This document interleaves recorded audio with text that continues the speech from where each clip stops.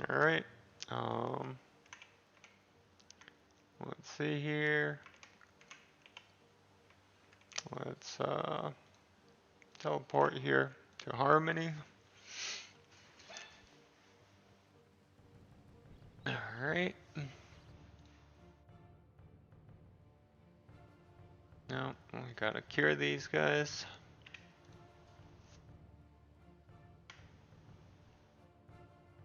Let's water them.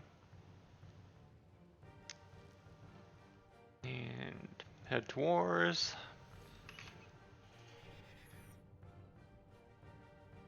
And go to Draenor.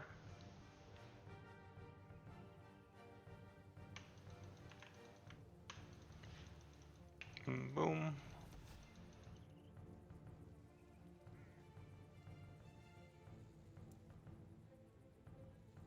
And let's pick after we get our super compost.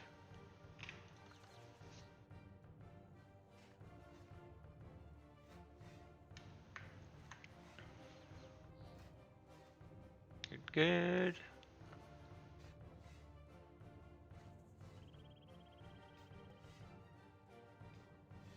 Let's teleport.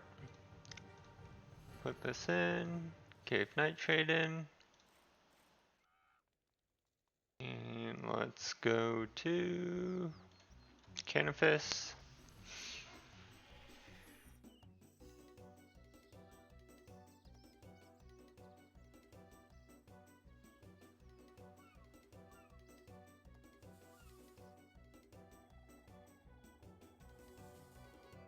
Let's pick these guys.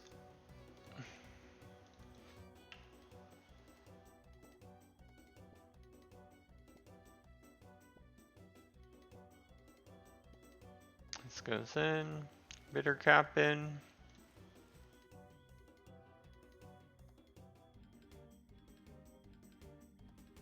Alright. And let's go to the wilderness.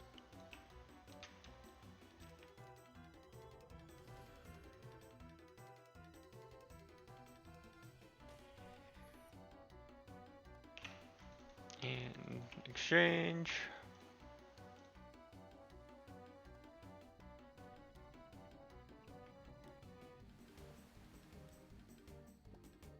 And put dwarf wheat in here.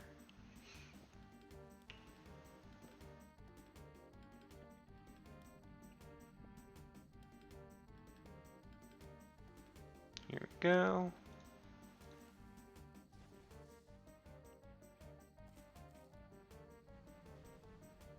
Alright. Whoops. Not the greatest search there. I'll head to Alcarid now. Finish things up.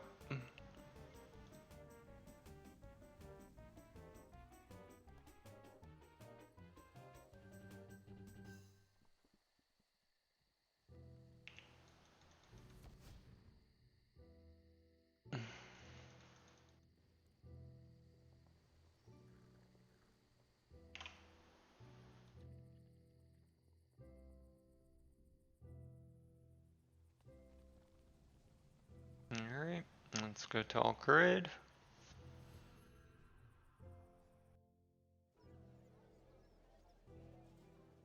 Here we go. Come up here.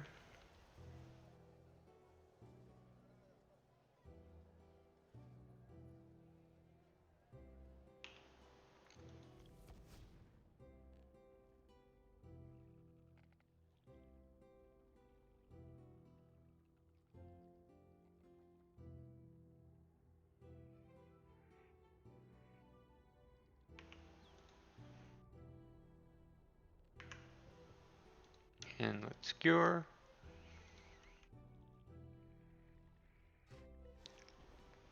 Let's siphon.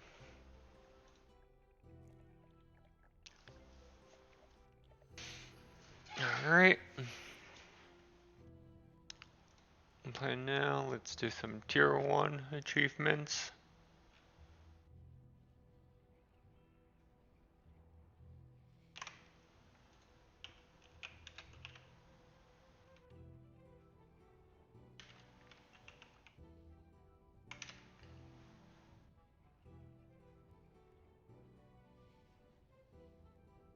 Alright.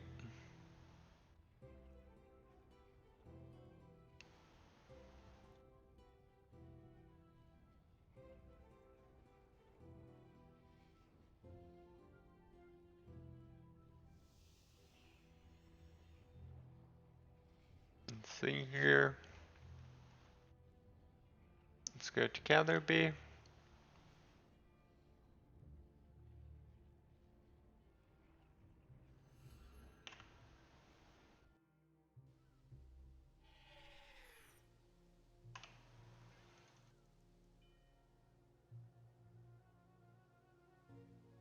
There we go.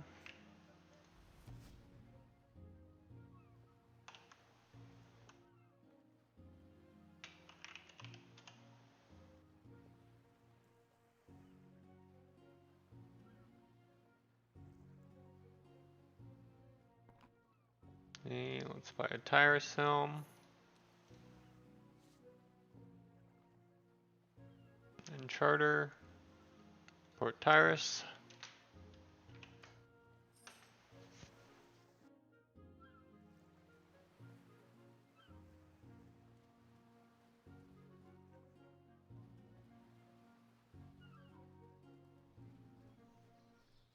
Let's go in.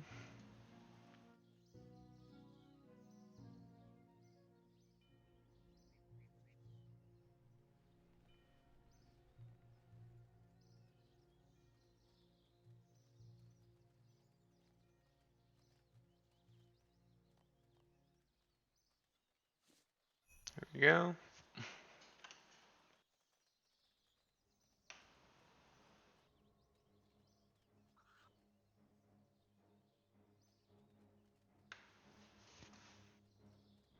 Alright. Where is this?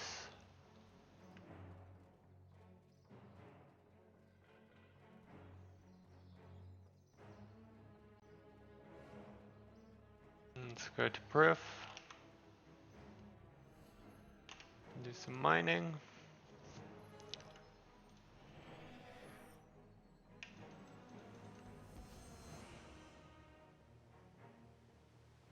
In Eridar.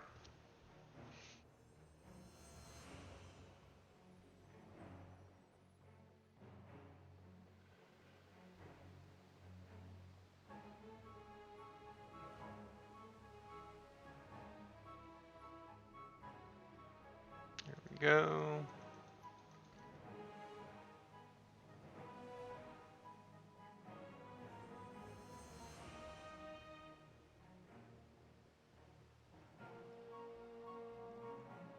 Let's pass.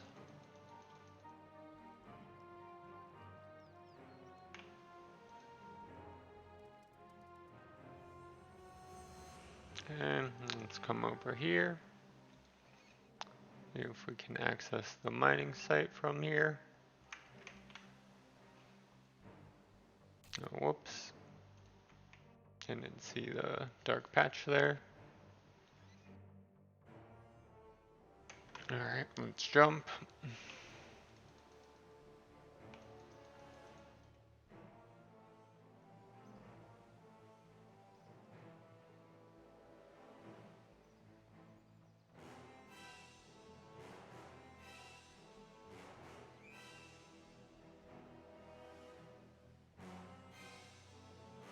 And there's not much here.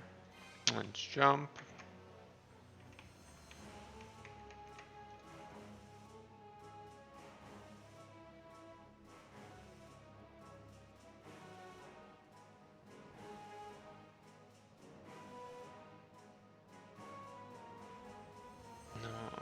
Arendar.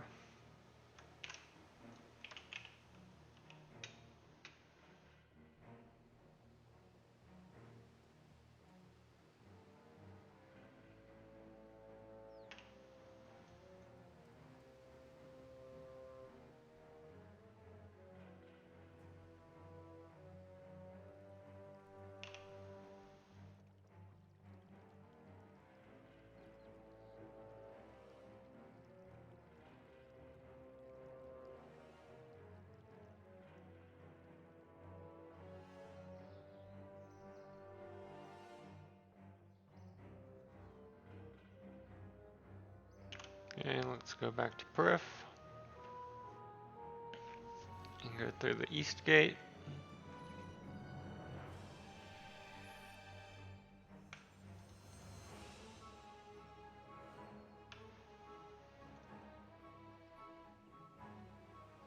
And we'll switch here.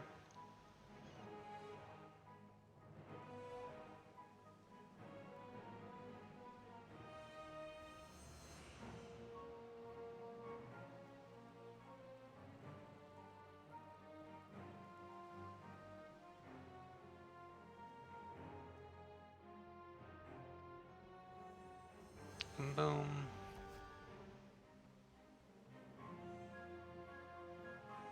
Let's go south.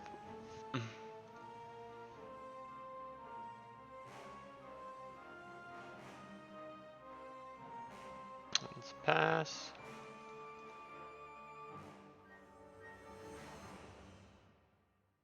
Follow this path. We get to the mine.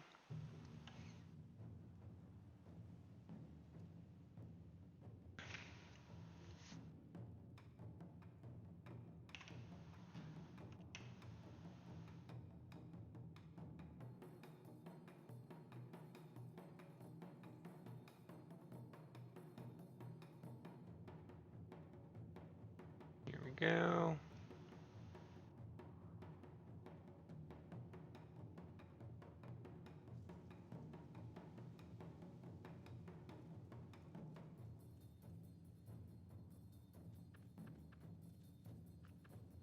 Use this. Make our way here. We can mine some limestone. Whoops. Here we go.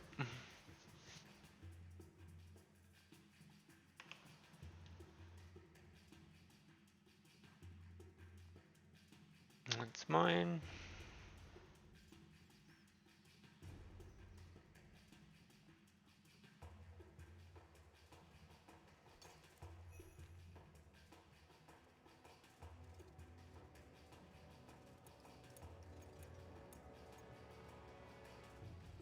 Alright.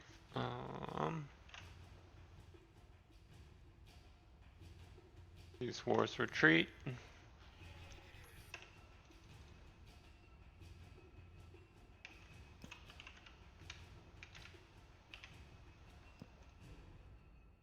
Whoops.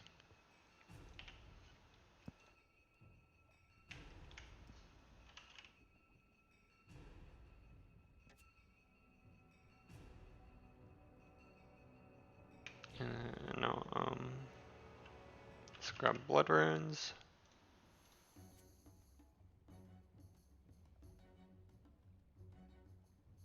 And a seed.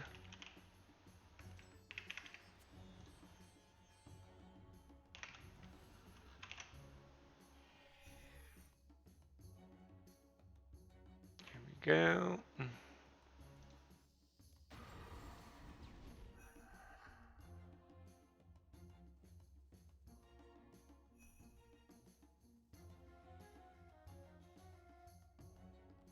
Good to late you.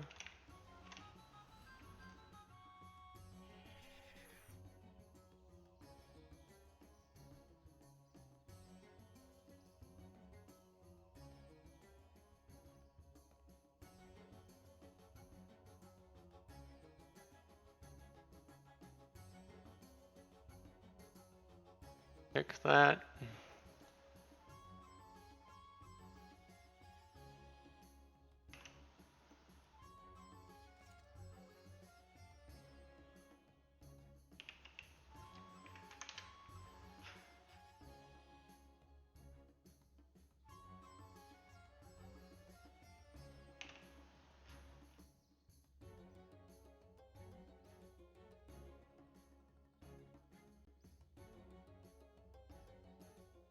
Okay.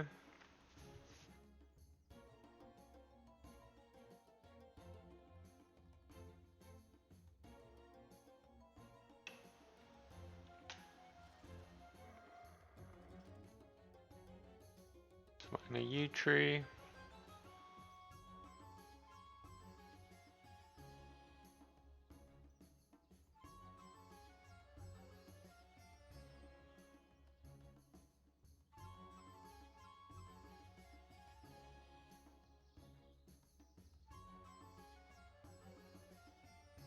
Okay, let's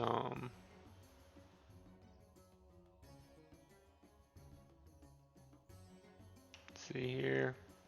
Let's go to the lodestone here. Get our quiver.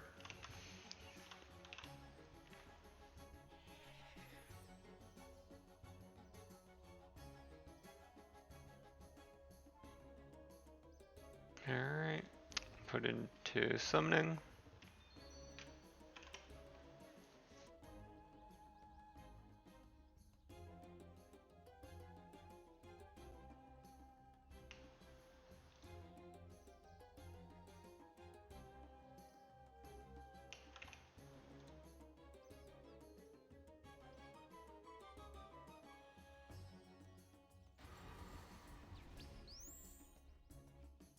Head to the camp.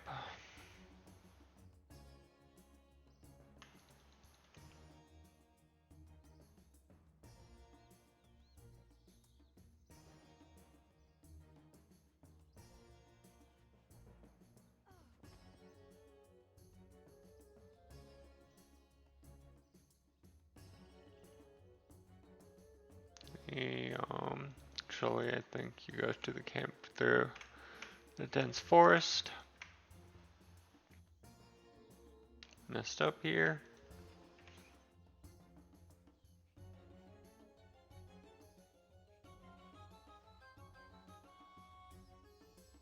Let's go through.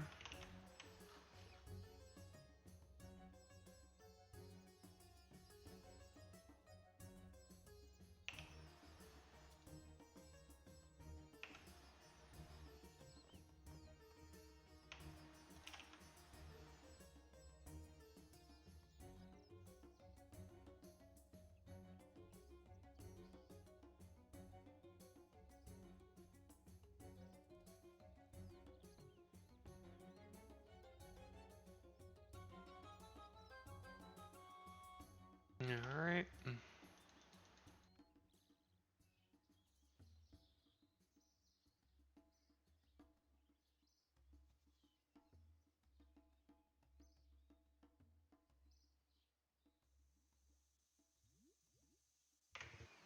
Let's see here. Let's go up here.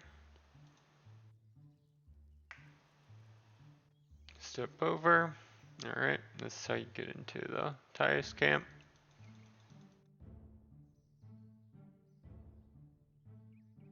Let's enter.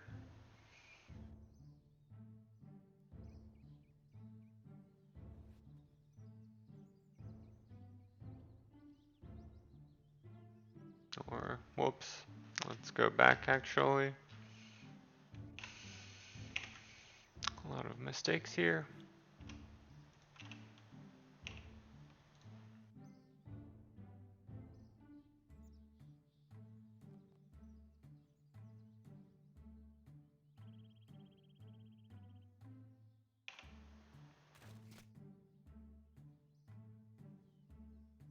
And let's chop.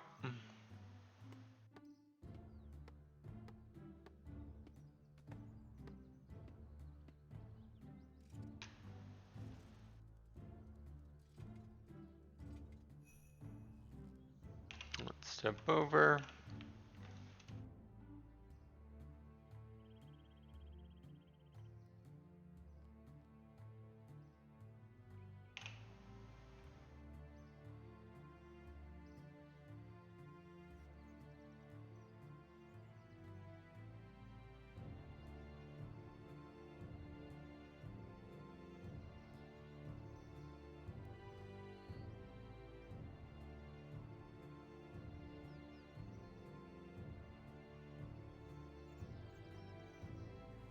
Let's see here.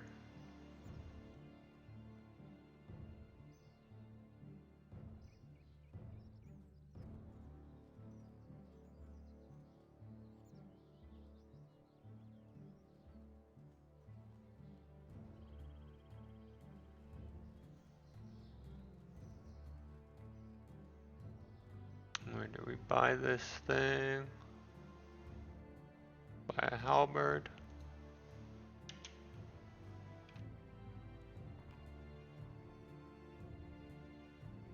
Alright, let's go bronze halberd.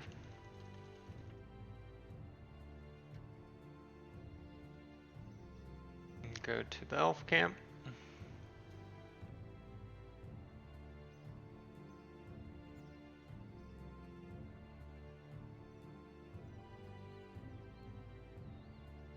There we go.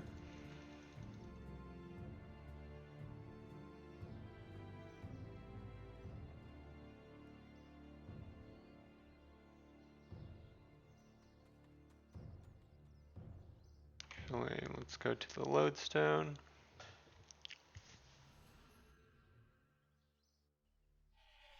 And then we'll head to the elf camp.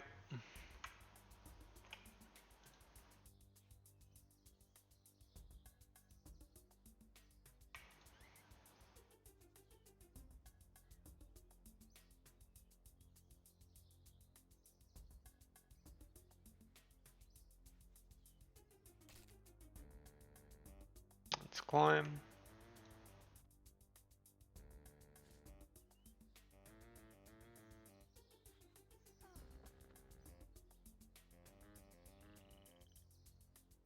Okay, you have to be wearing it, I guess.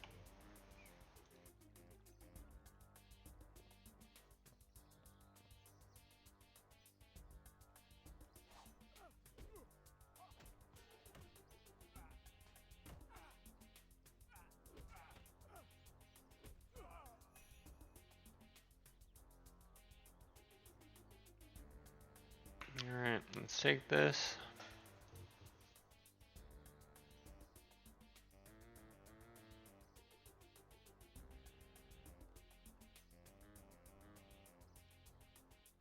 Let's head to Late and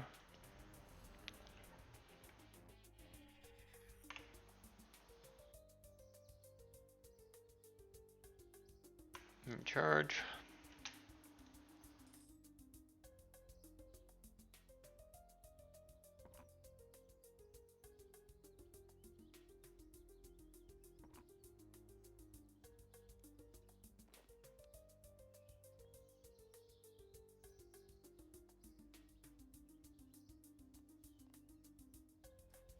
There we go.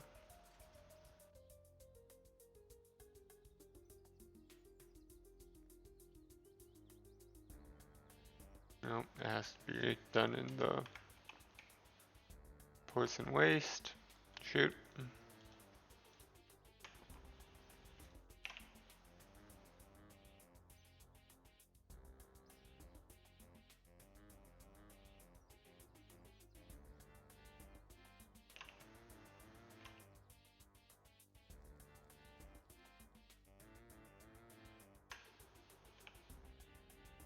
Let's climb up here.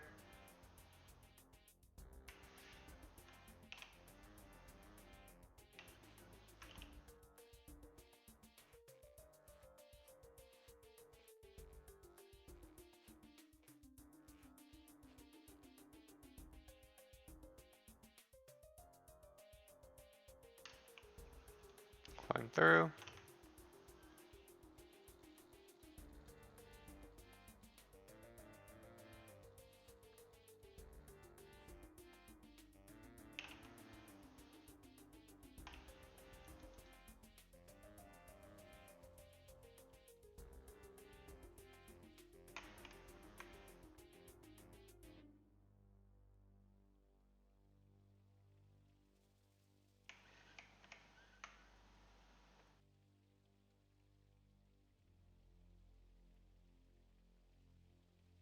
Let's jump.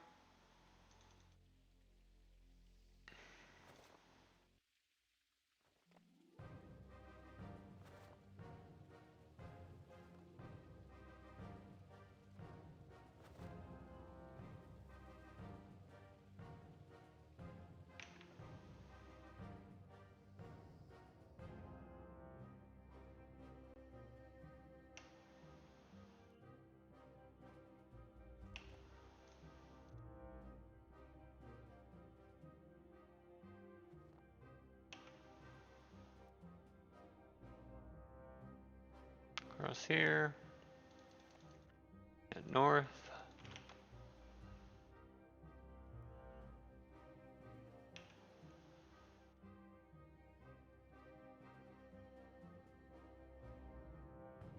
Let's cross the chasm.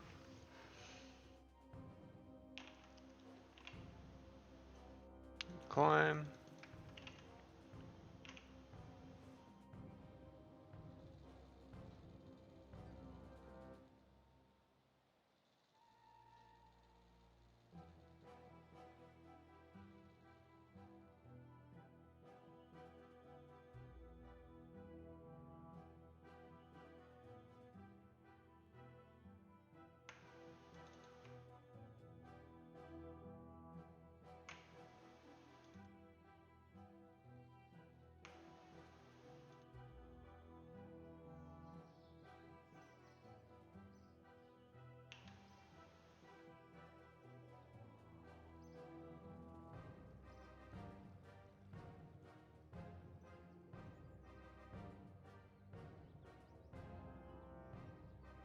Where do we squeeze through?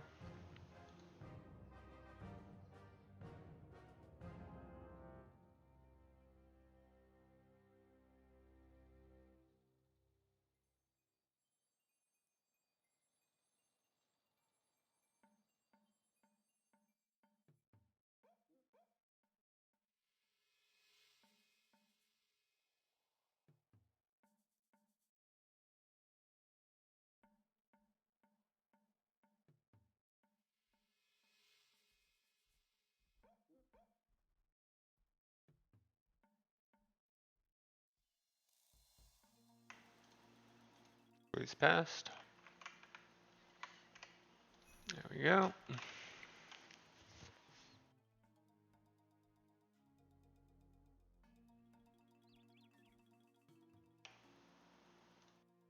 Let's head back to the elf camp.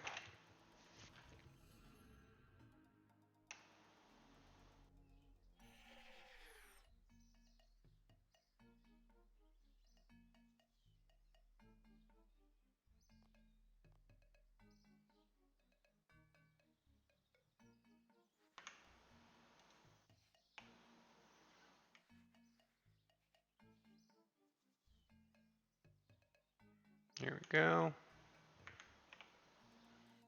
Let's jump.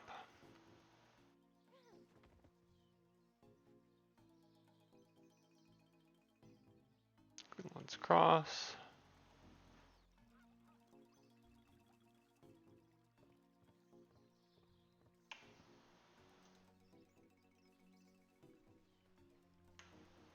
And let's fish.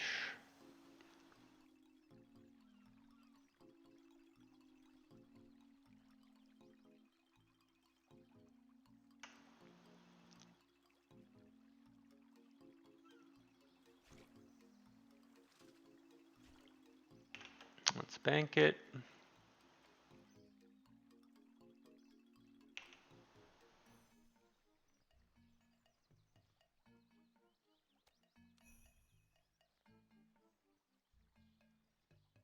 All right.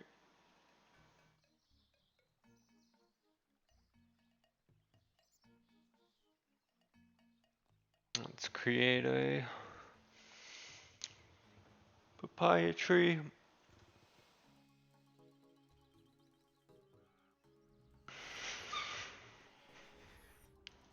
All right, this is the time lock event. But actually, we can probably go to Ardoon to do this. Buy a potion here. Supreme Growth Potion.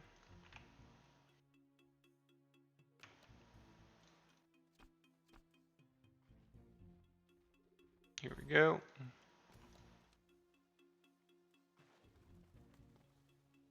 Let's go to Malier.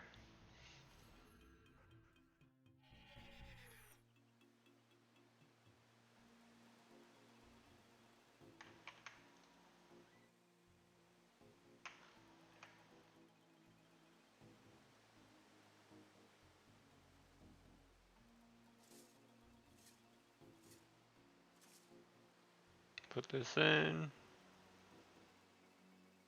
Oh, we need a plant pot. Whoops.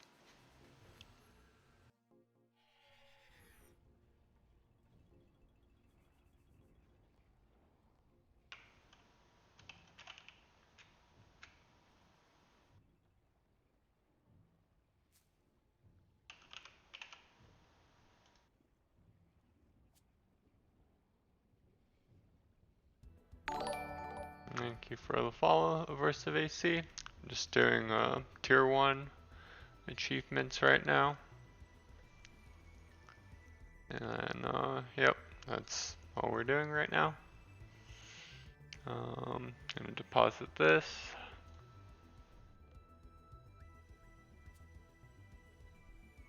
And I'll disassemble this.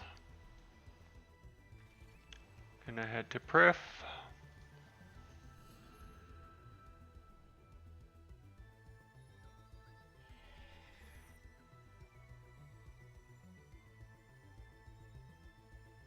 Alright.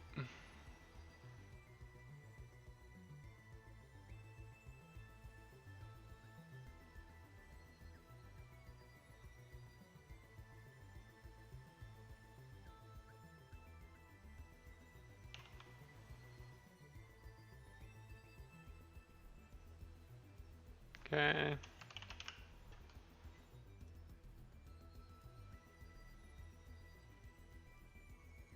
Buy some more swamp tar, or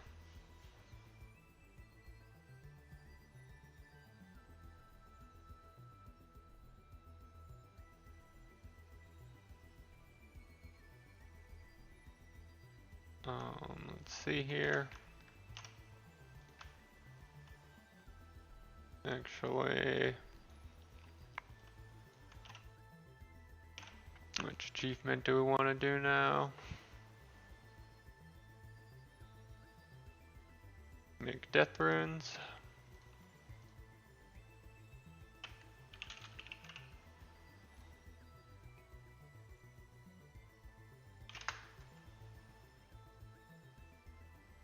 Very nice. Yep, I'm just doing these achievements right now. I'm gonna go make a tiara. Go to Edgeville for this.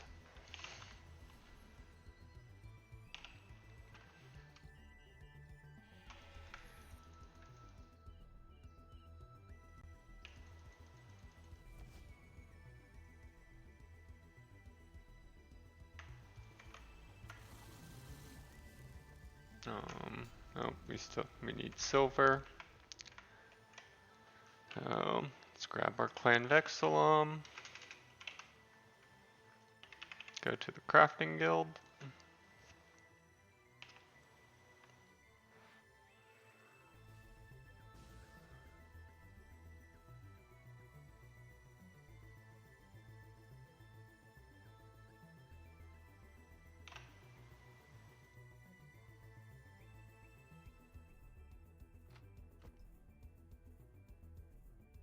And let's mine some silver for a tiara.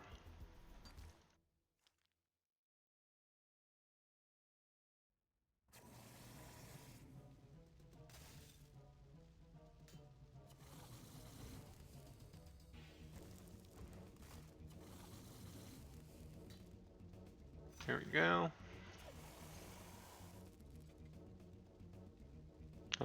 Most of my money, I would say, is from wilderness flash events.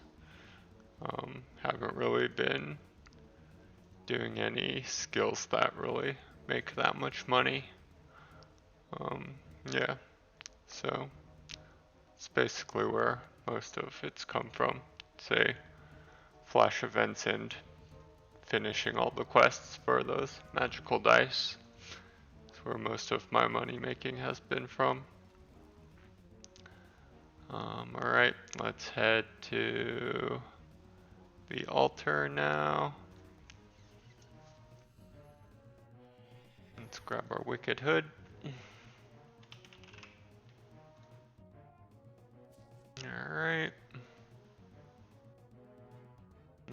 Grab some pure essence.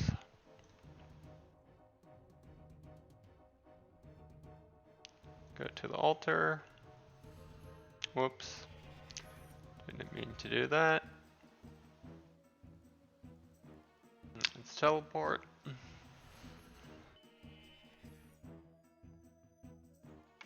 Go in.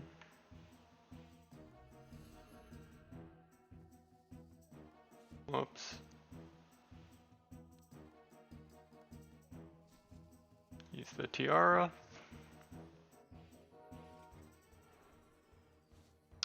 Let's craft.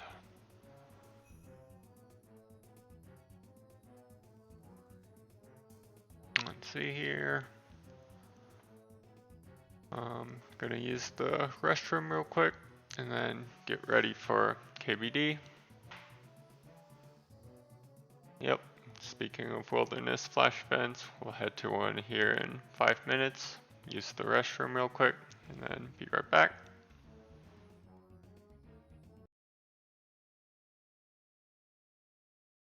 There we go.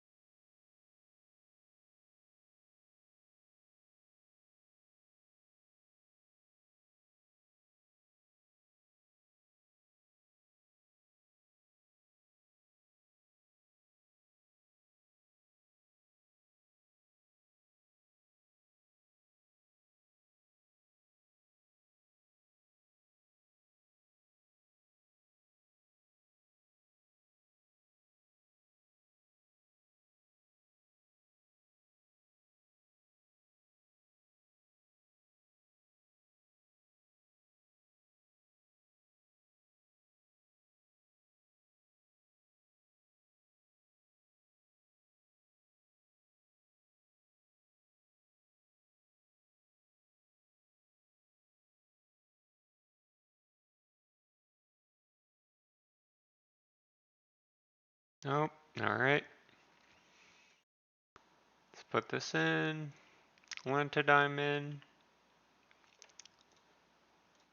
Alrighty. Nice. Let's head to the virus now.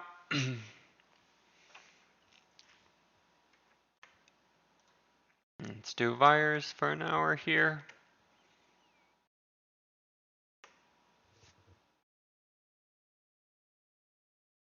Here we go.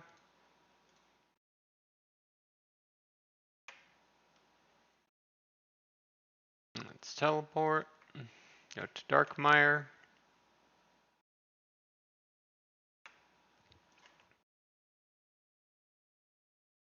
Okay, let's hop.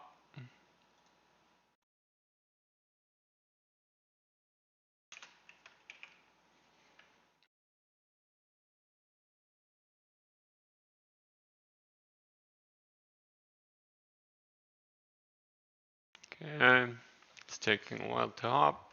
Here we go. It's occupied as well.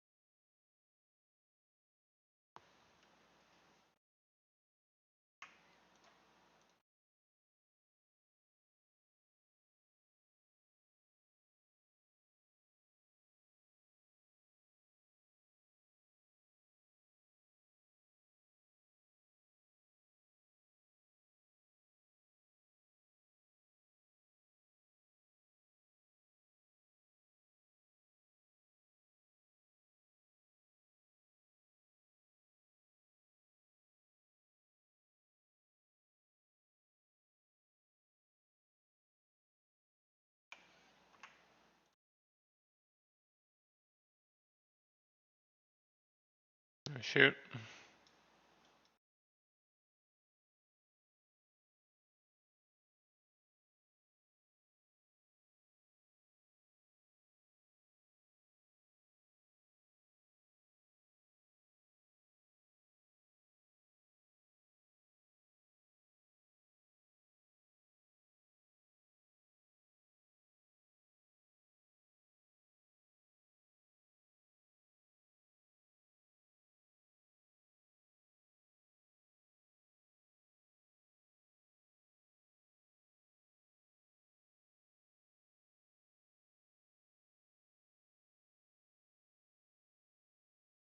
Alright, I think it might be an alt.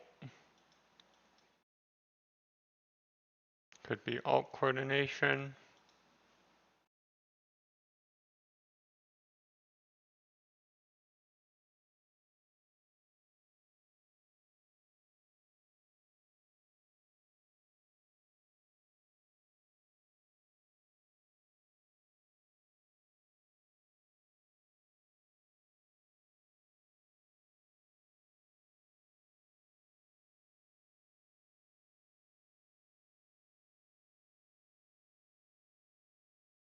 Let's do a hop real quick.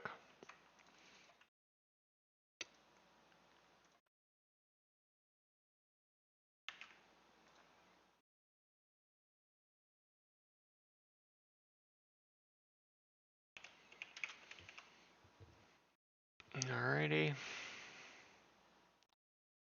If there's anything available. Yep, this is good. Switch to melee. Let's bank first though.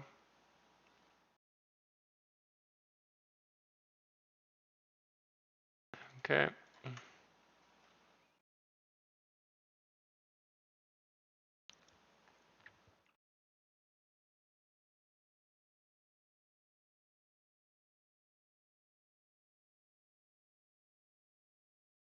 come down here. Activate the aura.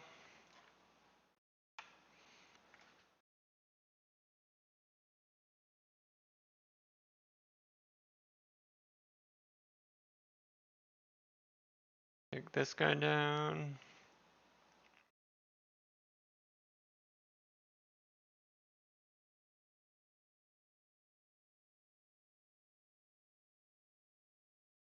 And come down here.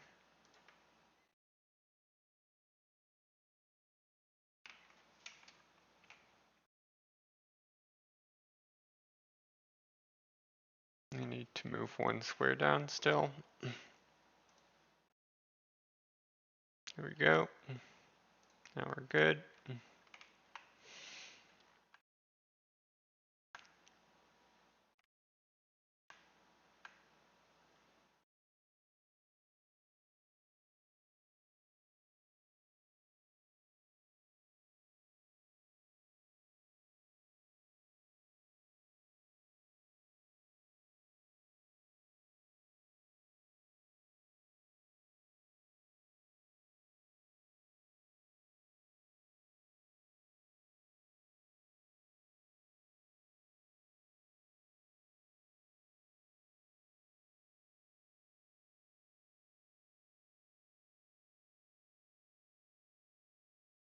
Alright, we're all good now. I think we can finish up Trash Taste here. Alright.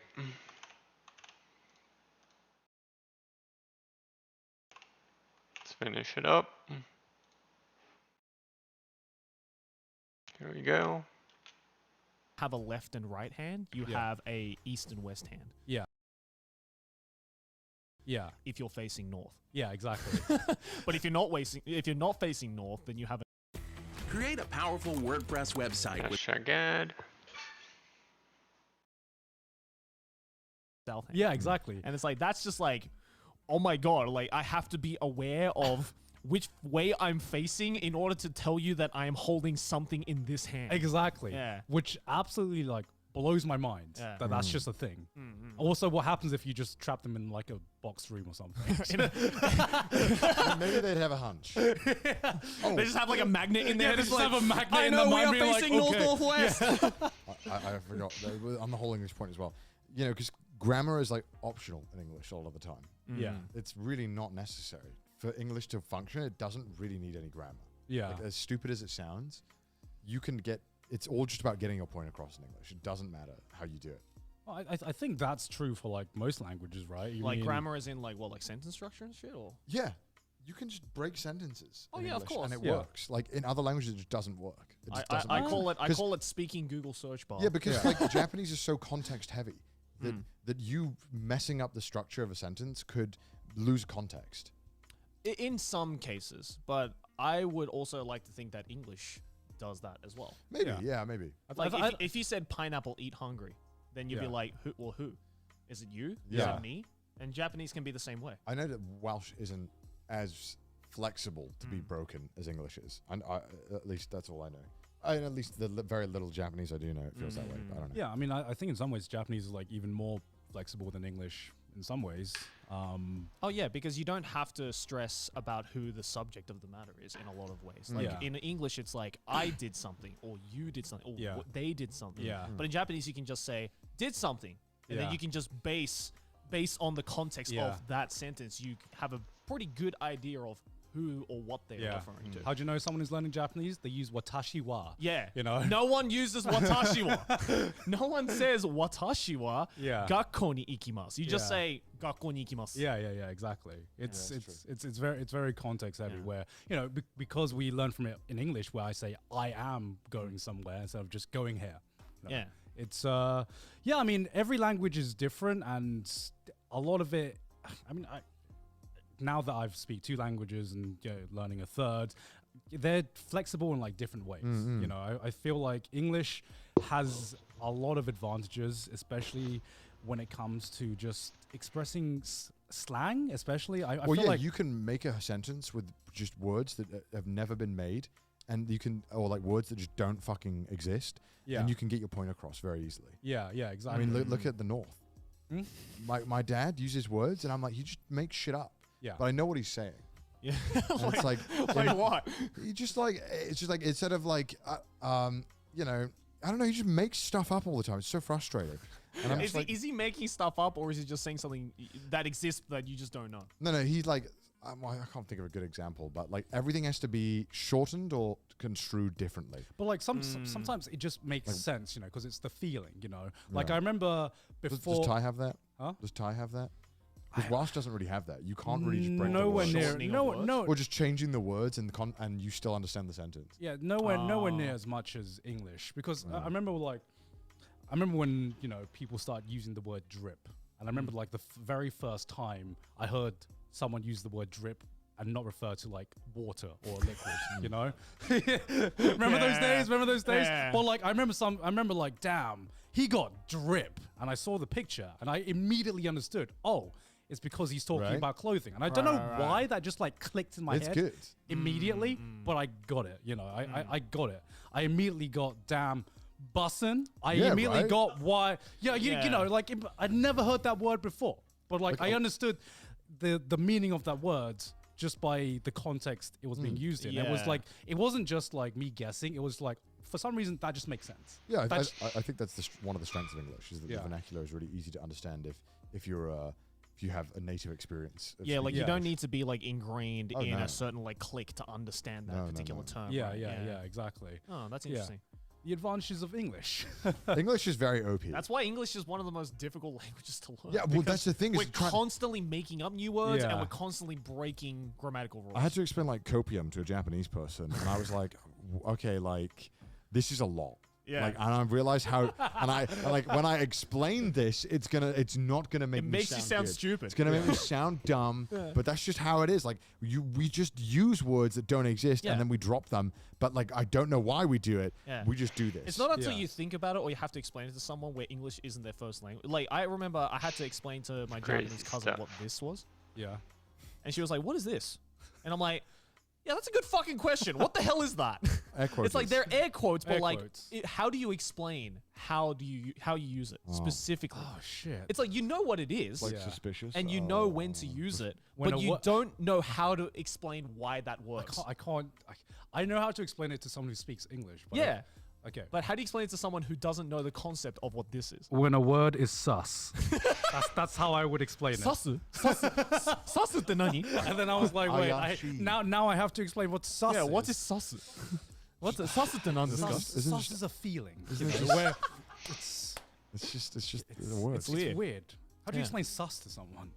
'Cause it's- Suspicious. Yeah, it's literally suspicious, guy. But if Are you trying to make sus more of a word than it Yeah, is? sus makes more sense because it's just a shortening of the word Yeah. suspicious, right? But like, That's if you were sus, trying to yeah. explain like to someone, it's lit fam, right? Like you're not gonna say like, hard. it's a family that's on fire. Like, no, that's not what it means. It means something Yeah. completely different to what it like drip, right? yeah. Like, how do you explain drip to someone who's not an English speaker? Well, drip is easy to explain. The meaning is just someone who dresses. But But how do why- you why explain are we using why the do we word use the drip? word drip? I don't know. See?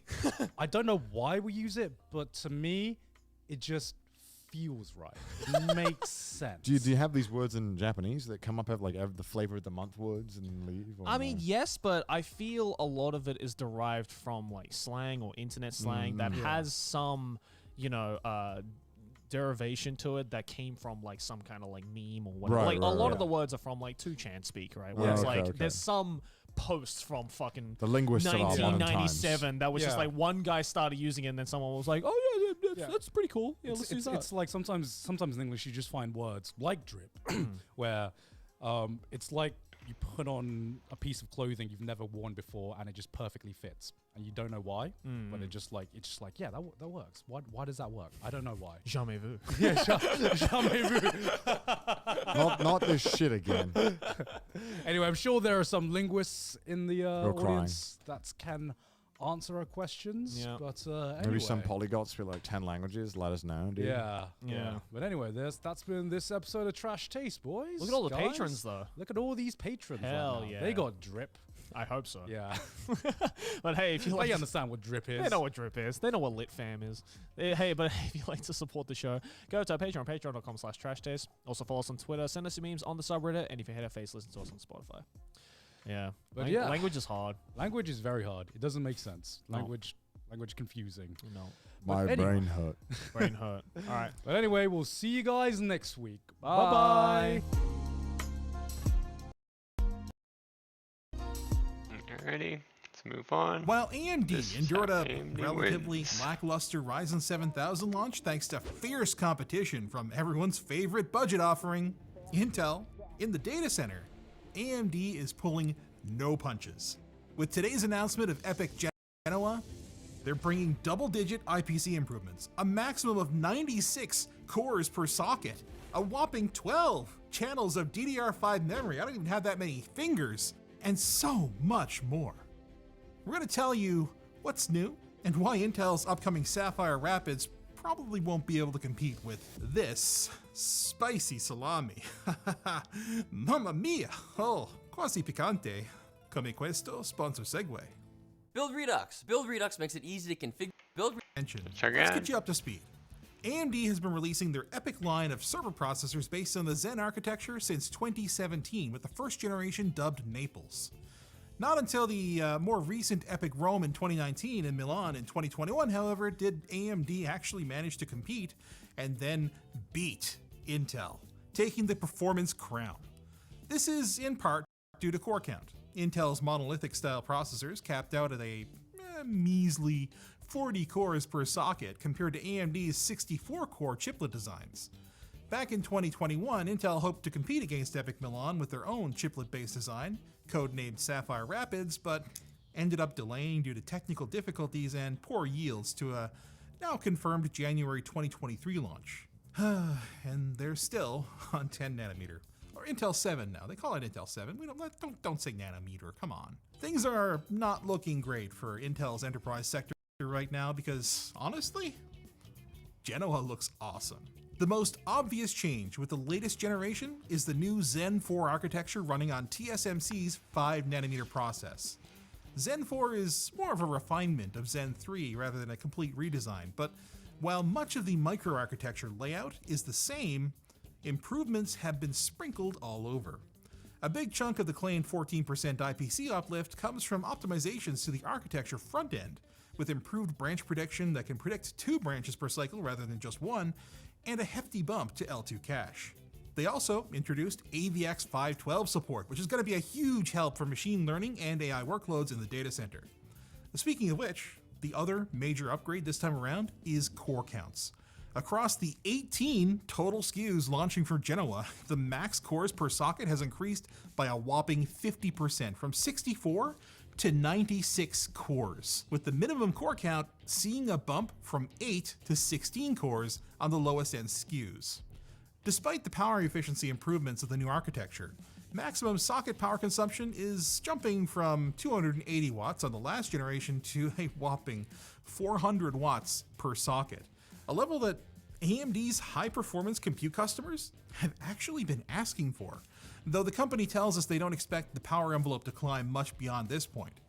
And don't expect to get much further into this video without a mention of our beanies on ltdstore.com. They put LOL in there, but you know what? It's actually getting colder. Unfortunately, with great power draw comes great socket demands, and Genoa is no exception. Gone are the days of rectangular oppression. Say hello to our new square overlords. Jokes aside, Genoa's new SP5 socket packs a whopping 6,096 pins. Nice? More like a nice backwards. It's a similar tray design to the previous SP3 socket, but it's now heatsink actuated rather than socket actuated. That's fancy speak for the cooler providing the necessary pressure to ensure proper contact between the CPU and the socket's pins. It's not dissimilar to the approach Intel's been taking for a few years now, except AMD thoughtfully included a lockdown plate for the CPU to prevent you from accidentally dropping a chip into the socket, which you wouldn't want to do since 6,096 nice pins are tiny and expensive. However, they are not as expensive as the copious amounts of memory this thing supports. across 12 channels. We're talking up to 6 terabytes of DDR5 running at 4,800 megatransfers per second, allowing for a theoretical peak throughput of 480 gigabytes per second across the whole thing, 6 terabytes, all without taking too big of a hit in total latency. Oh, and if that isn't enough fast memory for you, AMD is introducing support for CXL. And wait, what the hell is CXL? CXL is short for Compute Express Link, and it could very well be a game changer in the server space and potentially for consumer tech in the future. It's a cache-coherent interconnect standard built on top of PCI Express 5 that allows for huge increases to I/O, memory, and storage flexibility. In the same way that AMD uses PCI Express lanes as Infinity Fabric in their dual-socket servers, CXL uses PCI Express lanes as low-latency, high-bandwidth interconnects, allowing the system to pool or expand memory and improve the performance of various types of hardware accelerators like GPUs or network cards. Maybe you need an extra 4 terabytes of RAM for more virtualization, I know I do. Slap in a CXL memory card and you are good to go.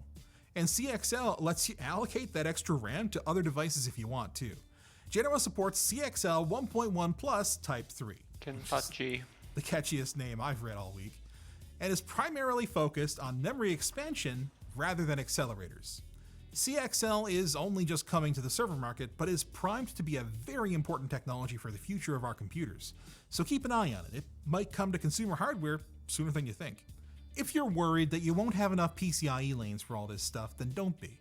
A single CPU provides you with 128 PCI Express Gen 5 lanes and up to 160 in 2 CPU systems, providing ample flexibility in terms of expansion. And if you want to see just how much you can fit into these things, Supermicro let us unveil their new H13 Genoa suite. Check out the link in the description to see some hands-on hardware content. And last, but certainly not least, AMD introduced a few improvements to their security, such as support for over 1,000 encrypted virtualizations. That is pretty neat, especially for VPSs. What kind of performance can we expect from all of these slick new feature enhancements though? For starters, more than double the performance in integer arithmetic over Intel's 40-core Xeon 8380 flagship, which is expected considering AMD has more than double the cores, and ends up being just an 8% increase per core. But the customers buying 96-core CPUs like this one, they would probably actually just want the more cores rather than faster cores. So does AMD's dominance then carry over to the rest of the product stack? According to AMD, yes. Very yes. But before we get too far, please note that AMD has been pretty liberal with the scaling in their performance graphs, so try to focus on the numbers themselves rather than the pictures. AMD claims that their 24-core EPYC 9274F will compete with that same 40-core Intel CPU, at least in integer operations. Calling integer operations general-purpose computing is a bit of a stretch, but even if you cynically assume that all of these CPUs will perform 25% worse than AMD promises, you'll still see comparably cored AMD SKUs competing with Intel's flagships. Maybe you shouldn't be quite so cynical, because the way AMD tested their CPUs for this could be leaving performance on the table. Let me explain. AMD has embraced the silicon lottery with their new power management feature called determinism. Wow. Just like gonna take a philosophy there. Well, it comes in 2 flavors, performance and power. Oh, it is philosophy. It's kind of like AMD's precision boost found on their Ryzen chips, and allows you to bump up your performance within spec if you have the thermal or power headroom to do so. In the performance determinism mode, the CPU will target the maximum performance at a given TDP, with power varying to maintain stable performance. Power determinism is flipped, with the CPU targeting the highest frequencies while maintaining stable power draw. While a consumer might want more performance at all times, well, if you run servers that vary in load, having a constant power draw can actually improve efficiency and reduce stress on the components, increasing the lifetime of your server. Now back to the graphs. For these reported benchmarks, AMD didn't use their determinism modes, which means that customers could end up seeing extra performance on their chips should they decide to take advantage of this feature. And even without that extra edge, AMD still claims massive per-core increases over Intel's lineup, promising as much as twice the performance per core in high-performance computing, which makes them an obvious choice for simulation workloads. AMD has far faster cores, which helps them win in HPC, and they have way more cores, which gives them the upper hand in virtualization and hyperscaling. But here is... I'm gonna take a quick break here. Be right back.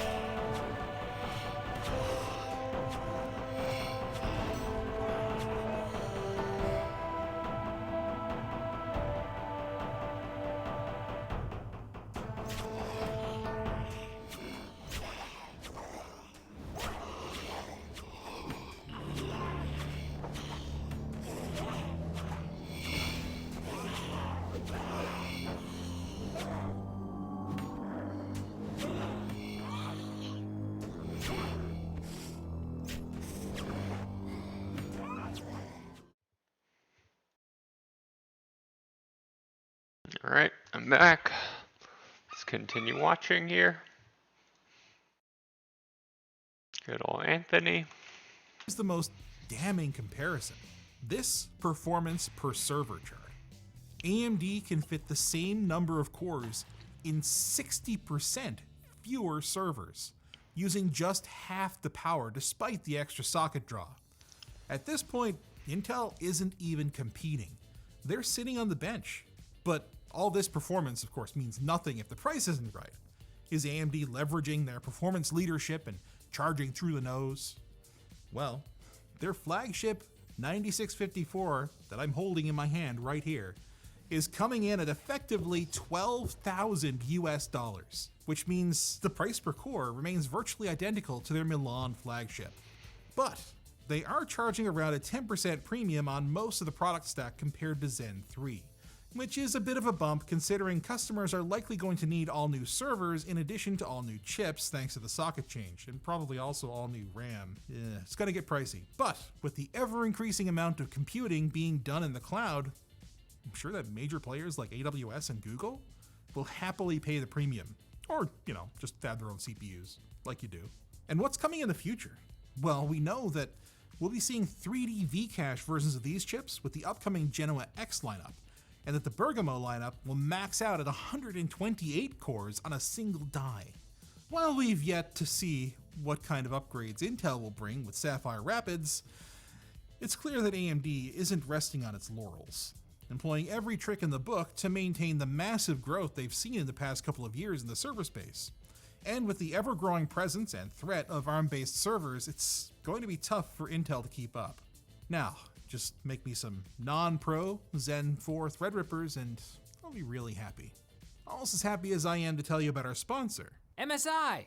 The holidays are coming quickly, but MSI has you covered. It's top hashtag ad. You and thankful for. Check Hashtag ad. Yet, but maybe if you want to see some epic action, we have our holy on the Epic Milan, which was, wow, 2021?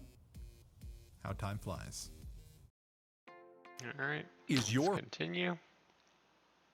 Steven, we're going grocery shopping. Oh, there's a Whole Foods over there. Do I look like Elon Musk? Besides, Chinese supermarket lab, best ingredients, things you won't even find in America. Let's go.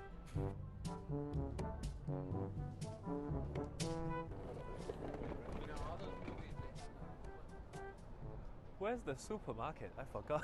Look at that, Dad. That's how you know when a restaurant is good, when it hangs animals at the window. You know where you can get the best produce? Where people set up stalls on the side of the road. No sales permit means best product, okay? Especially if they have their stuff just laying on the ground on a cardboard box. That's where you know it's legit. If any shop has the number 8 in its name, it's a good shop.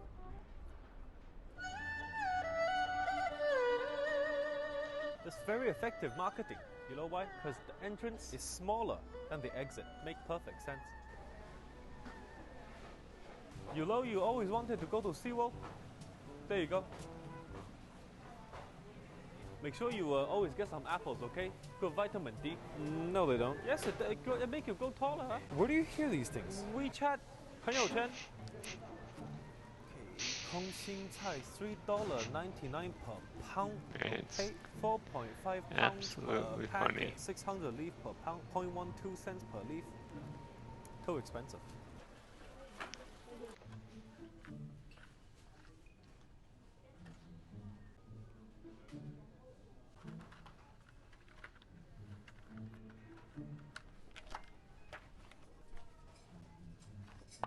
Oh my god, there it is, there it is.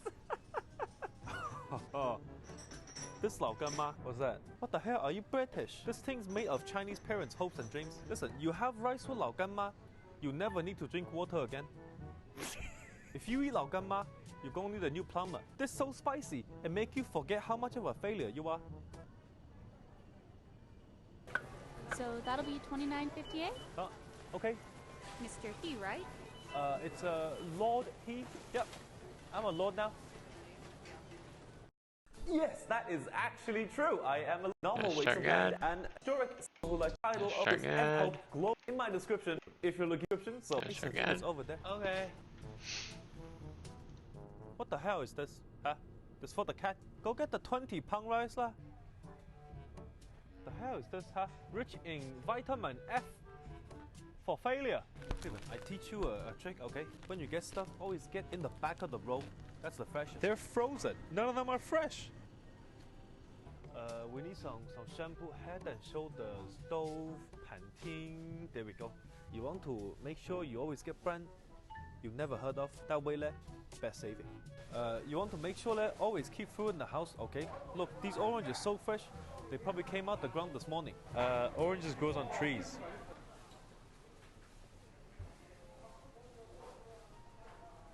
Okay, you got all the stuff. Okay, that's lots of stuff. Go line up for the queue. Okay. Well, I'll be there for 3 seconds. I'm looking for one thing. I get that. Look, it's right there. I get the thing. I come to you. 5 seconds. Okay. No problem. You won't be there before me. Okay.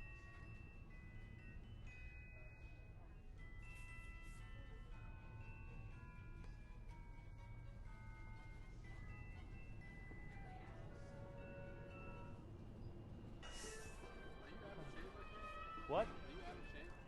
No, that's not me. Alright, cheers. Excuse me. Yes. You're on TikTok, aren't you? Yes, I am, bro. Oh my god, bro. Pleasure meeting you, It was mate. nice meeting you. You too.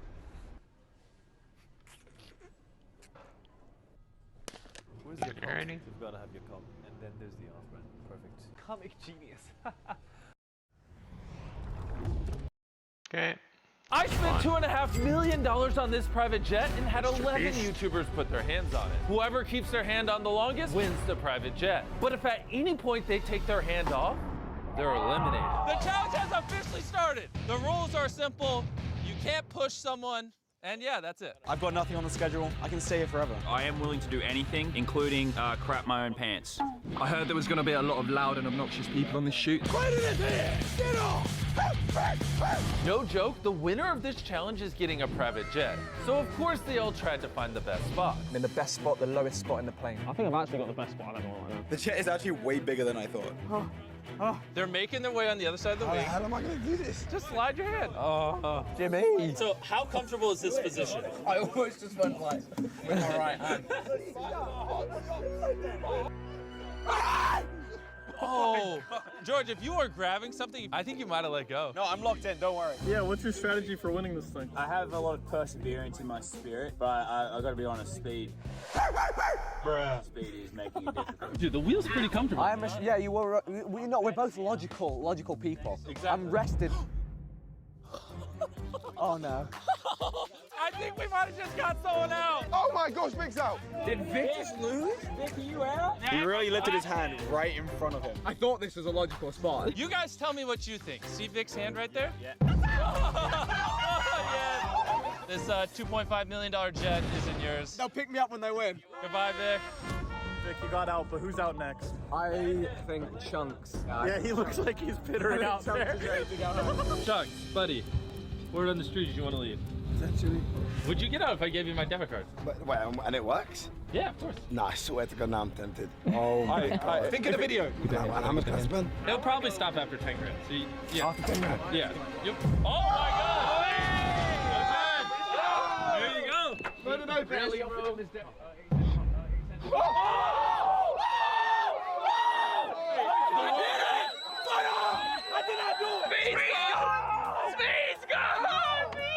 I'll let you be the judge of it. I'm gonna go forward. Where's the date? Where's the date? Bro, that's you 5 seconds ago. So your hand comes in the frame to high five him, and he just... Chunks just made 10 grand and made Speed leave for nothing. So disappointed. That is crazy. Oh no. Back-to-back outs. What are you looking at? And this guy keeps following me, man. Bye, Speed!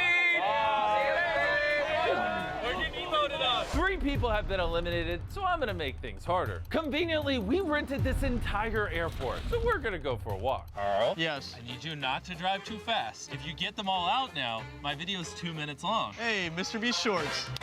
Oh my God, are they about to pull the jet? Okay, the plane is moving. We're moving. Get comfortable because you got a long way to go. No one's gonna believe me when I tell them that we're doing this. It's not like a private airport. This is a commercial. I don't understand how he's done this. I'm just so happy we're walking. Oh no.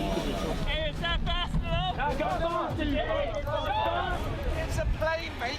Whoa! If I lose because I'm challenged, fair enough. If I pull a dick, I'm fuming. I think my hand's slowly going numb. I can't believe we're actually competing for a private jet. My feet are hurting. There's a big old warehouse over there. Here's our next destination, coming up in front. After 2 hours in the challenge, the boys needed a bathroom break. You want to test our peeing method? How risky is it? I'll be right back. Let me introduce you guys to the good old bucket method. Hey, keep that hand on. If this hand comes off, he loses. I don't care if he's peeing. My f***'s out now, by the way, so don't come around. I deserve my privacy. I missed the bucket. I'm so sorry. We don't fake things around here. Yeah, I just need a good, clean camera shot of his hand. And throughout this entire challenge, we have an army of people staring at their hands. We'll know if they come off the jet. My hand's on the private jet listening to the man pee. Laser, can you come on up to the front over here? Oh, how? I don't know, figure it out. Guys, I'll give you all a ride on my jet if you let me under. Since you have the most subscribers, you pick the order we go in the jet. We're going in reverse order. No. It's gonna be brutal. I'm on the carpet. It's not funny, Tariq. This is hilarious. He's literally crawling up here. Please let me under, let me under. I'm sorry, we're getting serious now. Might be a bit sticky though. Why is your hand like that? Yeah, what are you doing? It's working. Guys, please, please. Sorry, man. How can I get through? He said sorry, man. Gosh, guys, don't push it off. I'm pushing. It's literally down to a fingertips. You're on it. There you go. No shot. Oh. This is awful. This is nice. Yeah, I could see my friend flying up in the sky in this. Whoever wins this jet has to give it to someone else. Because obviously these guys are YouTubers, they don't need a private jet. It could be you if you subscribe to my channel. If he wins.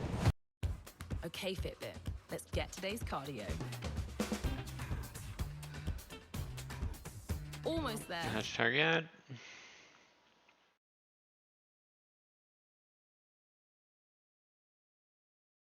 There we go. I'm on. Yeah. So what do you think of the jet, boys? Lovely. Solid. There's 8 seats and 8 of you, but for us to fly, I need to sit here. So I kind of need someone to get out. Oh. Just let me know whenever one of you wants to get out. All right, Jimmy. I left them alone in the jet for hours and no one got out. So I made them do laps around the plane. You start going? Oh, what? I'm gonna go like under the plane. I'm coming over here. Someone has to get out. In case you forgot, this jet is literally $2.5 million. These boys got a lot on the line. My hand goes off this. I'm done. Don't worry, man. You're just winging it. Never speak to me again, please. I'm not getting back on that plane until someone's lost. You need to entice these guys to leave, man. Bro, I don't need to. When you're sleepy, it's game over. It's Will. I'm telling you, Will is the one to go for. He's cracking. 20K, I'll go. I heard some deals are happening. What's going on? They've offered me 20K from the winner if I take my hand off now. The winner wins a jet, not money. Are you fine with us making that deal? Yeah, if you guys pay him 20 grand. Oh! Okay. All right, thank you. Oh my God, that hand's sweaty. Now that Will is out, that means we can fly the jet around. Everyone, get in the jet. I'll take that. Beautiful. This is nice. The inside, the only thing in play is the exterior. The chairs and stuff like that do not count. I'm gonna be honest. I think I'm out. What did you do? Oh.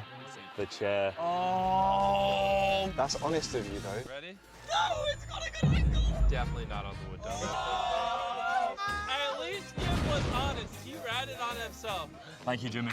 No problem. I've been sweating. I know, it hasn't come off the jet. Let's see this bad boy in the air. Good evening, gentlemen. Be on our way fairly shortly. On our way where, can I ask? Yeah, just lay back. I'll chill out, I'll chill. I really hope you guys didn't, when you had your hands on the outside of the plane, messed anything up. Oh, dude. What do you mean? Wait. I don't know, I'm just saying. If this plane crashes, do I get to keep all of their channels? Always says the wildest stuff before we That did not sound good. This is it.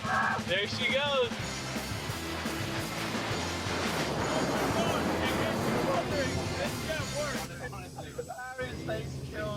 Feels wrong. I feel like a tin can. Like anything could hit us out the sky.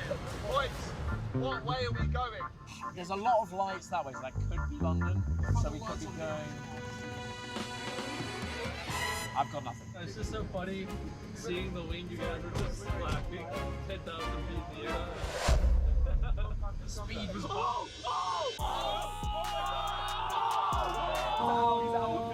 He just got on the flight and his hands come off. And the best part is he has to fly to the next destination and back with us, even though he's out. After over an hour in the air, I still didn't tell them where we were going. We may or may not be landing soon. Where do you think we are? I have no idea.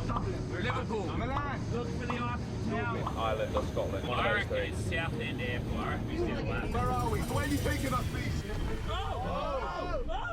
That's the hangar! We just did a lap! That's right, I just told the pilot to fly around in circles for a couple hours. Oh, thank God! Congratulations, you got pranked. We went in a circle. Boys, come on out. This is where the real fun begins. Everyone's tired, they're freezing. The challenge is gonna get interesting. In the hangar we go. Again. It's time to defeat the contestants. I bought things like steak and spaghetti that are really hard to eat with one hand. Oh, is that spaghetti? A wooden fork for a steak. After dinner, I have a special surprise for all of you. See you in a bit. Special surprise. Imagine it says, someone's out. I hope you enjoyed that meal. We're down to the final 5. It's time we get serious. I need you guys to pair up into groups of 2. I'm saying no more. Oh, there's only 5 of us. Brother? Yes? Me and you? Come on, we've got this. I'm alone. I've been ditched. Carl, you know what to do. Left hands.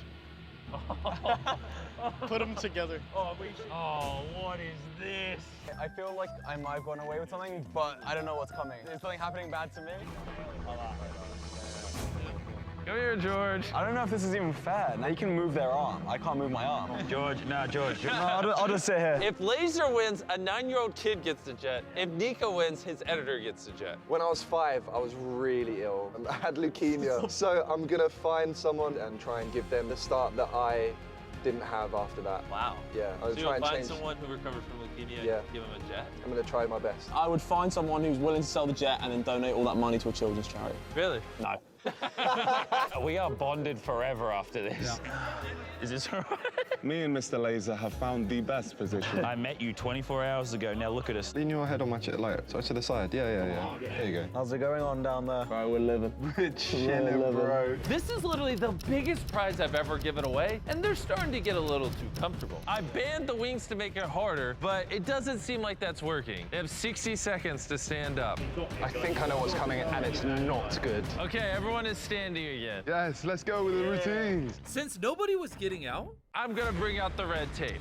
I decided to give them even less room on the jet. If you touch the red line or go below it, you're out, starting now. We're in this together. Let's see how badly they want this jet.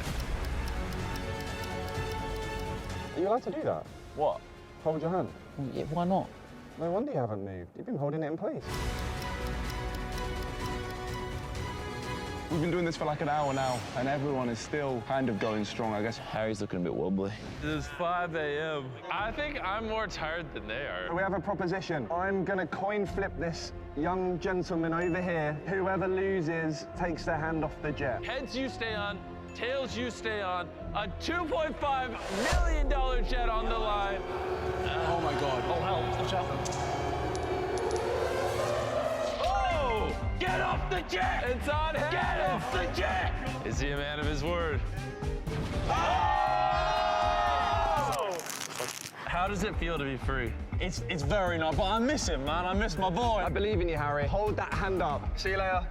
See you, boys. I'm going to bed. I wish I could. To celebrate Calyx getting out, I say we make it harder. Everyone, pick a finger. This beauty here. As of now, that is all that matters. I'm gonna go with a pointer. Okay, pointer as well. Everyone's pointing finger. From now on, that is the only finger that matters till you guys start dropping. Not good.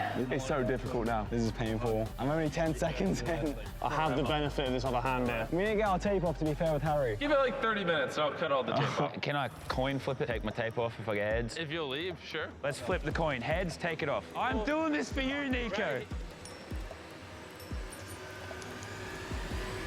Tails, that means he's out. I didn't have a chance unless we took this tape off. Oh, I'm sorry, But mate. Nico, you've got to take it home, buddy. It's for Nico. Oh! We know banking isn't just about numbers. Check ad. Here we go. Almost. Gonna find out the winner here. Buddy. I'll let you pick. Do we make George wait the 30 minutes or do I cut him out now? I want to see a fair ending. Take it off. Take it Okay. off. I appreciate that. I want to see a battle of willpower. Good luck. Keep your finger on the jet. This is what I needed for me to win. It's gonna be so disrespectful when you lose. If you win, who is getting this jet? I think it's just gonna have to be my mum. I've got no one else. I really want to give it to my editor, George. We should call your editor. George, what's up, man? Oh my gosh. Now, Nico is saying that if he wins, he's giving this jet to you. Do you have any words of encouragement for Nico? Encouragement as you've gone this far, you can go the extra mile. Thank you, George. Thank you. I'm gonna split it between my brother and my sister. Oh, really? I grew up with them, man, so I want to try and give them something special. The sun's coming through up there. Seeing daylight. That's the only way we can actually tell the time. This is very tough. My arm is dying. You ready to make this a little harder? I need you to face that direction. Oh, look, I've done it. Yeah, there you go. I'm like losing. Oh, I should have just done like that. Yeah, there we go. Nico is struggling here. Just get out already. I can't. Come on. Now's not the time, Nolan. I left them alone for a while, and then we caught something on one of our cameras. One of you has gotten out. Who do you think it is? Someone go review his footage. It was not. I got something I need to show you. Is that your hand? Is that your hand? That is my hand. It was literally off, for no joke, one singular frame. I've got to take my hand off. Well, I mean, you can leave it on, but you're not winning the jet, man. There was guys. clear airspace. Wow. Well played, guys. It is now down to George and Harry. I want you to check, though. I'm going to check Harry. Can't believe I was this close to winning. Who do I think's gonna win? I feel like. Who do you think's gonna win? What do you mean? How about here's who did win? Don't tell him who it is. Gentlemen, the challenge is officially over. Yeah, I know, but I know when it happened as well. Yeah. Literally a minute before you came out and it skipped, and I was like, no! Harry, No! I'm sorry, man. What, you can go ahead and take your finger off. No! No! If you look right here, see that finger? Mm-hmm. It's not Harry's. It's actually George's. No, Wait. you trolling. You actually trolled me. Yeah. Harry, you just won! Yes! Come on! Oh, yes! George, you were this close. What? But close doesn't matter. Harry just won this jet. Yes! Oh, your hands so sweaty. Congratulations. Who are you giving the jet to? My brother and my sister. Let's go to him right now. 3, 2, 1. I swear to God. He's done it! He's done it! Subscribe to Mr. Beast. He's a legend. Buy all his chocolate and stuff, everything. And in case you're wondering, we're gonna offset all the carbon emitted during the filming of this video by 10-fold. And we're also gonna offset any future carbon emitted by the winner of this jet.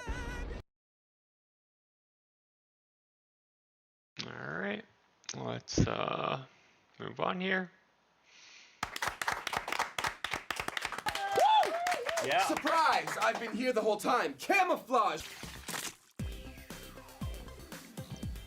The holiday season is upon us once again, and here at Smosh, that means something special.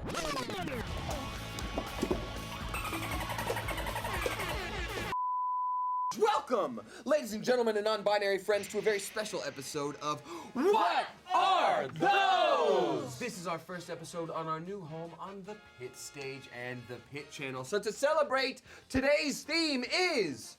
Try not to laugh. Okay. Now, because this is not the game stage, there aren't a lot of goofy things that I can throw at you like I would normally have. So all I have is the... Okay. All right. Keith laughed the most. There we go. Oh, thank you. No, we should probably keep this off stage. I'm sorry, it's not safe. You might sit on it. I'm sorry. Here's how the show works. We're gonna play 3 different rounds in which these folks can gather points. Some of them are similar to TV shows like The Price is Right, but it's not that. It's a new thing that we made up. We're gonna show you several different objects, and you have to guess things about them. Am I gonna have to separate you two? Yes, with a really meaty boy in between. No, I want you to laugh. This isn't Try Not to Laugh. That's just the theme for today. You know what else the theme is? Subscribe. Oh. So let's get right into it. First round is called What is that?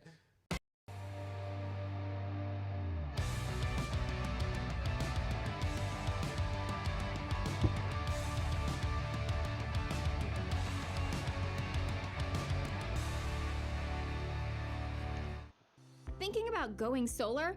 Before you do, see what others paid for 3 to 10 kilowatt systems in your area.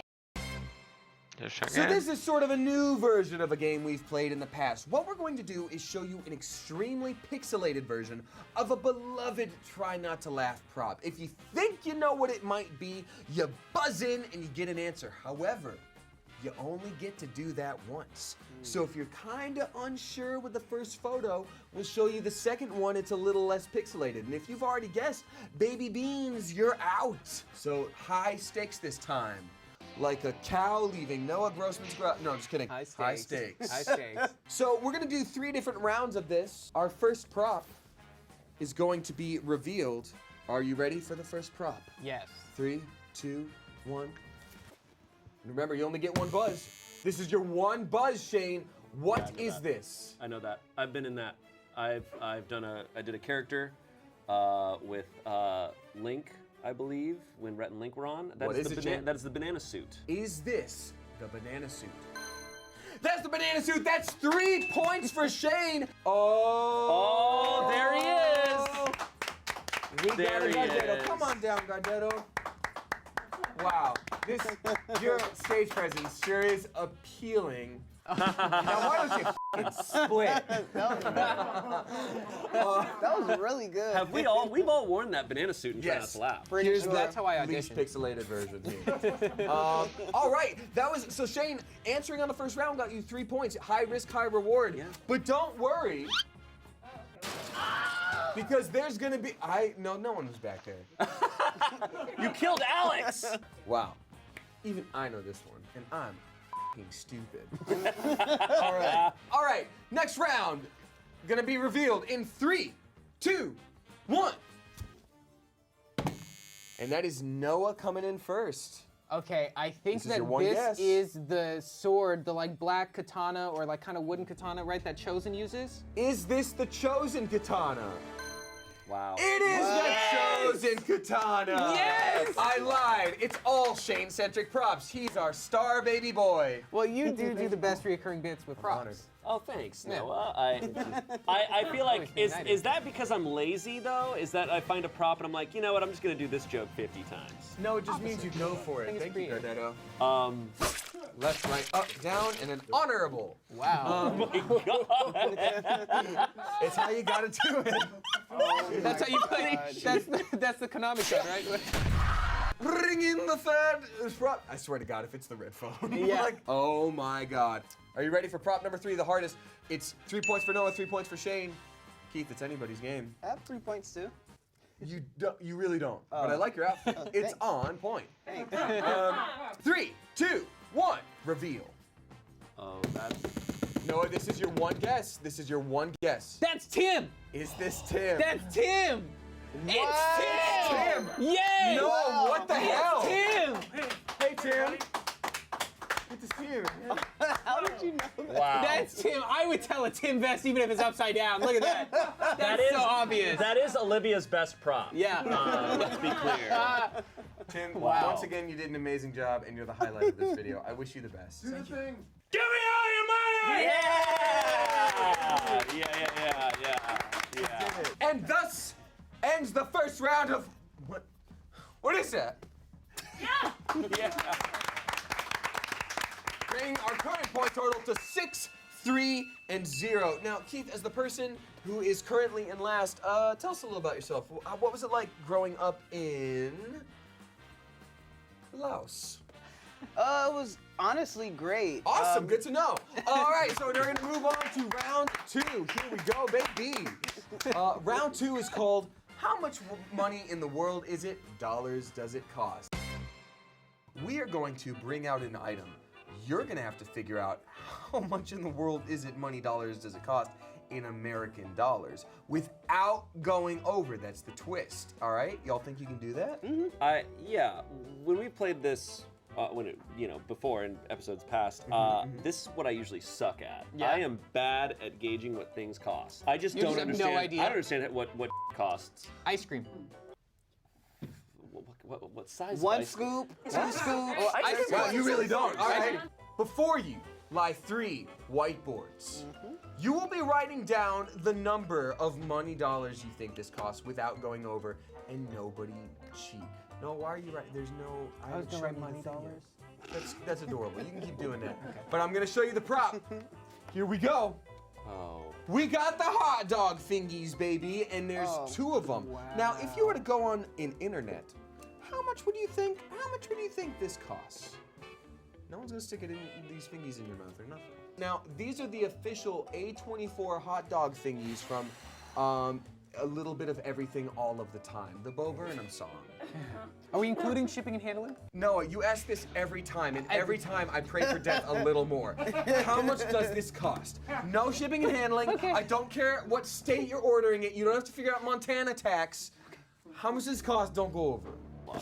All right, so tell me, how much in the world money was it? Noah, you go first. How much money dollars? I think it was $38.98. Ah, a wise but stupid choice.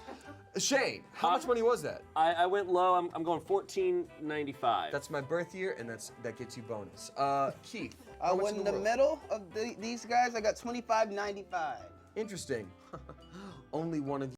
Okay, Fitbit. Looks like I'm ready. Oh. Here we go. Hashtag ad. Alright.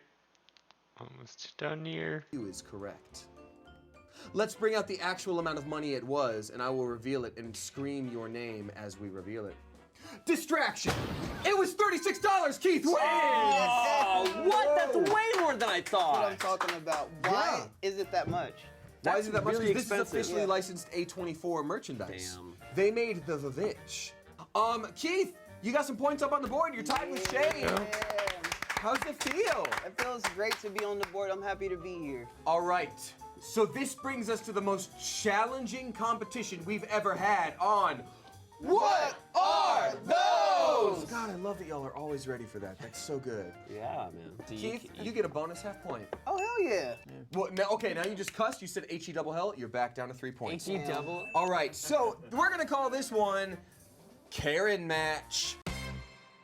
We dug deep into the fiery depths of Amazon reviews, and once we were done throwing up, we picked some of the best ones that correlate to specific try not to laugh props that you at home have definitely seen. Wink.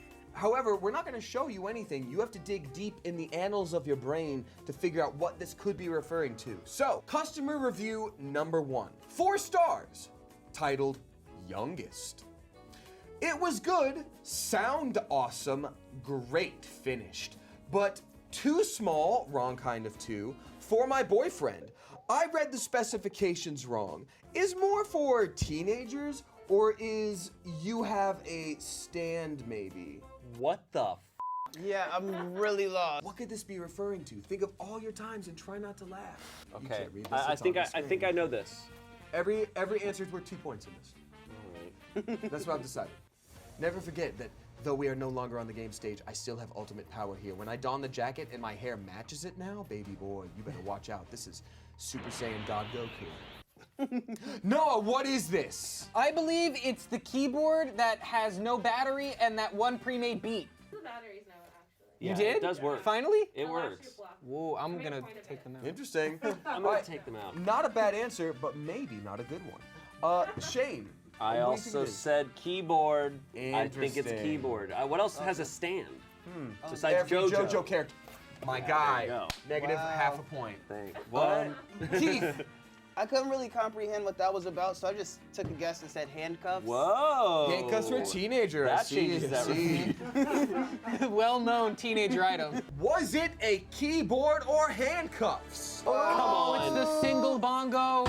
This is the conga drum, and Noah and Shane, since you were both closest, you don't get any points because you were wrong. Keith, I still believe in you. Thank you. But Tish, thank you, Gardetto. And may I just say, get out. Why would there be a teenage conga drum? Like, is there like a learning I don't curve know. of conga drum size? Noah, as a well-meaning adult human being, have you left an Amazon review lately? No. So that's what we're dealing with here. Yeah. We're dealing with a very specific type of person. Right. People should leave Amazon reviews under this video. Yeah, leave us some Amazon review comment underneath like an Amazon review of this video. Dude, it would roast us so bad if they subscribed and hit that bell. Oh my God, that would just be flipping crazy. All right, round 2. This is a 4-star review, and the title of this review is that she can easily pick aught up without dropping it several times and sometimes disconnecting us. The review itself is, bought this for my 91-year-old mother. When I called her, she said she could hear me because she knew where her ear went. This is taking a lot out of me right now.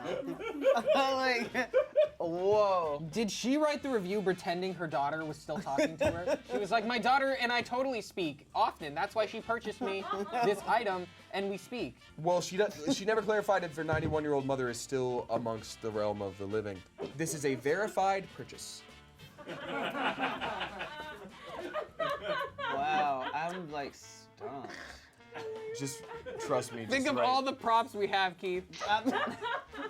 Oh, which one are you buying for your 91-year-old grandma that she's happy about because she knows where her ear goes? It could be which of our props? Any of our 4 tambourines that you hear when we get ready backstage that no one has ever used in a sketch.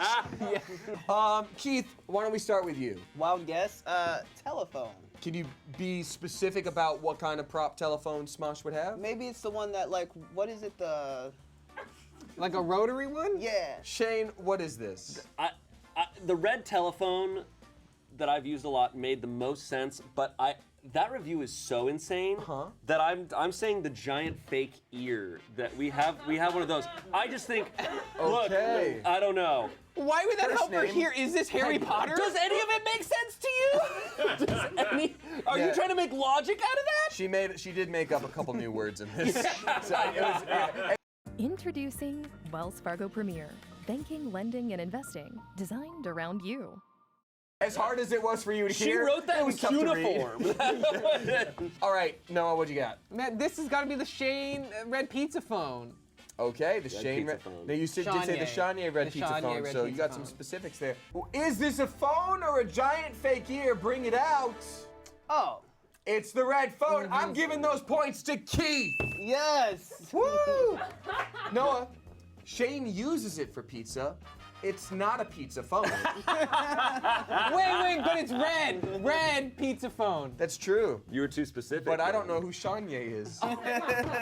This is the last prop. Let's get a point check. Keith, you're at 5 points. 5.5, right? Shane, you're still at 3. Yeah. Noah, you're still at 6. This next one is worth 4 points. Wow. Okay. All right, this one says fantastic gift. Endless laughs, that's the title. I have now given this as a gift twice to my grandson and the young boy next door. This is such a hit. The squeals of laughter are not to be missed. You will be the cool grandpa. or grandma. Aww. This could be anything we have. It could, and that's why it's worth 4 points. There's baby. only one thing that comes to my mind though, and I'm not gonna second guess it. Do it. Now think about what of our props would make two young boys squeal with delight. Trying to think here.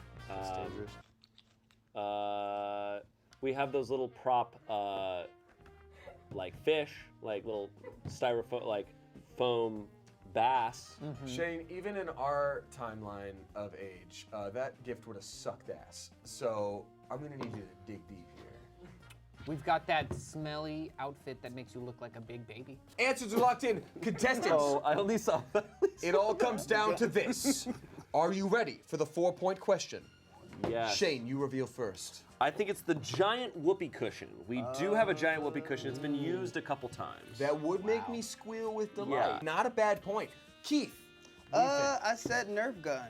A Nerf gun. Yeah. You know what? They do call them Nerf blasters now. Oh, okay. Okay, so good to know. I'm going to give you a 1/4 point because you learned a valuable lesson today. Okay, thank And you. I'm very proud of you. I appreciate that. And I like your outfit. Thank you. I like yours. Thank you. That's what I was looking for. Great. Yeah. Another 1/4 point. So you're now at 5.5 points.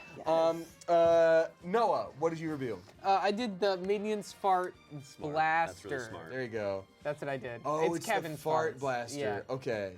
Is Kevin a name of a minion? I think so. I thought they were all named Banana. All right. Okay. So we got one kind of blaster, second kind of blaster, and a whoopee cushion.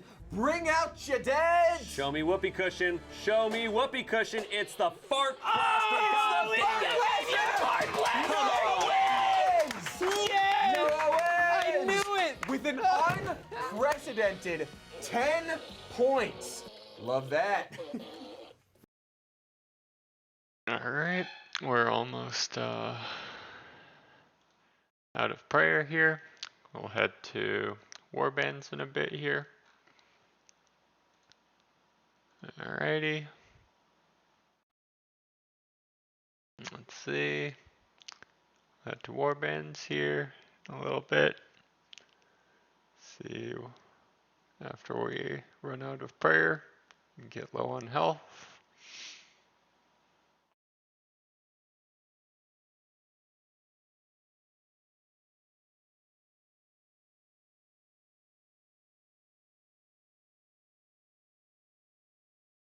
Alright, take down this fire.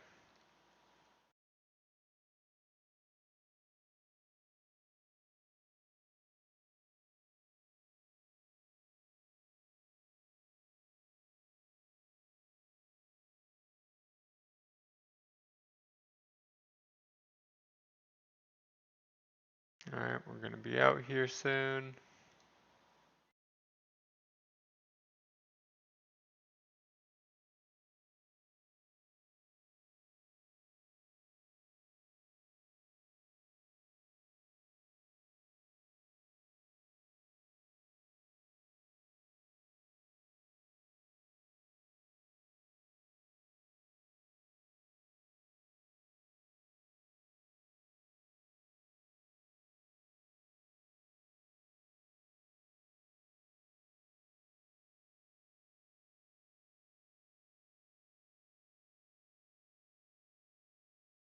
Alright, let's head out.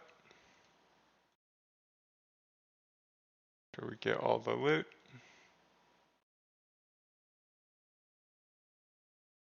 Alright, let's head out. Hope we don't die here. Nope, we died.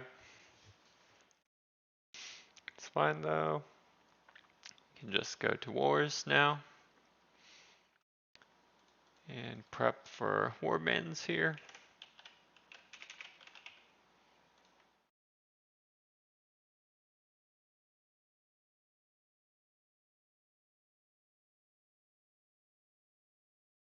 And let's go Blisterwood.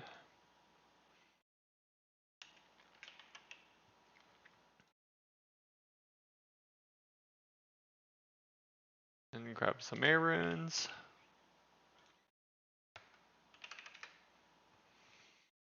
With maybe some natures as well.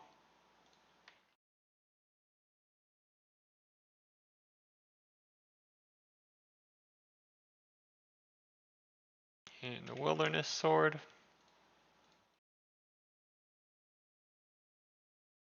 And let's head to Edgeville.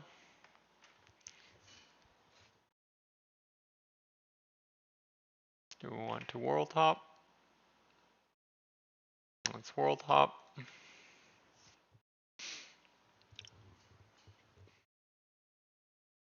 Here we go.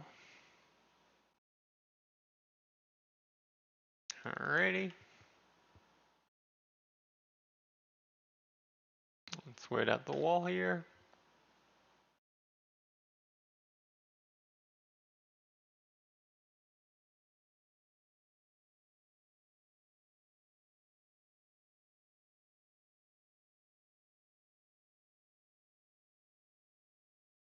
Wait for warbands to begin. Just gonna wait a bit. Alright, 1 more minute.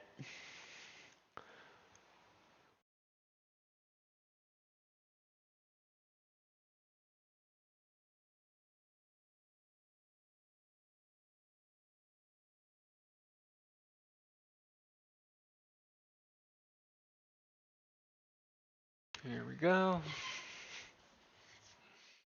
Just gonna chill here until warbands begins.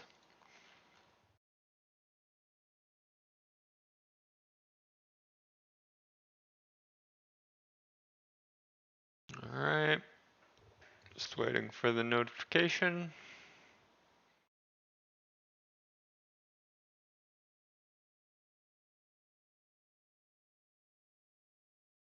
Okay, let's wait.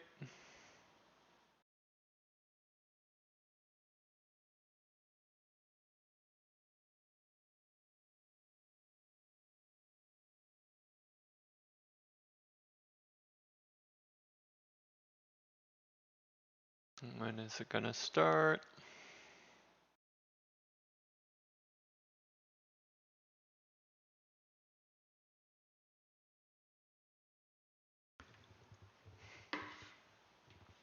DWF, let's go.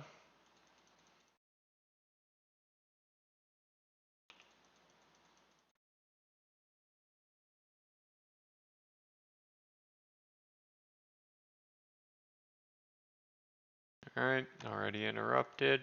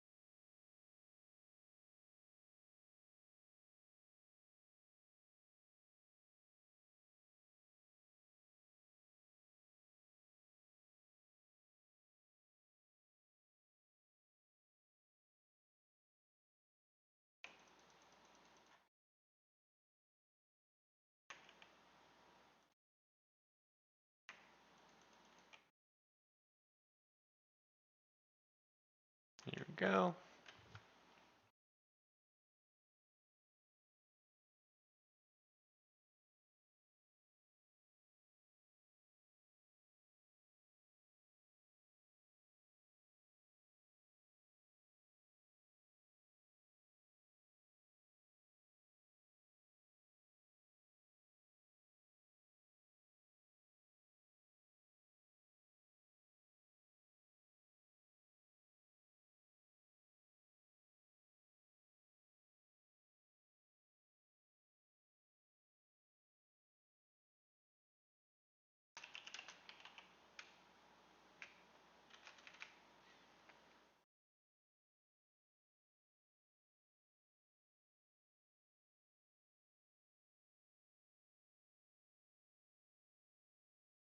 Okay, let's leave. Boom.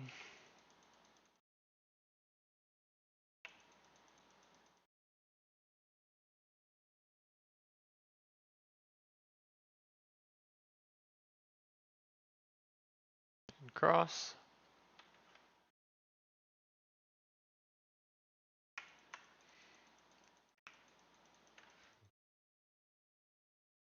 Whoops.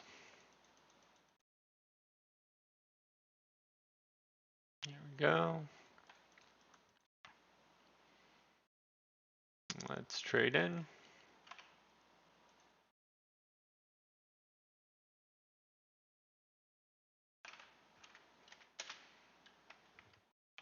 Yes. All right. Let's do this and start a farm run. We'll probably have to do lunch.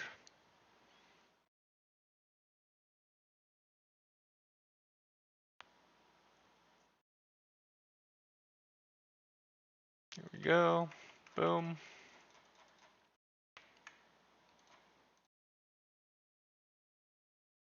Let's pick everything. Marigold in. And let's harvest.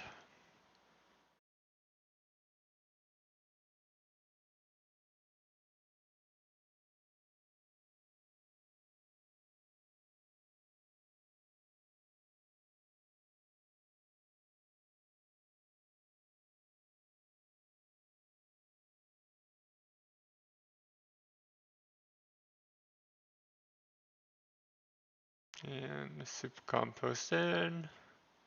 Watermelon in. Let's exchange.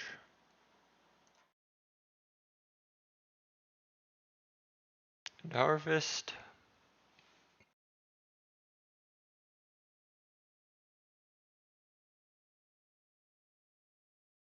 Here we go.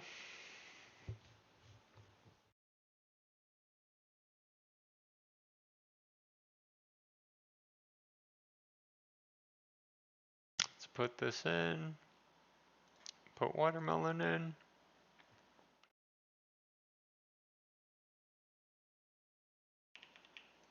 And let's exchange.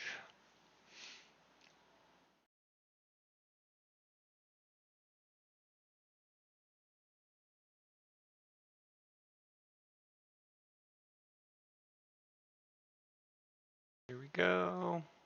That goes in.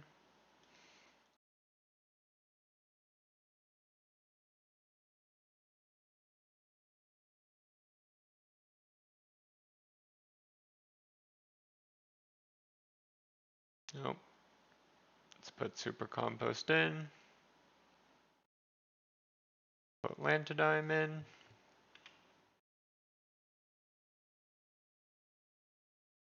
Grab all the buckets. Do ultra compost.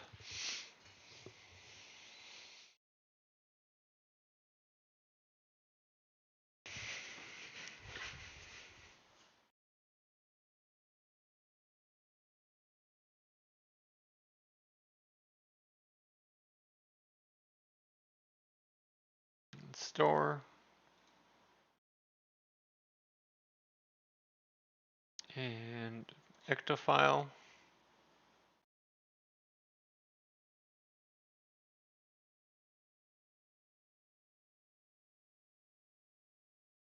Boom.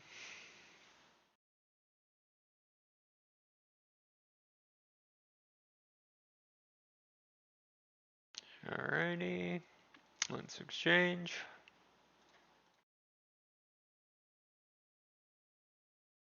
Let's pick. This goes in. Siphon. Marigold in. And harvest.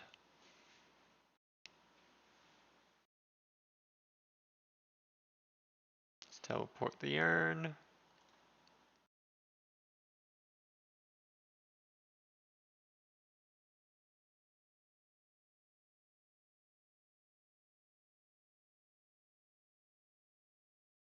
Let's exchange and harvest. Watermelon in.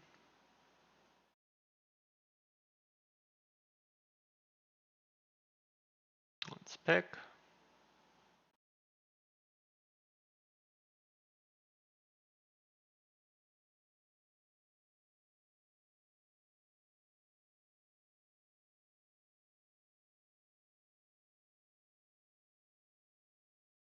See here.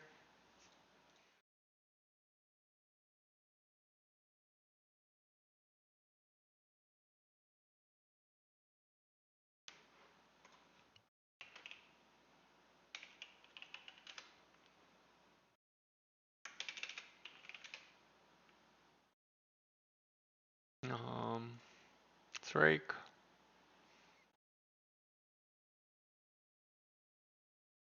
See here. Put lantidime in. And water.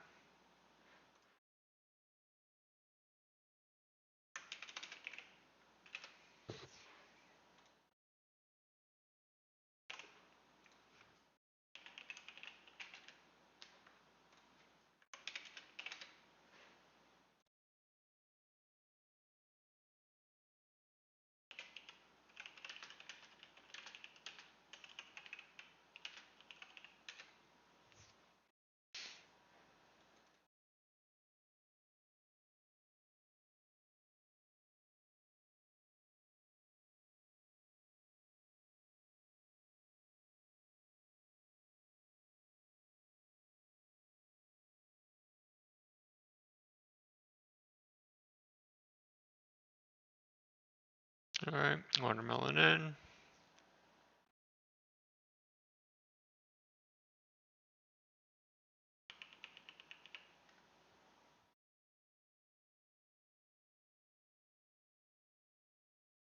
Gather bee.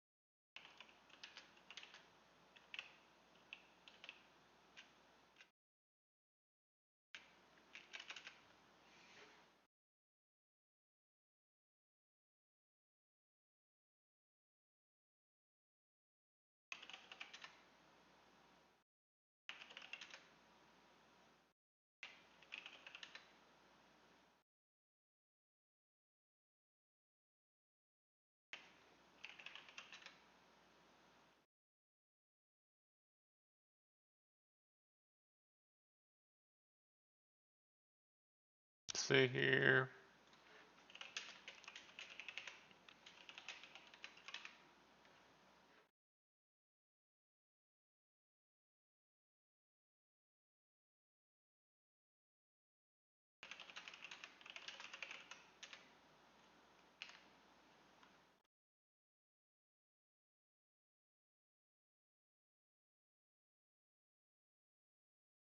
Alright. Let's siphon. Put it in. Marigold in. Let's pick.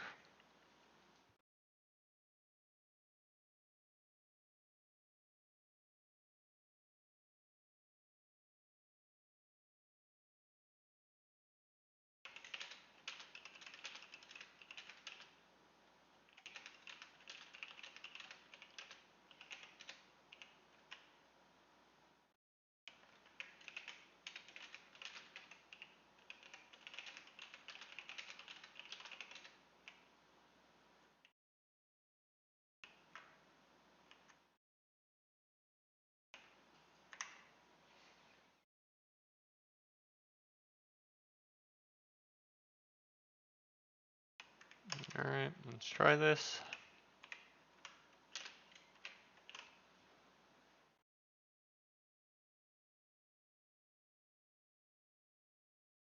Inspect. Let's get some super compost here.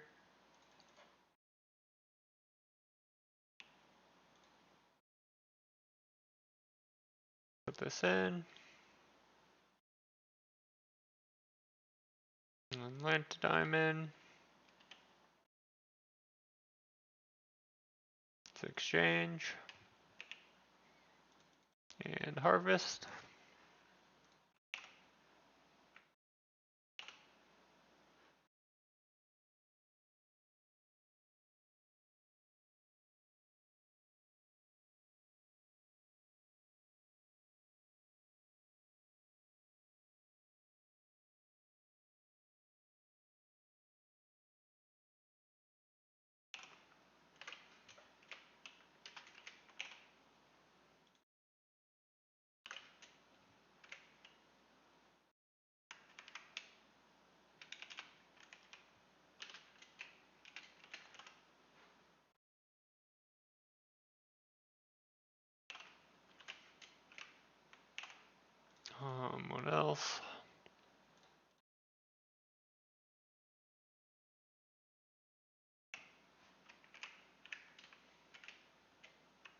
Try this.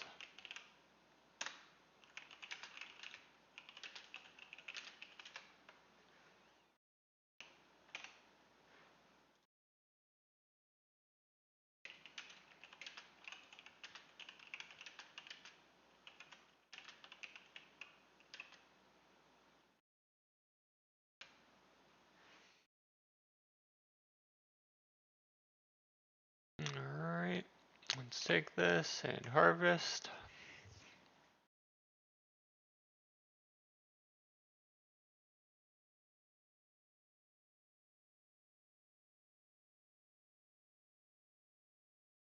This goes in. Watermelon in. And let's head to the other patch. Teleport this urn.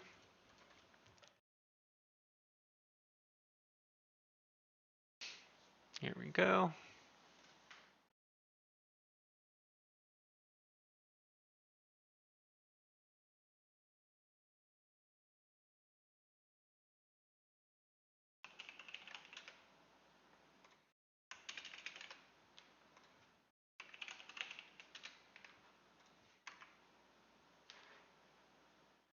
Put it in. Watermelon in. We'll head to our dune.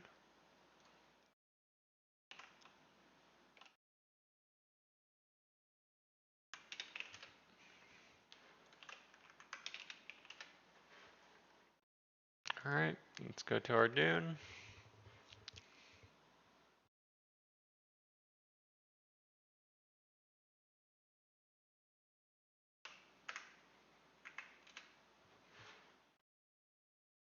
Let's see here.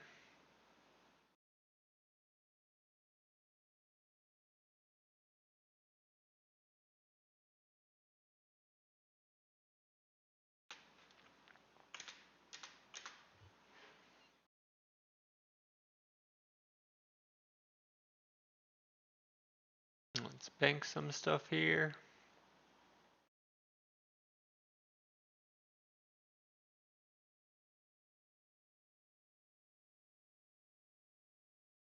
Alright, let's go.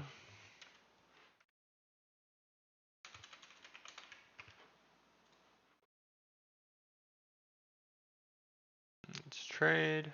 Get a plant cure. Cure these watermelons. And water.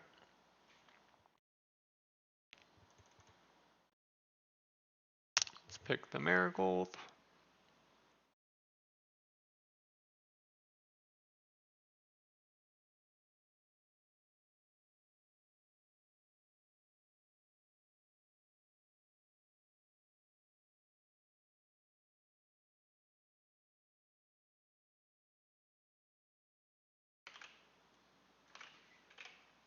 Here we go.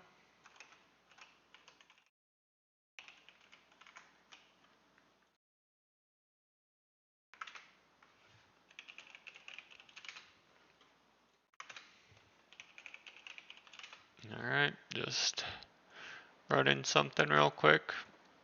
Here we go. Marigold in. And let's pick these herbs.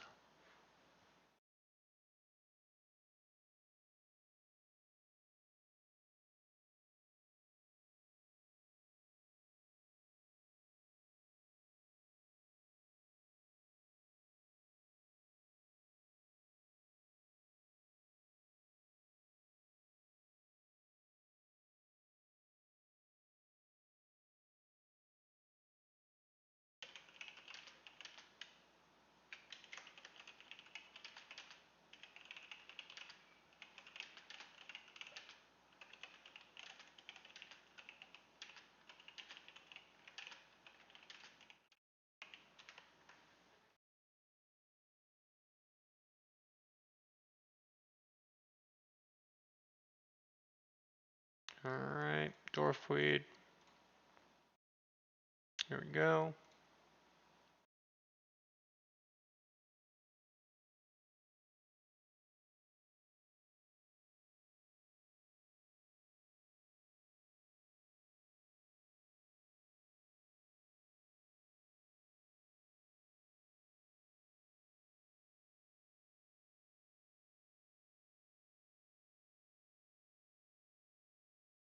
This goes in, watermelon in, exchange, and let's get some manure. Need 2 more buckets.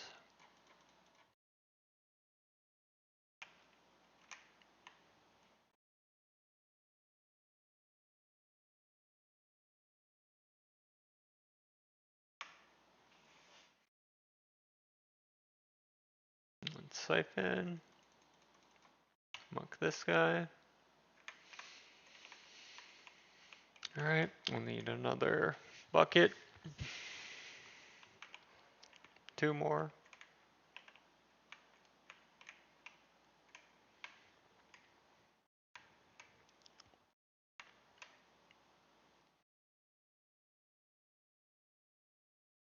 Here we go. This is nice.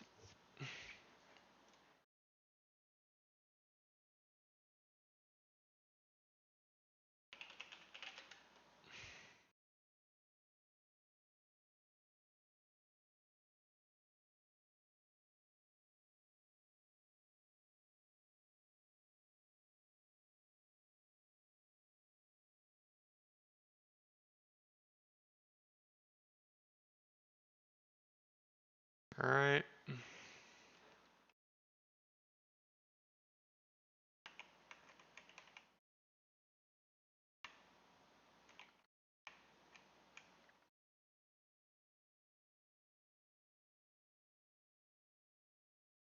Let's teleport.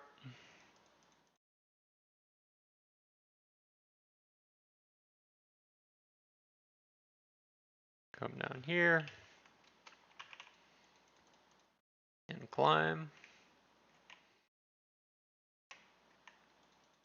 Let's muck out.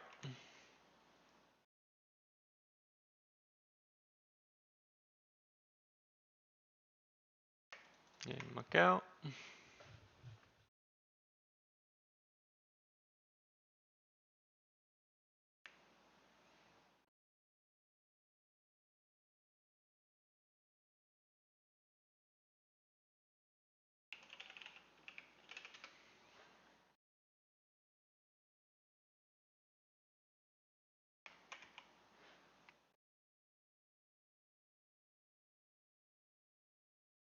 Alrighty.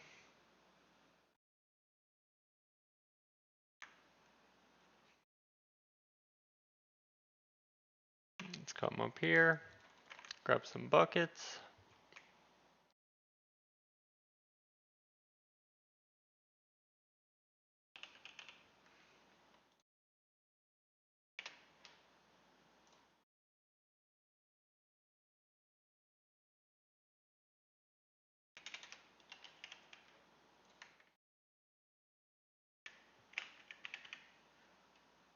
Let's drop and get this last set of manure. Alrighty. Look out.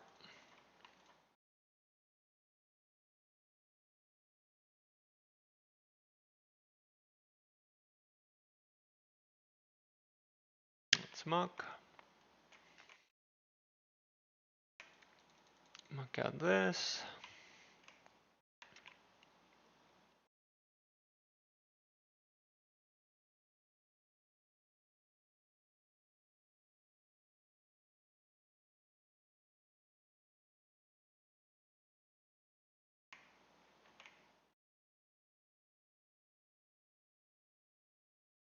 Alright, and one last muck out.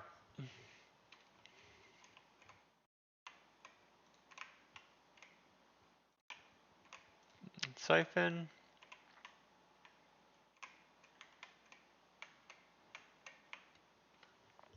And then let's go to Crywis.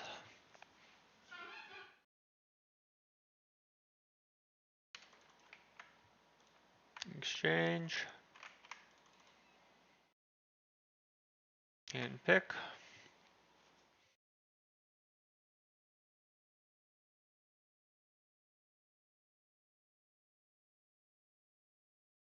Super compost in.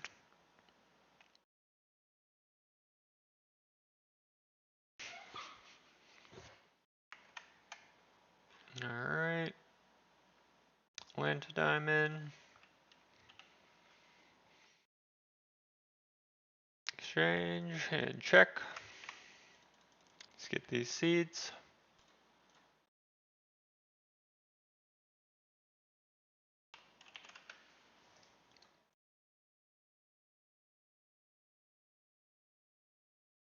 Along with spore.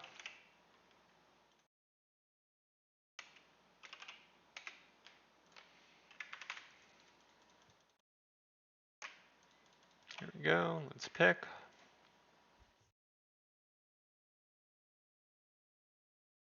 And clear.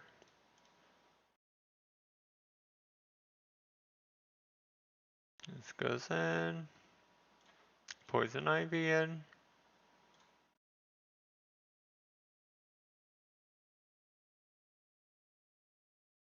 Let's do legends. Go to Canifis.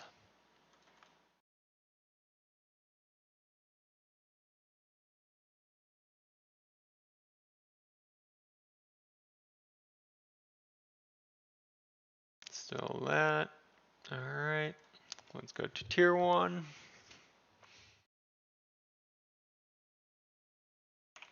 That's good.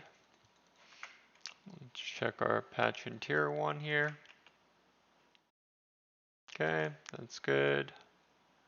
Let's use our big book.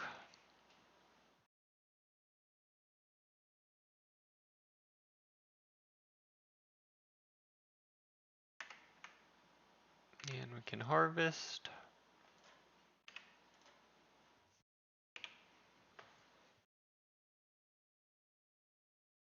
Here we go.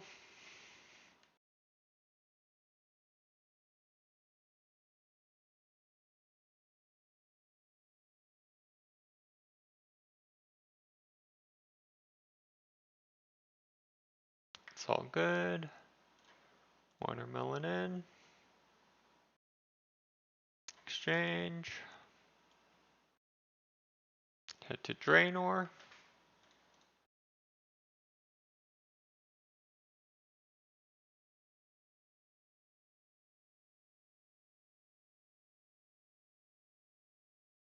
Boom.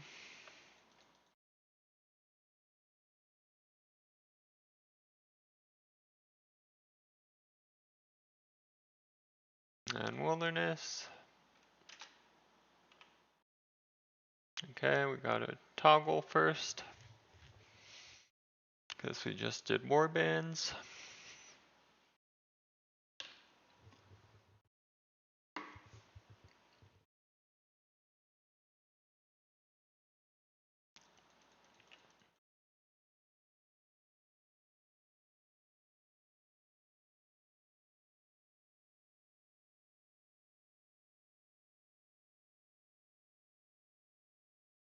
Alright, let's go to the herb patch.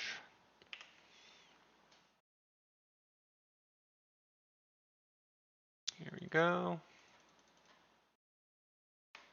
Let's pick these guys.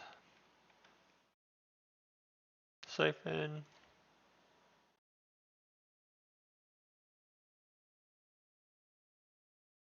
This goes in. Dwarfweed in. And then we'll go to Alcarid.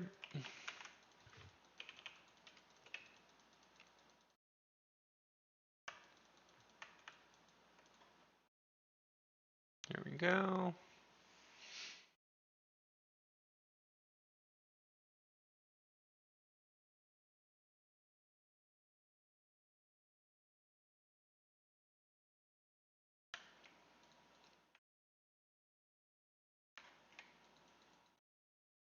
Boom. Whoops. Bad search there.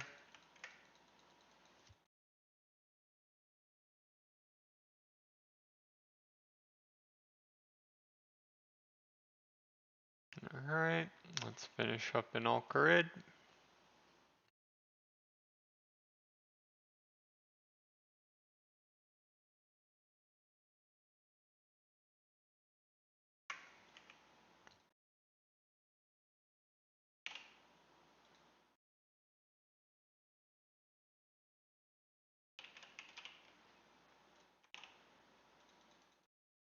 There we go.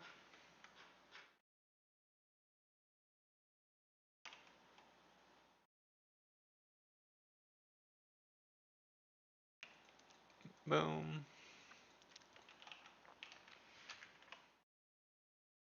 Let's see what the shop's like.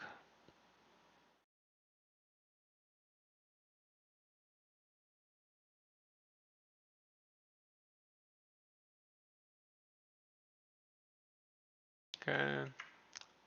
Gonna wait till we get to 25K. Alright, let's pick these.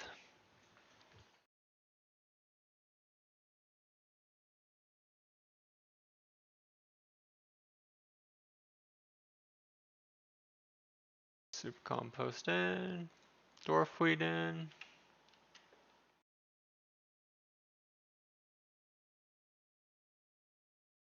I'm gonna go to Ithel now to create urns.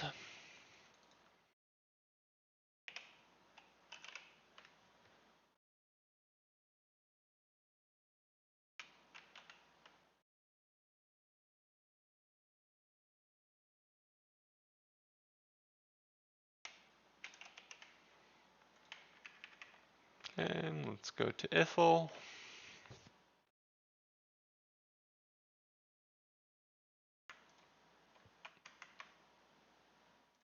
Make some farming urns.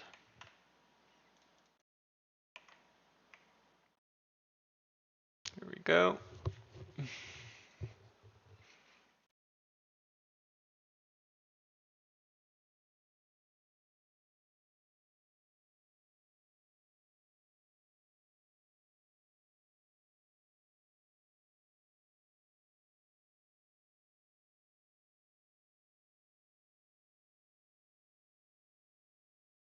Let's make these urns.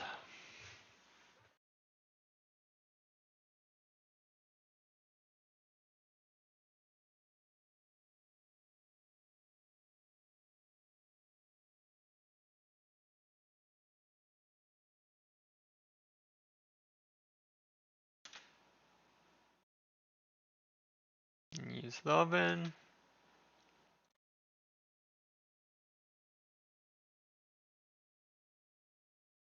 Alright, I'm gonna go check something. I'll be right back.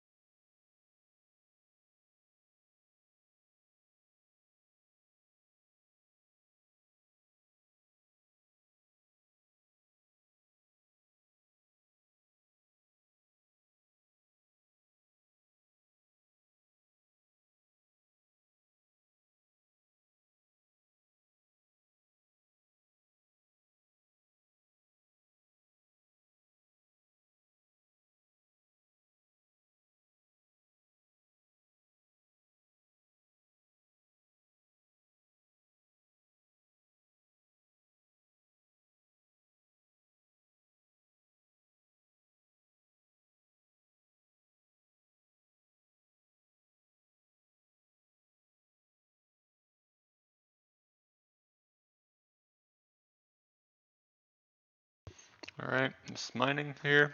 We're gonna do some watching now.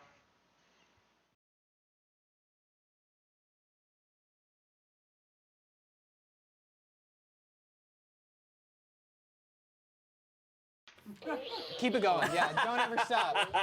That's Kevin's butt right there. I know it. The voice actor makes money every time you do that, so that's great. Thank you.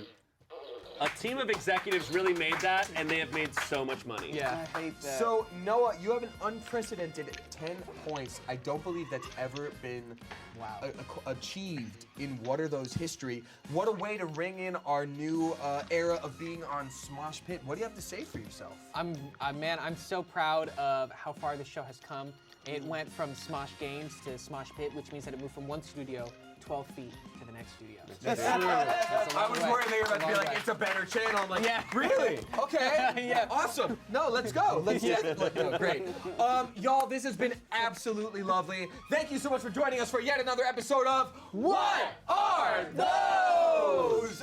Be sure to check out all the other What Are Those situations we got going on back on the Games channel, but our new home is on Pit, so you're gonna see us here from here on out. And in the meantime, we got a video for you over here.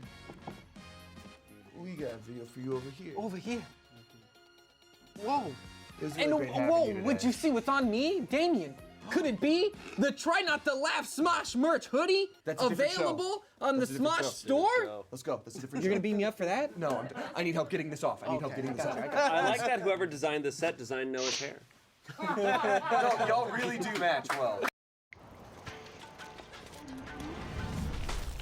No. Hashtag ad.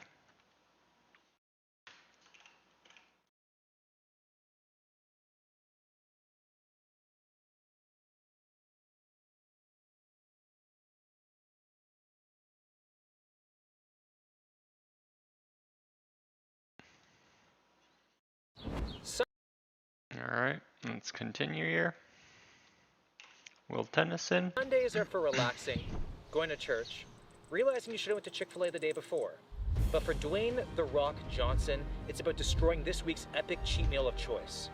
It's hard to argue the results he's seen with his weekly cheat meals, so for the next 30 days, I'm gonna be trying the weekly Sunday cheat meals for myself. All right, guys, day number 1, October 1st. Let's see how much I weigh right now.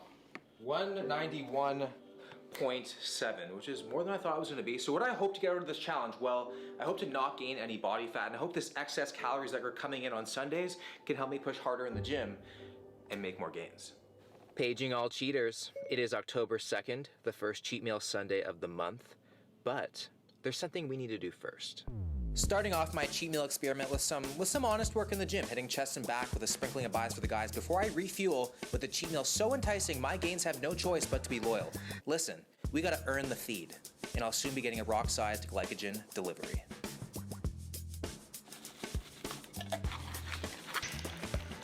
Gather around, kids. Daddy's making pancakes. One of the cheat meals The Rock has been enjoying lately is pineapple coconut pancakes topped with blueberry jam, peanut butter, and maple syrup. Hopefully this is better than the last one. Oh, I swear carbs are my soulmate. Like, if he does not look at you like how I look at these pancakes right now, move along. I'm Okay? gonna fuck myself. Oh, sorry. Ow. Pancakes, anyone?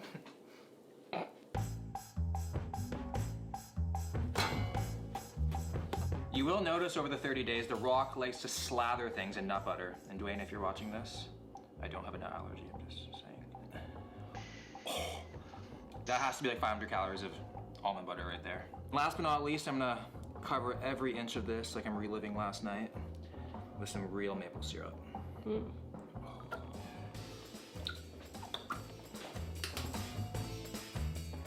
This is even having me looking for an EpiPen right now. Like, this thing is slathered in almond butter. There's like a moat of maple syrup around here. Oh my God, I'm just excited to, this is a, wow, what a treat. My knife is about to get lost. It's just taking it like a good girl here. How is it cheating if it feels right? You know what I mean? Like, there's pineapple in here that even is cheating your girlfriend will condone. Isn't that right, Sweet Peach? It's literally like a freaking, like a wedding cake. The taste of this reminds me of this boy that I used to go to high school with. We all liked him, he was a good guy. You just dial it back a little bit. Like, this could be dialed back a little bit. I feel like Dwayne just started to get a little bit too fancy and nobody stopped him. On a typical day, I'll usually eat 4 meals. So on the Sunday, what I'm gonna do is I'm gonna take one of those meals out, replace it with the cheat meal. I'm not gonna drop the calories with the other meal because I really wanna see if the excess calories from the cheat meal help with my performance during the week. I look like I just got into the wrong dude's ass. I feel like I gotta go have a nap now. I think I'm like carb high. It is the next morning, weighed in at 194.6 pounds, which means I'm up 3 pounds from day number 1, which is to be expected. A lot of people will see that and, you know, decrease your calories like crazy, jack up the cardio, but just chill. Put those calories to good use with the weights. So I put my hardest workouts towards the beginning of the week after the cheat meal. And I don't know if it's just mentally that I know I have that extra food in me that's making me push harder, but I've had a lot more energy. I'm a lot stronger. I'm sweating, and the pump is absolutely crazy.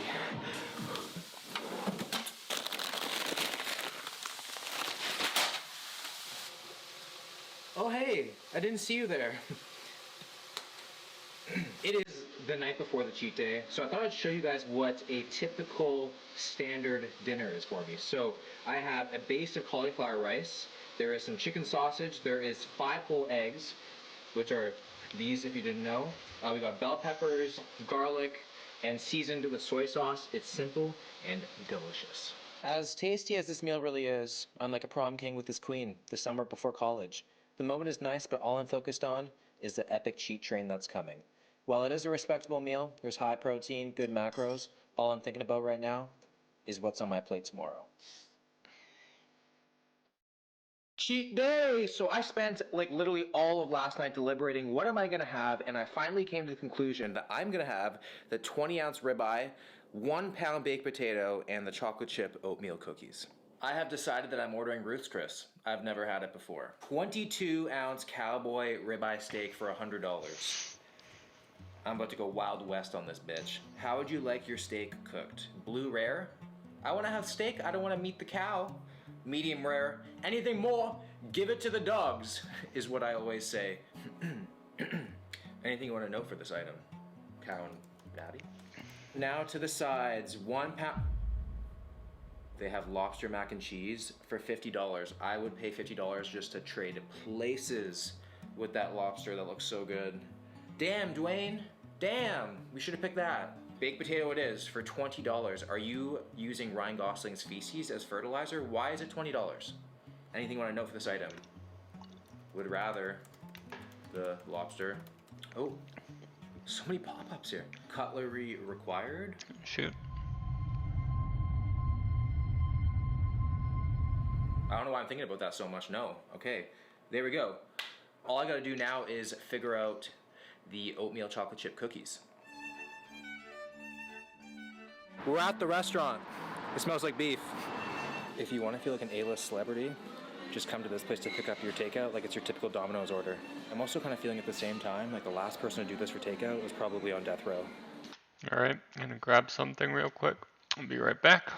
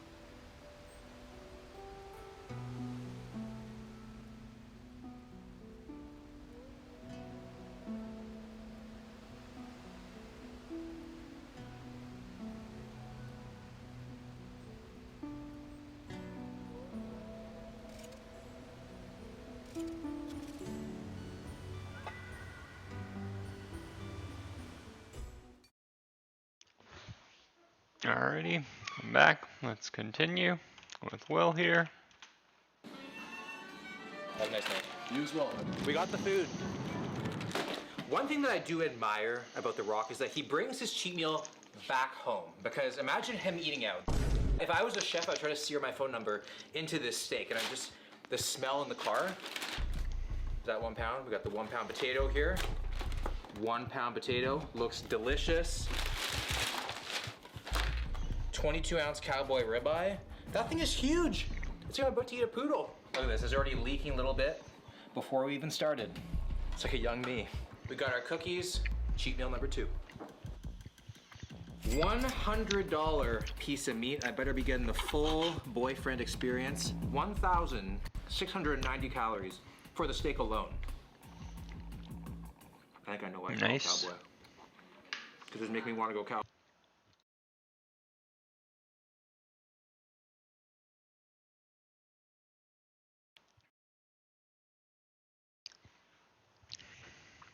All right. Set to pause real quick for something. Let's continue. Cowgirl right now. Oh my god, that was good. It is absolutely baptized in butter. I've been watching too much Dahmer though, so this is a little bit unsettling though. Hey, look at this bloody piece of meat. I don't know how that would be like appealing to anyone. Oh, stop, you vegan. I'm not vegan. Why the f is it not focusing on this mother? Ew! I'm trying to eat. You know what? I think it's been a long day for you and you're not appreciating the ribeye. Ooh, I am facing some serious meat fatigue right now. To be quite honest, I did not have a cookie right now. I'm just not feeling it. I'm not gonna force it. I don't think The Rock forced it. I think he just ate until he felt fine. All right. I'm gonna do something real quick. Be right back.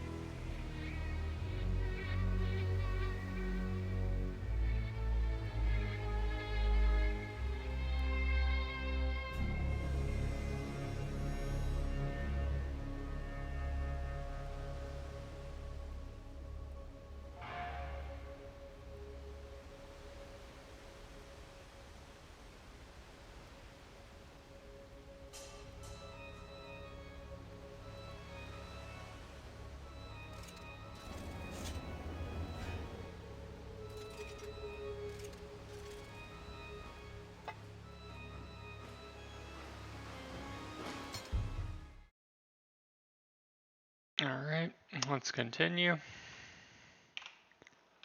Fine. If you guys were wondering, my total calories for the day were 3,767. The dinner without any of the cookies, 2,100 calories. That's pretty close to like my cutting calories in one meal. I usually cut on like 2,500. I maintain on 2,800 calories, so almost 1,000 calories surplus. But it was delicious. Want to know what my least favorite part of the week is? It's going to bed after the cheat meal knowing I have another 7 days until we can party again. But it's time to get to work and earn it. Dude, this is a horrible gaming experience. How do you live with it? Hashtag ad.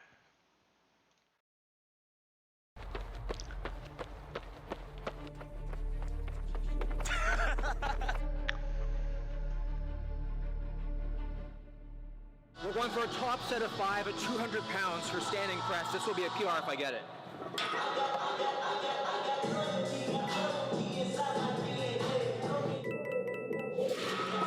Cheat meal Sundays. The first couple days of the week are magical, with the euphoric glycogen surplus fueling me.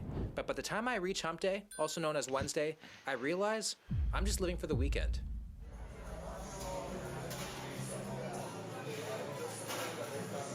Alright, I think it's time for the farm run after we finish up this set of urns. We're gonna form here. Let all these urns form.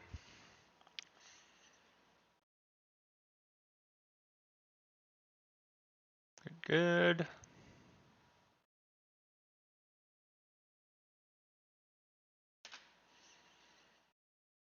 Okay. Let's use our oven.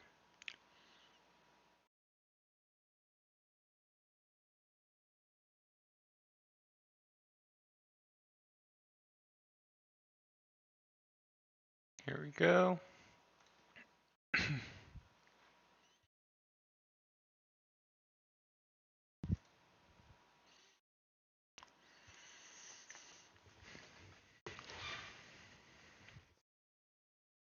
Here we go. Good, good.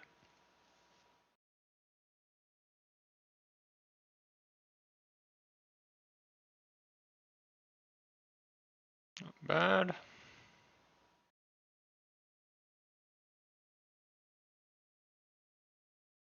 Alright. Let's use the oven again. And add these runes. Now we can use the chest. Go on a farm run now. Here we go. Boom. Cure our herbs. Clean. Now let's harvest everything here. Pick that up. This goes in. Let's harvest.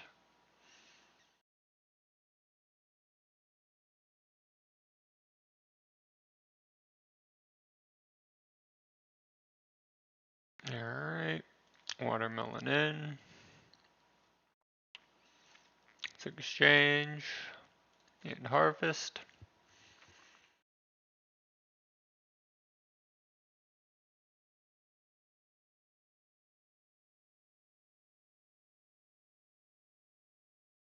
This goes in. And this goes in.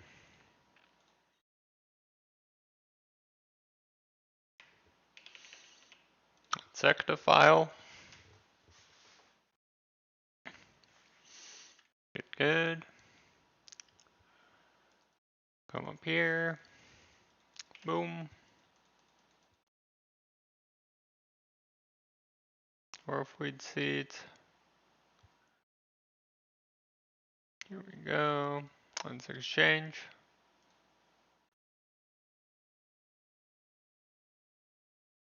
Alright, let's pick. Let's siphon.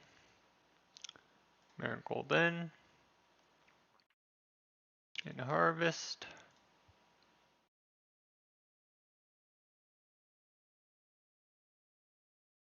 Quite a fresh starter. Looks like they just are beginning up.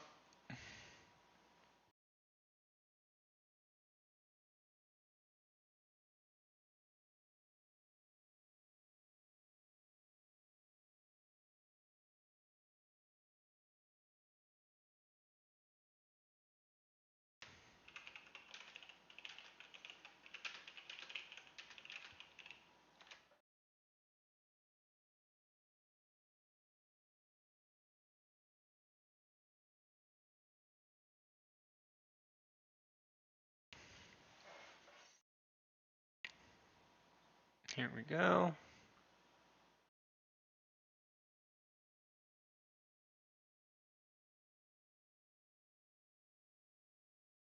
Get all these watermelons.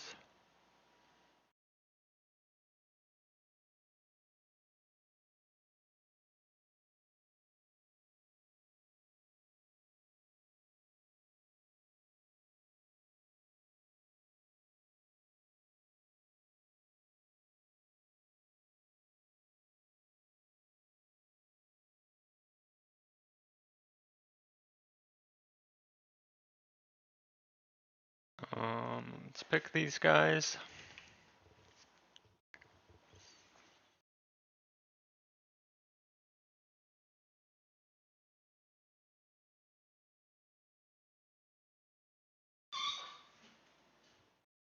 All right.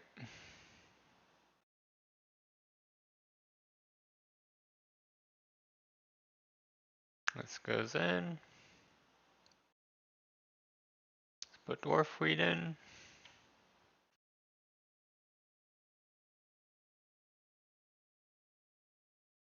And harvest.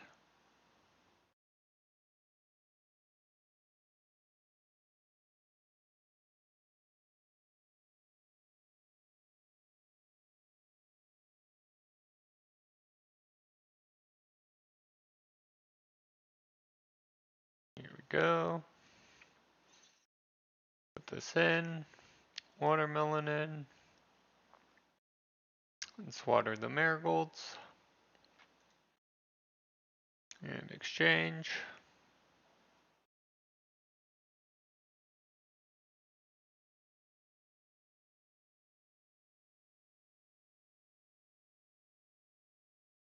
And teleport. Let's go to Gather Bee now.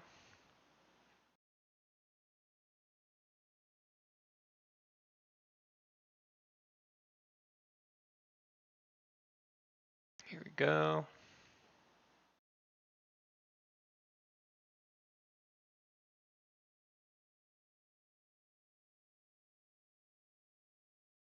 Let's trade.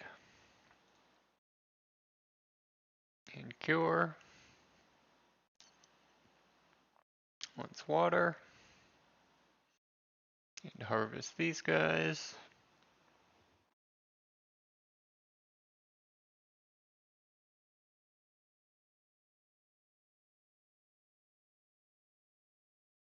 Nice. Let's siphon. Good, good.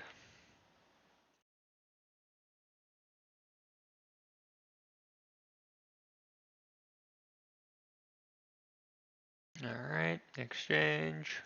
Let's take this guy. And harvest.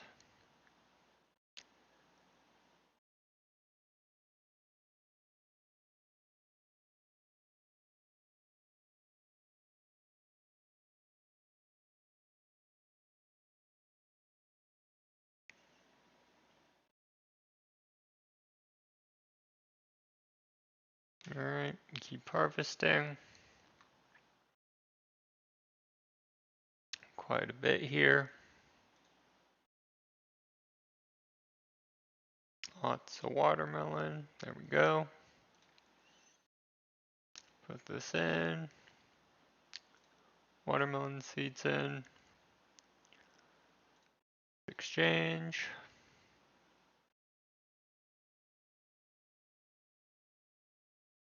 Drop the bucket and pick these herbs.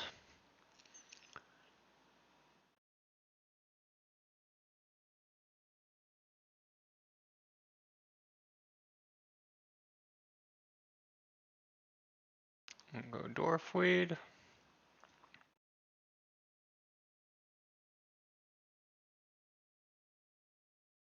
Exchange and harvest.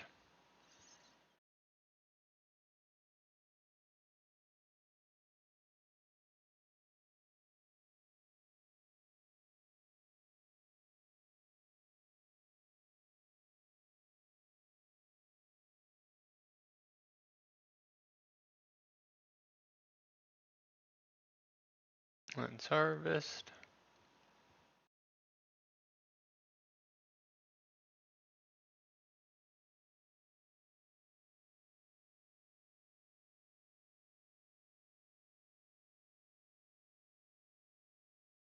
Good. Exchange and harvest.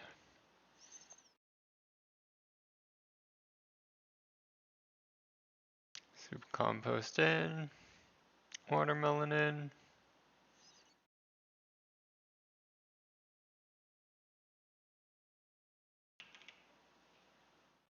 Teleport. And let's go to our dune.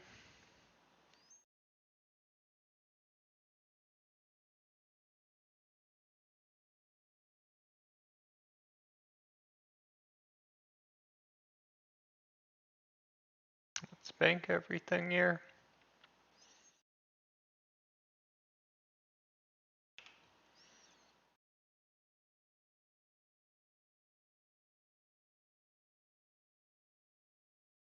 Let's teleport these.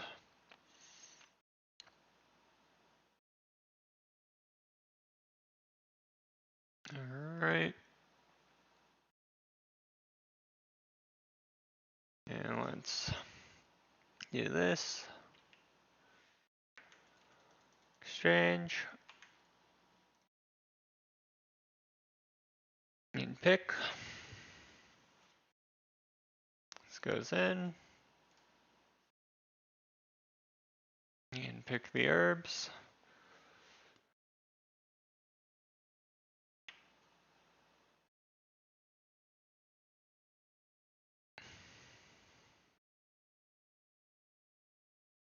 Siphon. Land to diamond.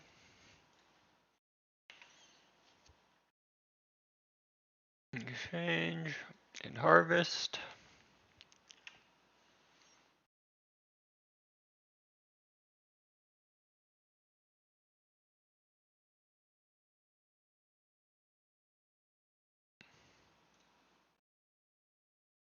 And we'll put super compost in.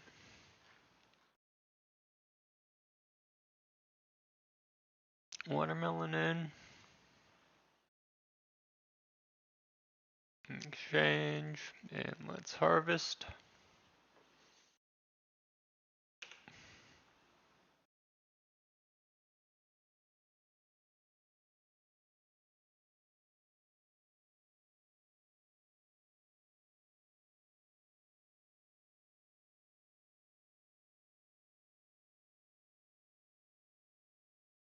Here we go. Super compost in. Watermelon in. Let's exchange these. Grab some buckets. And start mucking.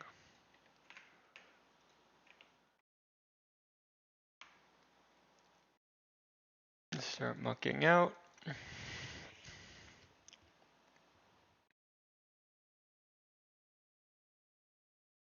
Here we go.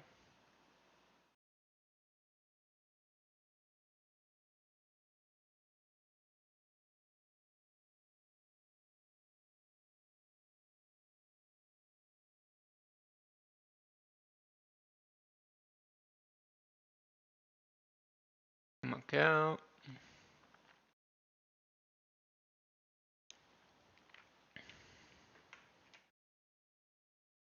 Let's climb over. Boom. Climb over the style. And muck out.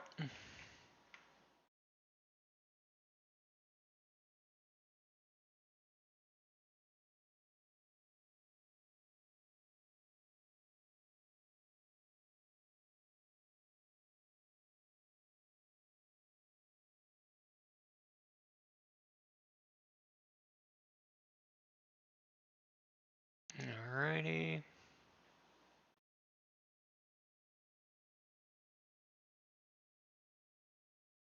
Here we go.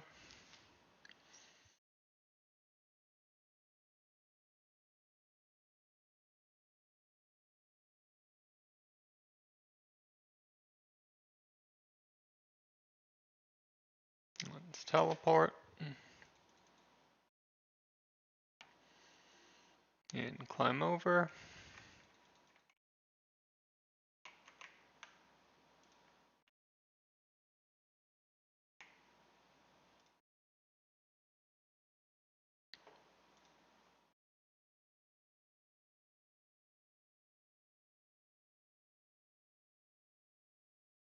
Okay. Keep it like that.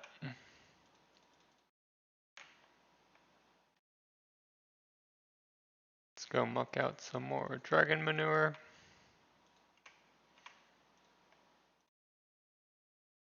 Climb over.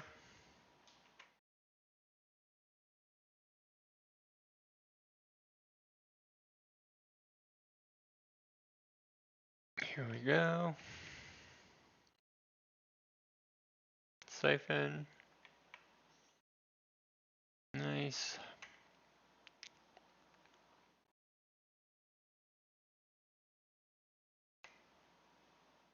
Alright, last one.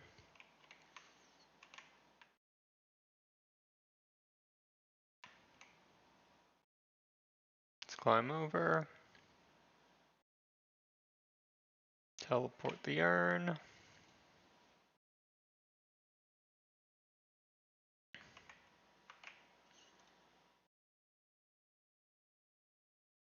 It's all good.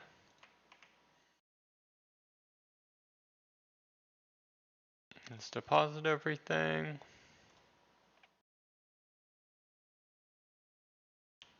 Grab some seeds.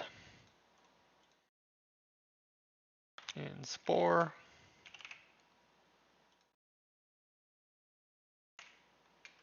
Legends. Here we go.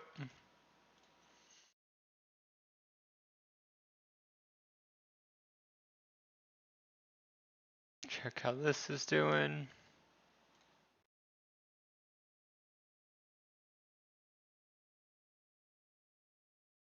Alright, it's all grown. Let's pick.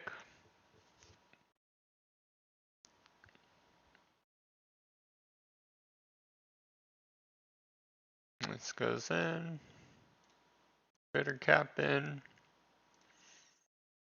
Let's exchange. Head to tier 1.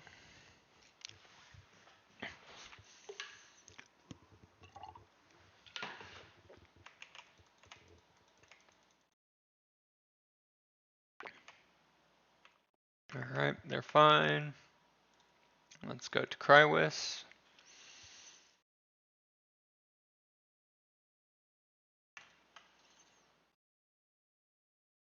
Exchange. And pick.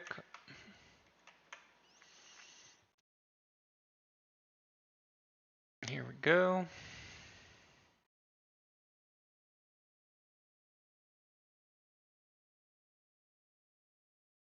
Put this in.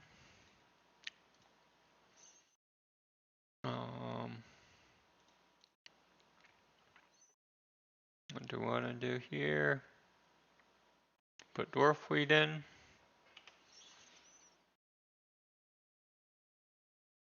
Use our big book here.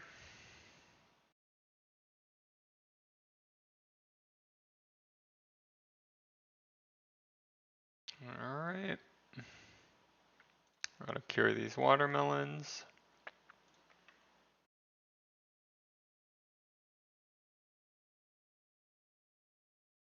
Water them. Let's head to Draenor.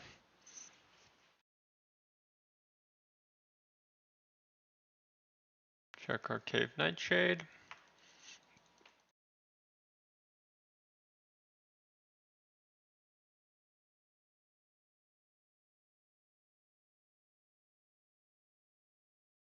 It's healthy. Let's head to the herb patch.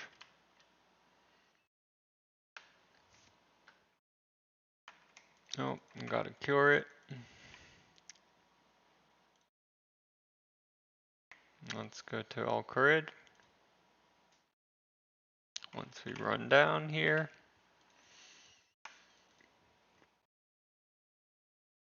run south, get to Al-Kharid. Here we go.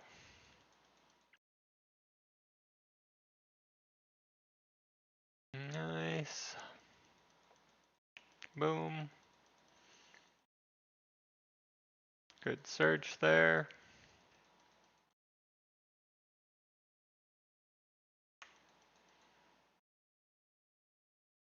Alright. Let's go to Al-Kharid now.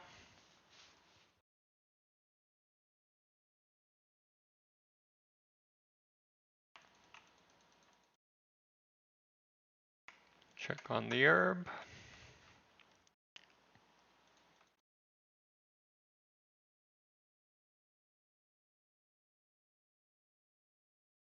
Here we go. Come up here.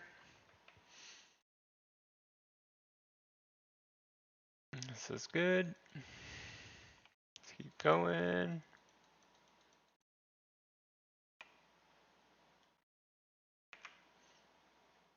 Not much. Alright, let's pick these guys.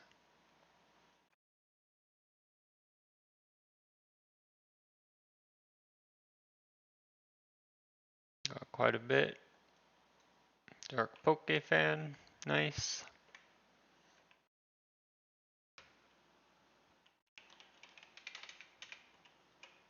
Umbreon is lit.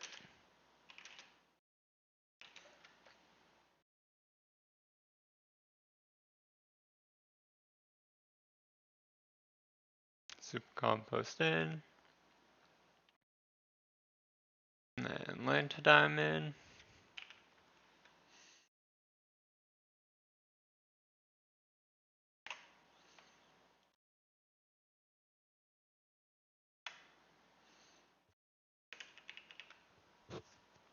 Alright. No response. Let's see here. Let's go to do Virus now. Or actually, we'll just prep for Infernal Star. Make a few potions, I guess.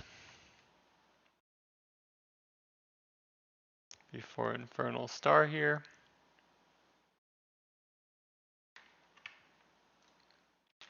Here we go.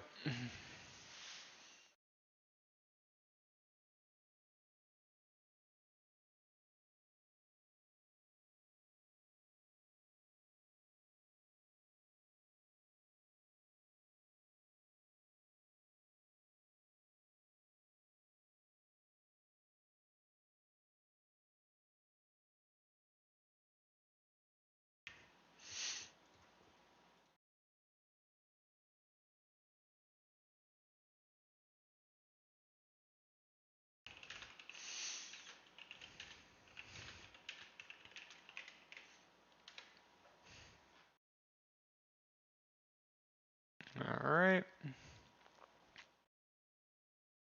I have Newt. Let's create these super attacks.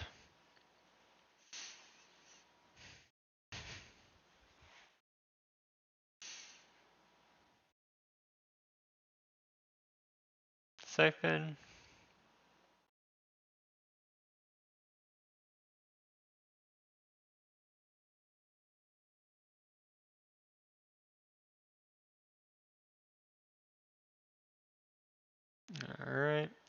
let's put Avento in.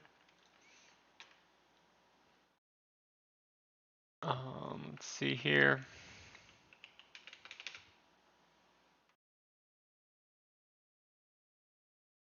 Exchange. Make extreme attacks here.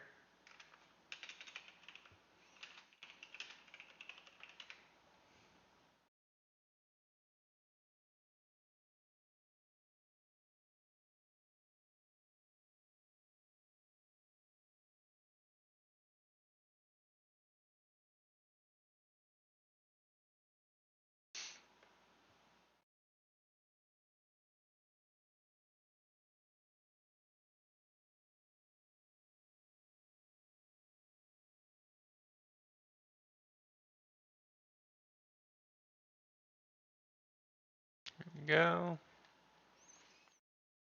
This goes in. Vial of water. Make some more irit. And we'll head to Infernal Star.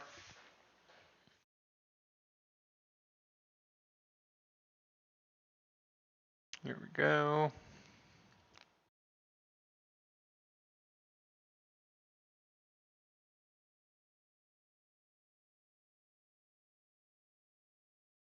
I have Newt.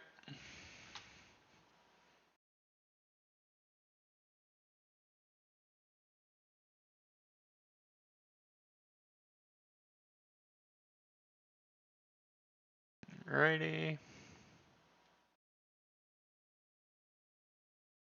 And let's make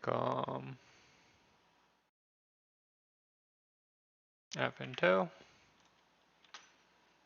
Make them extremes.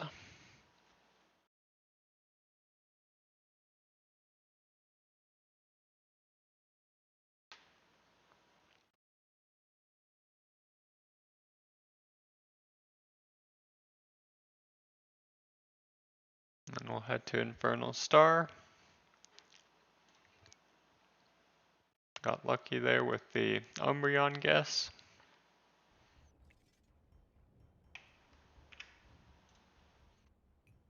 Alright, let's go.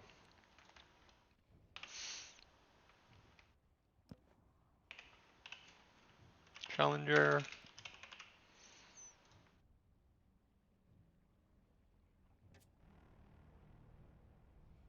Switch to magic. Well, let's do ranged.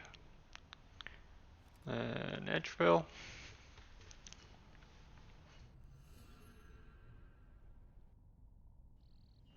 Head on over. Boom. Let's get TP'd.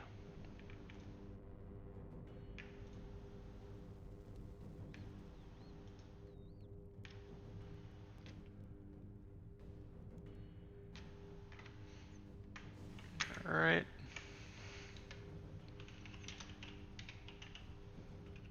Hola chachos y chachas.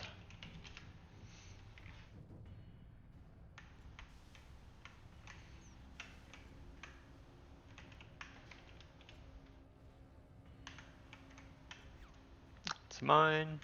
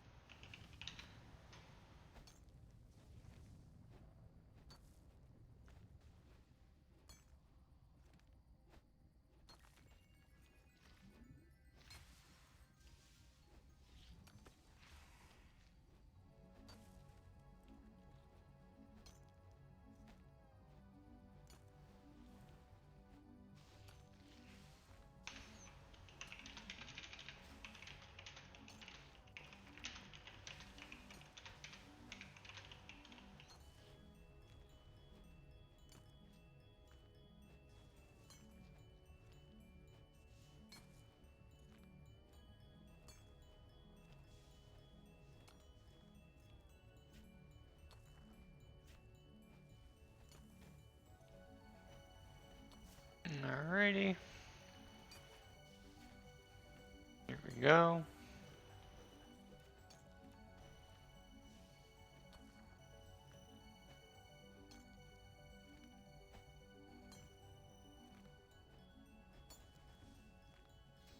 Good, good.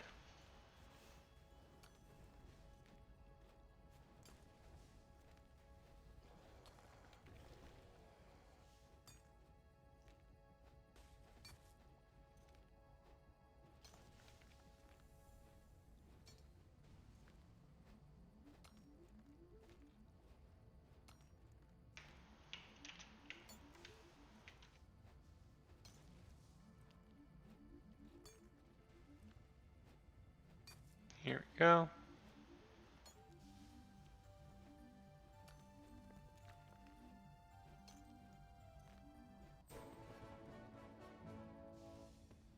Nice. Let's try Anguish here.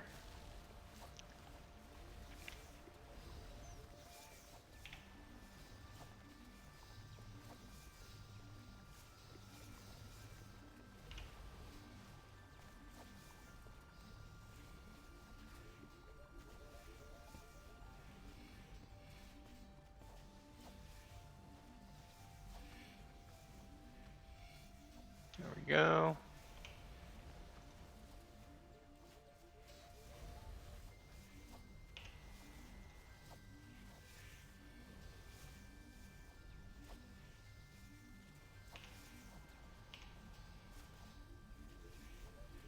Keep targeting.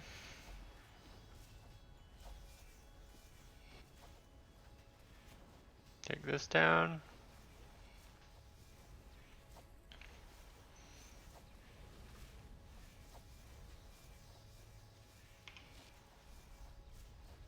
Take this guy down.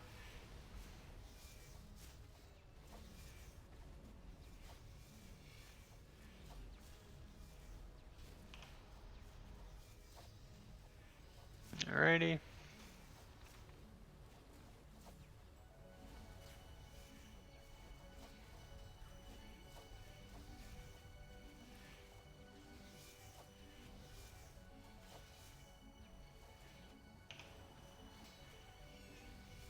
Here we go. Alright.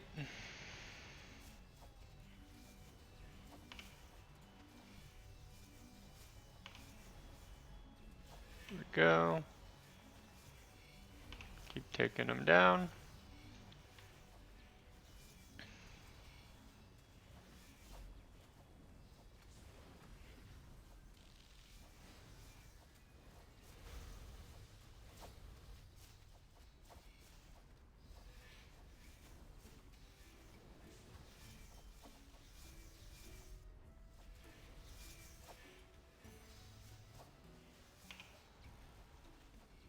Let's take this down.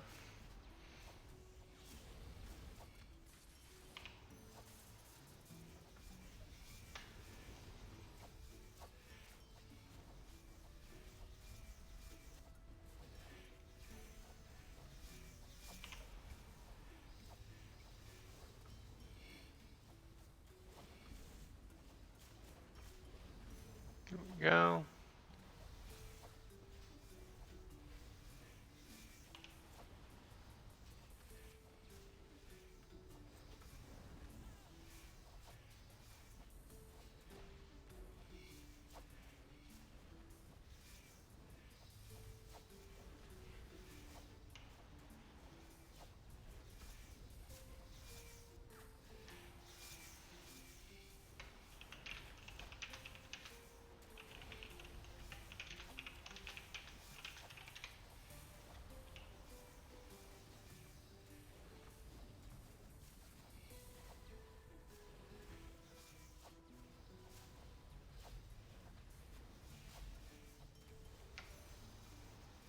Here we go.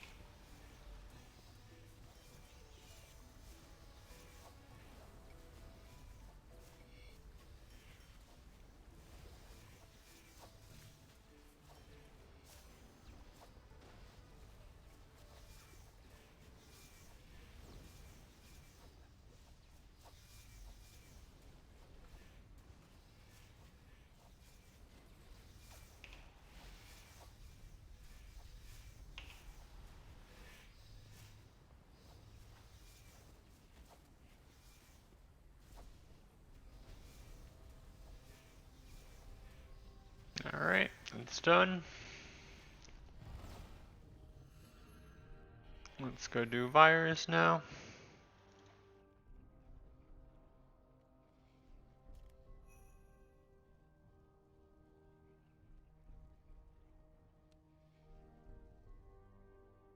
See here.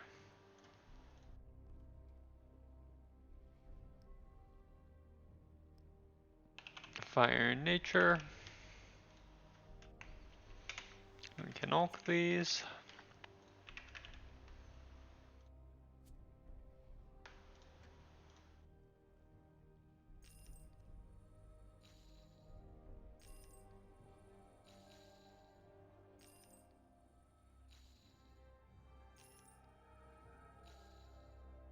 Alright, let's do ranged. Let's go to virus now.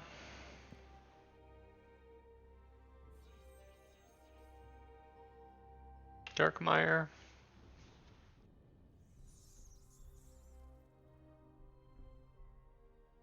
Alright, there's already someone here.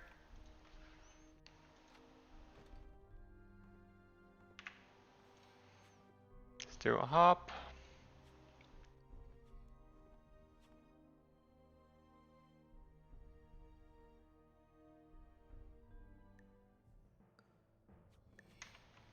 Alright, someone here as well.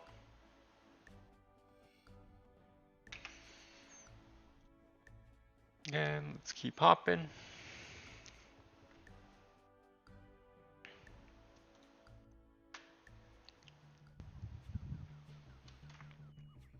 Alright, let's hop again.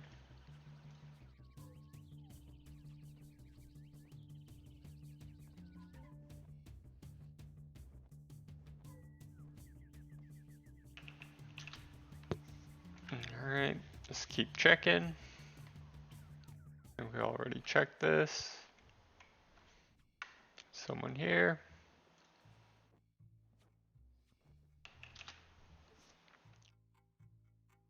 Try this.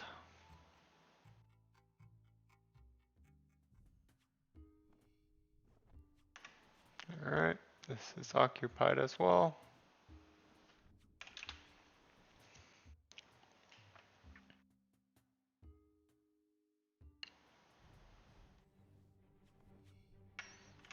Alright, no luck here.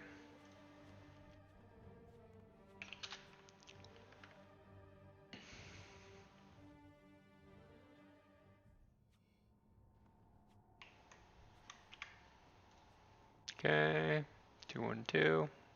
It's also occupied.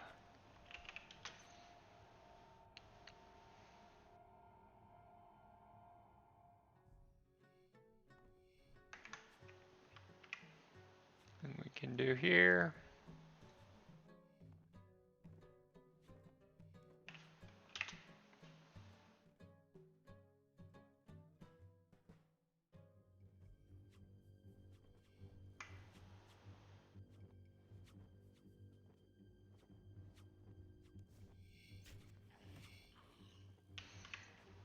Alright, I'll have to hop again.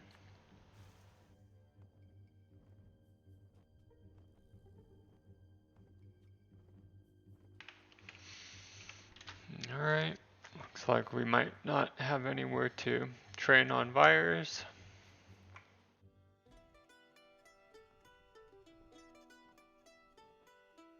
Oh, they might be down soon. Let's just wait.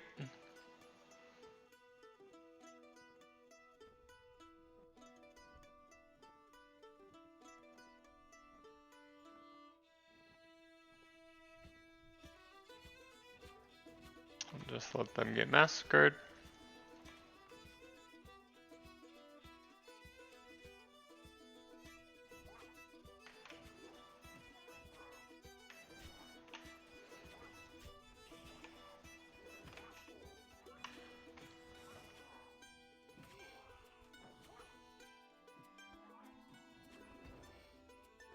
Won't be able to last for long.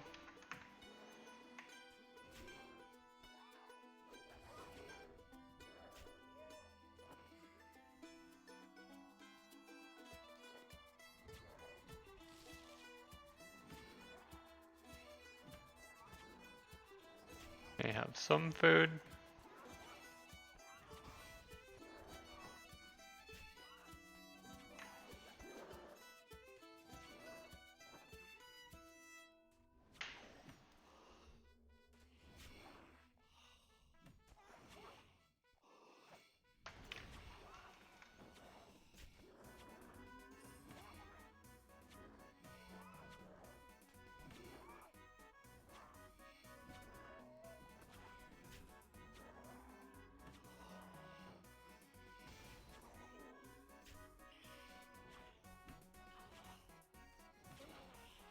There we go.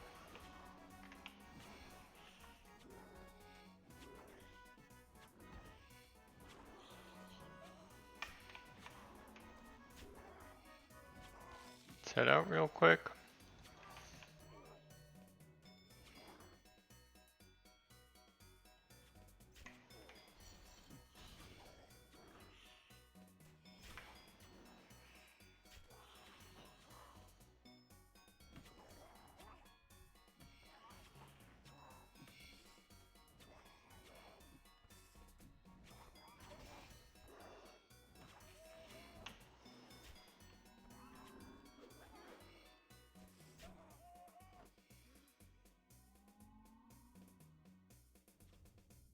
Let's come up.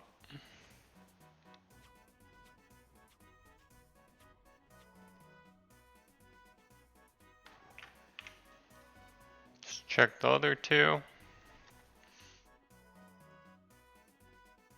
And then we'll come back. These two are occupied as well.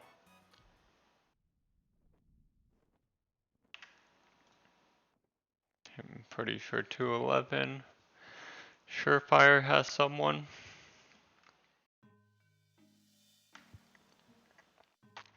It's shocking if there isn't anybody here.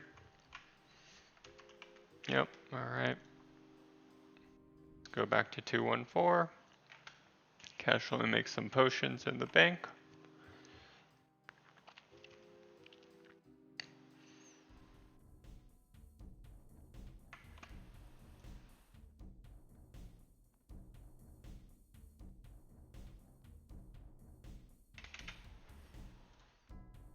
Alright.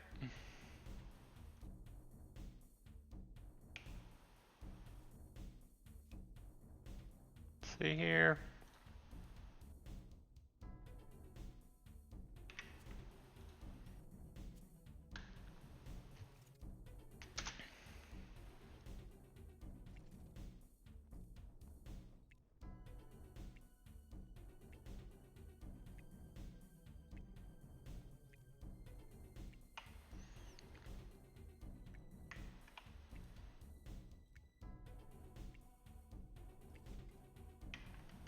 There we go.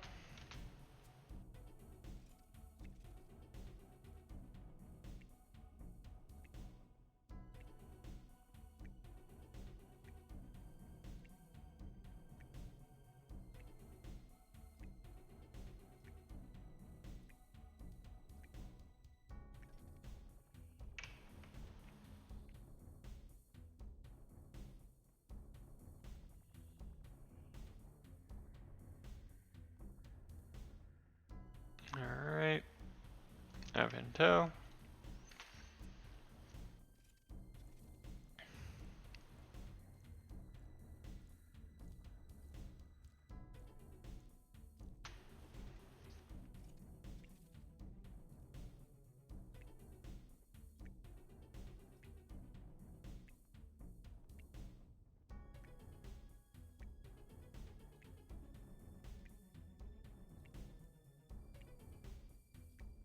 I could pick up some drops here.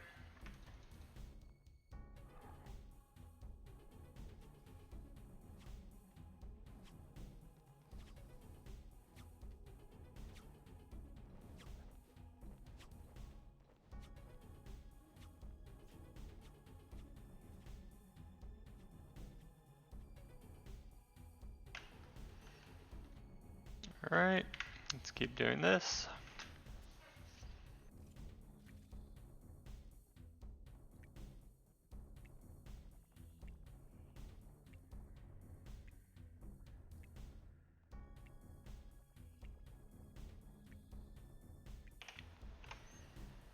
go.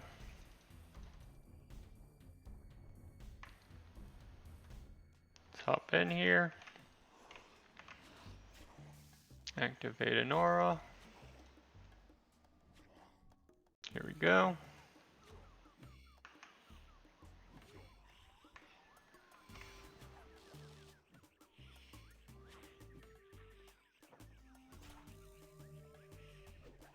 Bring up the loot bar.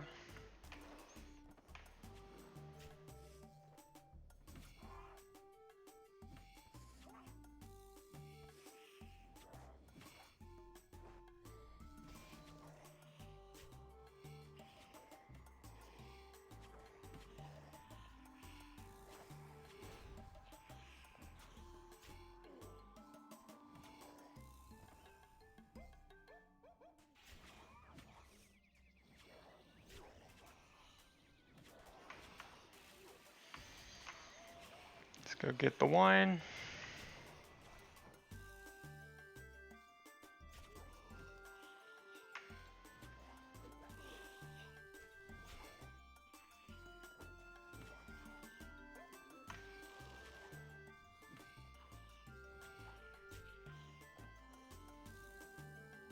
Here we go.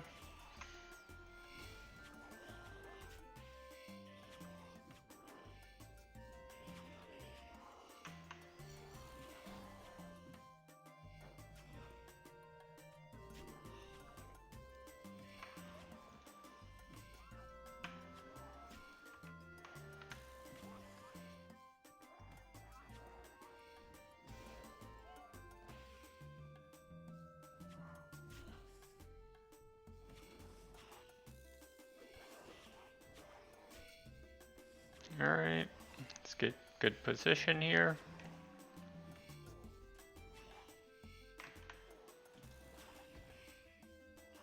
Okay.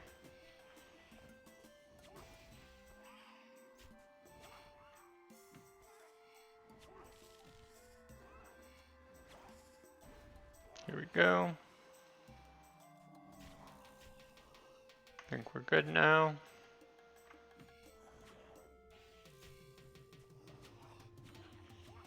Alright. Start watching.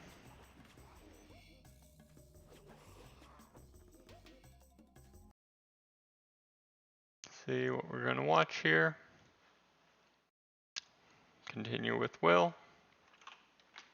Some pizza. Just got back from an amazing meal with a bunch of my friends, and I never feel bad about eating out, but I actually feel bad about eating out today. Since I had the cheat meal on Sunday, I feel like I have to be perfect all the way to the next Sunday, which is not fun. You know, I like to kind of sprinkle things in during the week as opposed to having one big day on its own.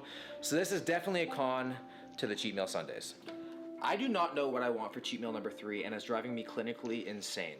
I am not a food focused guy, but I'm so food focused this week, it's kind of worrisome. I'm literally on Dwayne The Rock Johnson's 14 cheat meals, just kind of like looking through and just kind of seeing what tickles my fancy, making like a March Madness bracket. I think the more restricted that I feel, the more I want the thing that I'm restricted of. Like, I know that I can't have anything bad, so I want something bad. The Rock recently posted on Instagram that he had In-N-Out and he enjoyed it. So I'm from Canada, we don't have In-N-Out, but the States does, and I'm here right now. So cheat meal 3 is gonna be In-N-Out. I know some people are very passionate about their In-N-Out orders. I have to follow Dwayne, or DJ. I can call him DJ at this point because I feel like we're very connected. So I've got 2 double doubles and 2 things of fries, not animal style at all. This right here is the reason why I exercise vigorously. I'm so excited. I've been so hungry all day. I can barely contain myself. Now, usually, experiences in my life disappoint somebody. I'm just not used to that somebody being me. Last time I had In-N-Out, I didn't love it, so I'm hoping for some redemption. Dwayne liked it, so I have to like it. I'm very good today. And I'm in Texas. I had it in LA and I didn't like it. Let's try the fries now. Potato and oil takes a very advanced skill to mix these ingredients up. Fries are pretty good. Can't complain. I'm happy with my decision. I don't want the meal to be over because I have to wait another week. After 3 weekends of having The Rock's Sunday cheat train, I've become pretty used to it as part of my diet. It may not have me looking like The Rock yet, but it does inspire a lasting firmness in me every Sunday. I really do feel like this weekly tradition has given me insight into Dwayne, or what we now call him, DJ. It's amazing the brotherhood that we formed after a few weekends of the same cheat meals together. Do you love me? Eyes bigger than my stomach, apparently. Morning after cheat meal number 4, and things got a little carried away last night. No, things got very carried away last night. I had 7 rolls of sushi. It was amazing. I went to bed stuffed to the gills. But what I am noticing the morning after cheat meal number 4 versus cheat meal number 1 is that I am much less bloated this morning. I actually feel leaner now than I did on week 1. I think my body just knows what to do with all this excess of calories. I think I'm averaging 5,000 to 5,200 calories every Sunday. Excited for the workout today. It's a big one of the week. Had a lot of soy sauce last night, which means a nasty pump, so I am very excited. I just wrapped up filming a testing my 1 rep max video, and I PR'd on the squat, bench, and deadlift, which you guys will see very, very soon. So I'm feeling strong as hell. Like, I set some crazy PRs for myself. During the week, I'm setting rep PRs, set PRs, just feeling really, really good in the gym. Oh! It is the day before Halloween, October 30th. I'm here with Katie. I'm a wolf. She's a deer. Wolves eat deer. You know that, right? Yeah, good job. Yeah. Bittersweet is the last cheat meal Sunday of the month. The Rock did something called the Sugar Train. We were not very happy with his selection, so we're going to Whole Foods right now. We're going to improvise and make our own. Ow, ow. It's nice to finally feel balanced with 4 legs. I am getting so many looks in this Whole Foods. It's like nobody's seen a jacked wolf. I like you. Thank you. Can we do one of those in the pecan, please? Yeah. Can wolves eat tarts? Huh? Can wolves eat tarts? Oh, yes. Yeah? For Okay, sure. okay. Perfect. So cute. Just wanted to be sure. It's pro time, because at Lowe's, it's Provember. Oh, Over a month. Shagad. Here we go.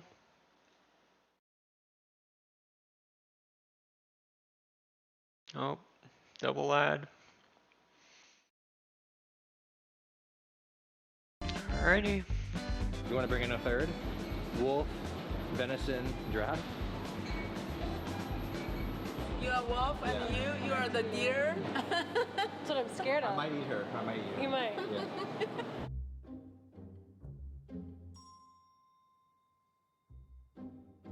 Ready to run some train, baby? Train? Yeah, Oh, sugar train. choo-choo. Choo-choo. I feel like we're gonna need to cleanse the house after this, because this is gonna be like a triple homicide on our blood sugar here. No. No? I'm used to it. We have a lot going on, as you can see, a lot more than Dwayne. Dwayne, you suck. We have a bunch of donuts. We have a full pint ice cream, carrot cake, tarts. Watch those little paws. Meow. Here, I got this for you. No, I'm gonna nail this cake from behind. The vegan carrot cake. Oh, wow, that's good. I'm satisfied, but I'm not impressed. This will impress That's you. like vegan food in a nutshell. That's not true. Vegan food's good. That's pretty decent. I feel done. You didn't get anything? That's good. Cherry filling. I'm back. What the heck? Do you ever have that feeling that when you burp you might throw up? That happened to me today, remember? Did it? Yeah. I think that's gonna happen to me after this. But all that came up was foam. Yeah. It's moist. I already feel kind of sick. We had pizza before this. I do not like that one. Oh. Don't get hair in. Oh my god. I feel like after this, Tell me. you should wear that. Then I'll dress as a taxidermist. That's not nice. Why? You want me dead? No, I want to stuff you. This tastes more like shit the more I eat it.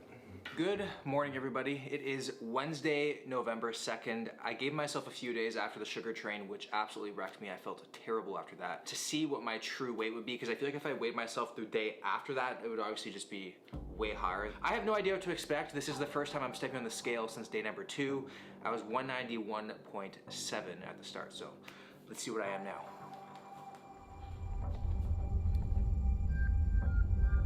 194 pounds flat, which means I put on 2.3 pounds in total over the course of a little over 5 weeks. Not bad.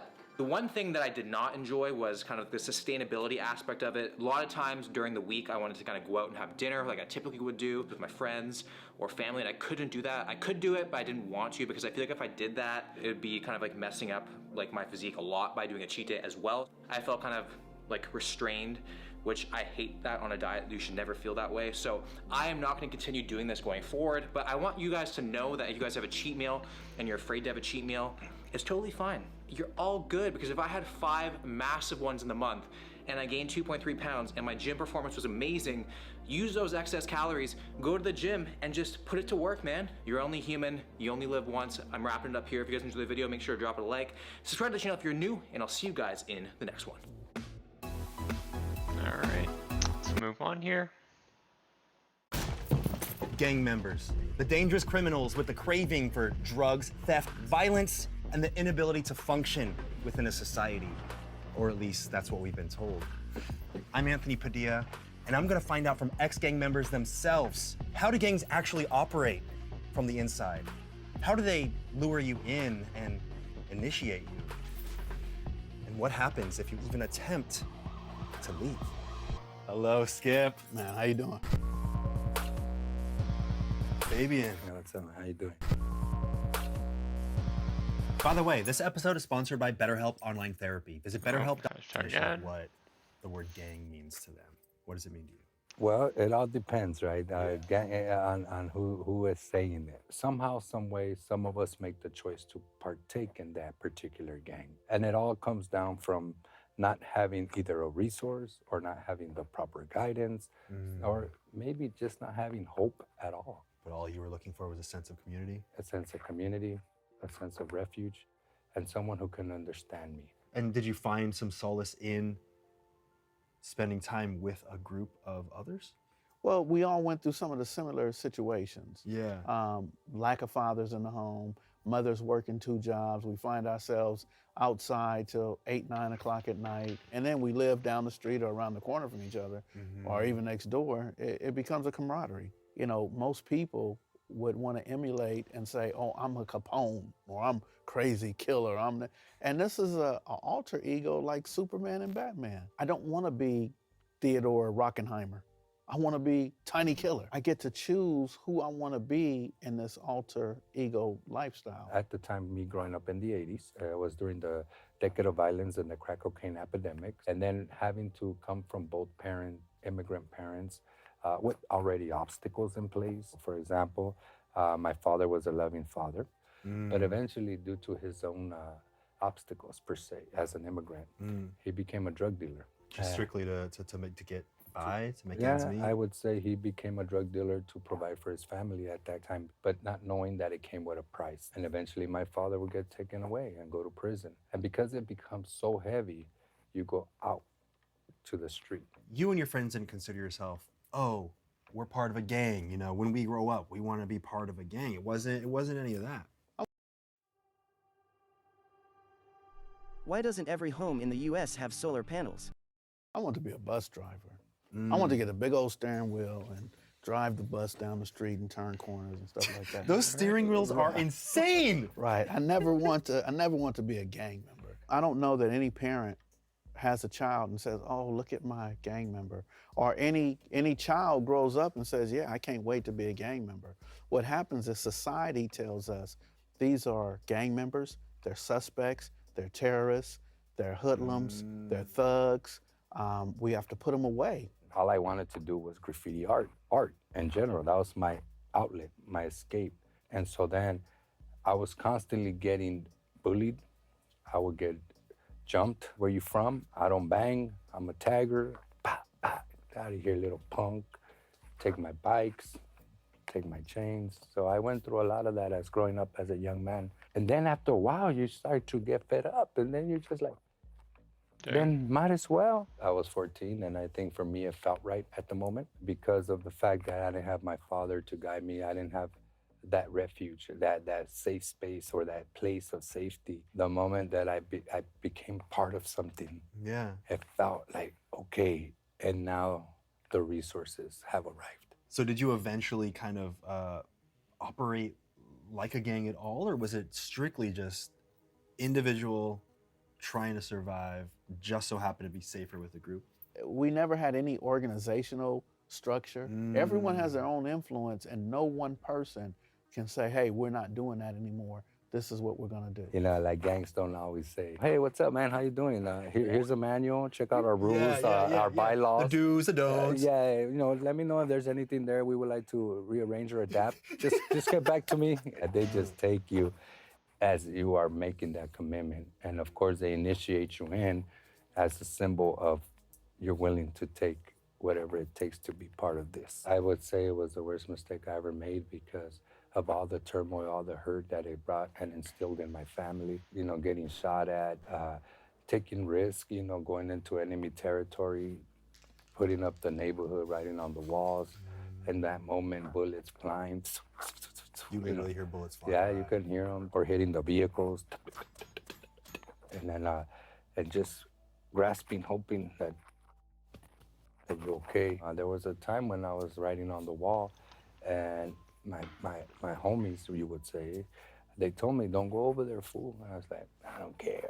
You know, thinking I'm the toughest guy in the block. Went over,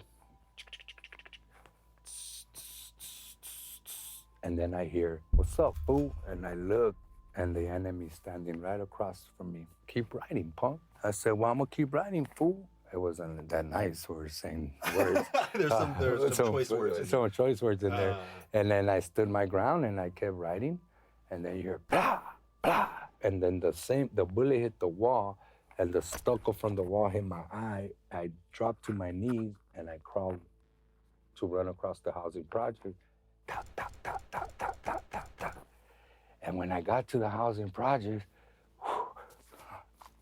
instead of being afraid, I felt a rush. Oh, shit. And I want more. That's the insanity that comes from within this gang subculture. It's similar to drug addiction. A lot of the times people tells us, you're gonna end up dead, you're gonna get shot, you're gonna end up in prison. Then I say, I don't care.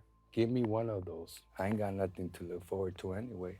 You almost welcomed it because it was... Absolutely, and that's why when we talk to kids or youth and you say, you know what's gonna happen when you go to prison, 9 times out of 10, they know. You're not scaring me straight. Right. I'm miserable. Right. You're actually giving me some beautiful options here. Was that hard for you to learn how to talk about your emotions? In those day and age, I didn't. What I did is I showed up every day. Let me share with you what suicidal is. I was suicidal. Not gonna slit my wrist. I'm not gonna shoot myself. I'm gonna be 120 pounds and I'm gonna go outside every day in red. And it's not because I'm a great fighter, I know Kung Fu or nothing like that. It's because I didn't care. It's because, kill me, I don't care. So do you see the suicidal is not that I'm gonna hurt myself. I'm gonna wait for law enforcement or a Crip or someone else. Come on, I'll fight you. I'll do whatever because I don't care about dying. So that way I never have to address any of my fears, any of my insecurities, any of the things that, any of the unresolved and vicarious trauma that I suffered. I don't have to deal with any of that. Mm-hmm. I just go out and deal with this moment each and every day. Can you talk about the kind of suppressed emotions that you and your friends who found themselves part of what people labeled gangs were feeling? Did you have any kind of communication with your peers about that kind of thing? So Anthony, let me stop you right here. I'm assuming I know the answer. Imagine me going to the park and looking at the big homie. Okay. I go to big homie and say, hey man, do you get depressed and wonder why your dad isn't here? And what is Shermhead gonna do? He's gonna give me some Sherm and I'm gonna be running naked on the freeway within an hour. You know, he's gonna get me high. He's gonna teach me how to handle or cope with life the way he copes with life. So if I go to Big Killer and say, hey, Big Killer, man, I've been sitting here thinking, man, and life is bad and this and that. Big Killer gonna give me a gun and say, hey, man, go with the little homie, man. You'll go shoot something. I want to talk about the power of change and how someone can live a lifestyle like the one you lived and completely change and be the type of person that you are now. So I learned about instincts and learned behavior. So my learned behavior was my downfall. The things I learned, somebody hits me, hit them back. That's not instinctive. I was taught that. I had to work on me. Before I could help anybody else, I had to identify what are my triggers. What are some of the things that set me off? what I remember hearing, seeing, smelling, tasting, and touching as a child. So once I started working on me, and there was a guy, Russell Freeman, he has a grief recovery class. So me and a whole bunch of Rolling 40 Crips went to his class, and we had notebook and paper, and we said, we're gonna learn from you how to heal our communities. He said, well, put the paper down. And he said, write your obituary. Like, what? So we're writing the obituary, and I wrote a nice obituary about me and where I grew up, and I went to this school and that. He said, you left out the main part. And I said, what's the main part? He said, who do you leave to cherish your memory? Who do you leave to mourn you? Next thing I know, one of my friends over here crying, got tattoos all over his face. He's sitting there crying, wiping the tears. I'm sitting there crying. We all sitting here crying like, man, F you, Russell. But what he showed us was that we hadn't worked on us. We want to save our communities, but we still hadn't healed. Because my idea was I was gonna save my neighborhood. I was gonna be the Father Greg Boyle. I was gonna get everybody a job. So now you're not shooting at these guys or shooting at their kids. And I thought I was gonna be this, superhero.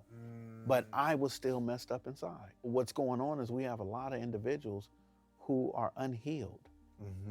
And they're starting families. They're going to work every day.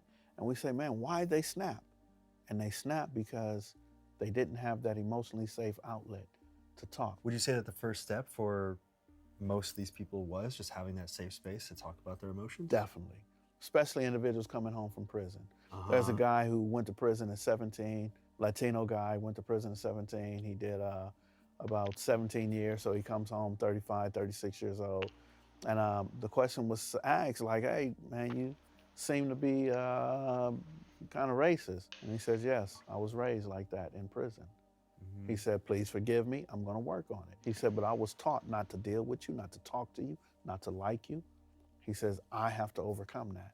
It has nothing to do with you. Let me overcome this over my time period. And I mean, that's as real as you can get. At that point, I could say, man, I totally understand. All right, now I'm gonna go grab something. Be right back.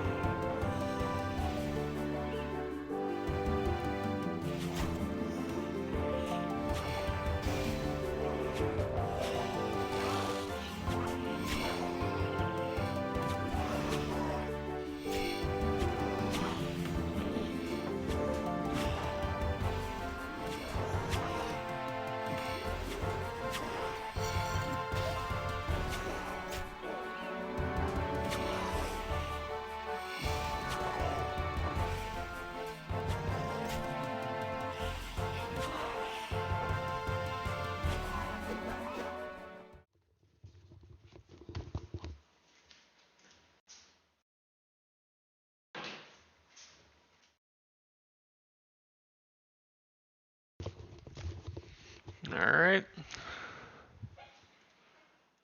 I'm back. Let's continue here. Once I grab all the loot.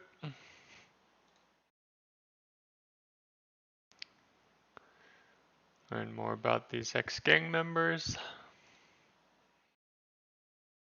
Understand, brother. Take your time. Get back with me when you're healthy. That's a scary thing to say because there are so many people that say once you were one way, you are that way forever, and I will only ever see you as that, as your worst self. Right. Have you dealt with that at all yourself, where people hear that you're part of a gang and they treat you like a gang member? Oh, definitely. I've had a famous celebrity, I ain't gonna say his name, treat me like, asked me to hold his dog. When I was driving a tow truck, I was showing him a car, a Mercedes-Benz, and saying, this is what we're doing here, company I work for, and would like to tell. He said, are you one of the owners? I said, no. He said, would you hold my dog for me? And he gave me the dog, and he walked over and started talking to the other people. So I'm sitting there with the dog, like, what am I doing holding this dog? And then when I realized what he was doing, I was like, oh, no, man, I'll chunk your dog out on Sunset. You know, your dog will be roadkill, man. You better come get your dog. That's before I knew how to deal with my anger. Right. What do you think the emotions that you were running away from were? After doing my internal work, after working on myself, Which is a lot harder than it sounds. Oh, absolutely. It took me 15 years before I can realize I had a drug problem or a gang problem or any of that. I come to learn that I was running from abuse, neglect, abandonment.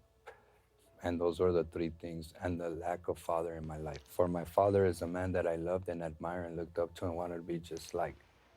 And he infused me with love. I was his king because he was a great man. It's just drugs took him from me. And also systemic oppression, suppression, no resources, immigrant. And there's various ways that folks join gangs. But one thing I do know and what I've come to learn is that behind every gang member, there's a human being. And in that human being, it's only trying to fill the void that has been lacking in their lives. The minute they recognize their importance, their worth, and who can they really become, transformation begins to happen. Was there a moment when you said, I need out? You know, when I left, I got jumped out, as you're supposed to. Jumped out? Jumped out, meaning jump out of the gang. But with just one final beating. And who knows if you survived that last final beating, but thank God that it played out the way it needed to play out. Many times I will contemplate, not in the beginning, but as you get in a little further in, you see more and more things start happening. Close calls, near-death experiences. I lost my friend, one of my friends. We will call him Sorrel. He was a tagger. It sounds almost like you had a spiritual awakening. Was there a moment? Shit. So the spiritual awakening I had, and I talk a lot about, my mother was so upset that I was doing drugs. And she told me, if I come home and you're doing drugs, I'm gonna call the police. And she would, because she's done it many times before. So I knew she would. She wasn't playing. In that moment, I was so whacked out, meth. And I remember her coming from home and she kicks the door open or opens the door. Where's Fabian? Fabian. She's looking for me in every room of the home, and I'm in the attic, blown out of my mind. And eventually I had to get out that attic knowing that my mom was home. So I bust a hole through the drywall and I land in the living room. For my mom could just say, hijo de tu, all these beautiful names in Spanish. She picks up the phone as I knew she would, and I looked at my wife, my children, and my mom. And I knew I really did it this time. And so as she's yelling and calling and screaming at the police, all that, I'm looking at them with this trying to project the ounce of love, even if it was a drop, or letting them know, like, I do care, look. And I ran out of my mother's house, and I ran through Hollenbach Junior High and Roosevelt High School in Boyle Heights, made my way to the 5 South Freeway. I jumped into the pond, knowing the helicopter was getting closer, the sirens were sounding louder, and now I'm playing Rambo, all smoked out, because I said I'd rather be dead than to go to prison.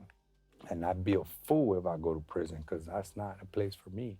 I climb up the bridge, and as I climb up the bridge of the freeway, I'm walking on the edge of the freeway wall. It's not leading me anywhere, so I hang by the wall. I let go, and when I land, the wall's so high up that the knees hit under my jaw.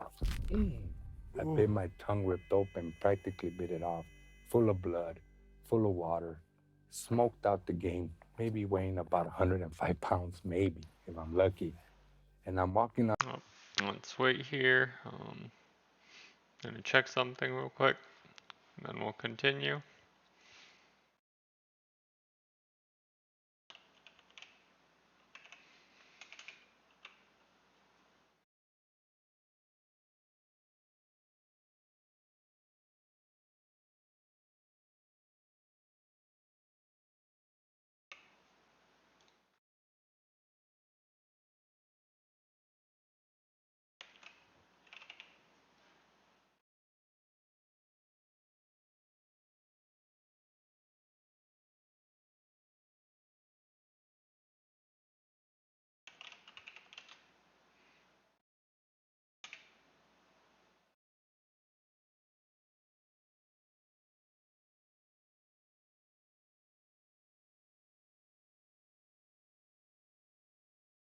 Grab this loot.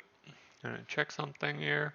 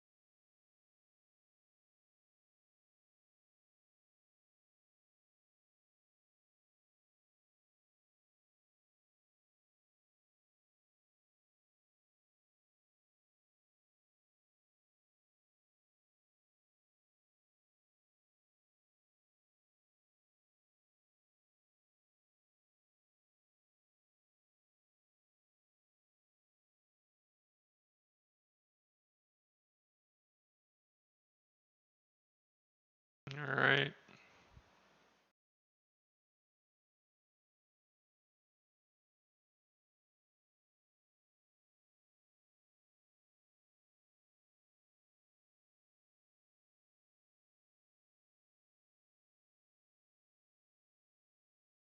Let's modify this a bit.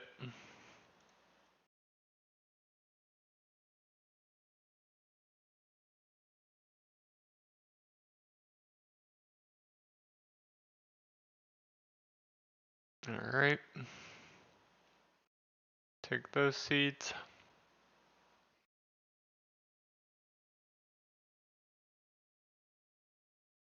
We'll swap for poison ivy.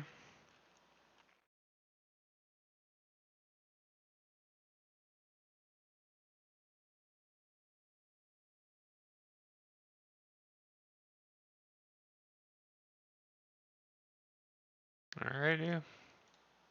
Let's keep going here. Let's keep watching. On the side of the road, knowing that I was dead pretty much inside. I was robbed. I had, if I'm lucky, if I even had a spirit at the time. And I'm walking on the side of the freeway, the voices come back. Kill yourself. Kill yourself. And inside here, it sounded as if they were yelling or screaming from the universe. And I'm like, oh my, like it was so loud, terrifying, taunting, and haunting that I shut my ears. I looked to the sky and I disrespected God. F you, God. And I ran across the freeway.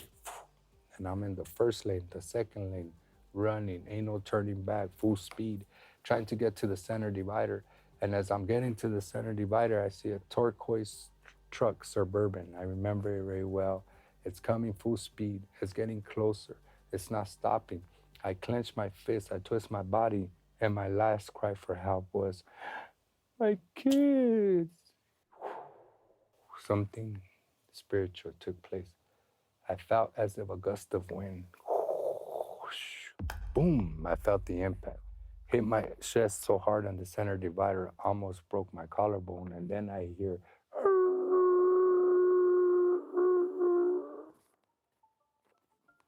the truck did not hit me. I sit on the center divider, I look towards the sky. I saw the sun rays dancing beautifully, and I received the feelings of peace, joy, happiness, and serenity.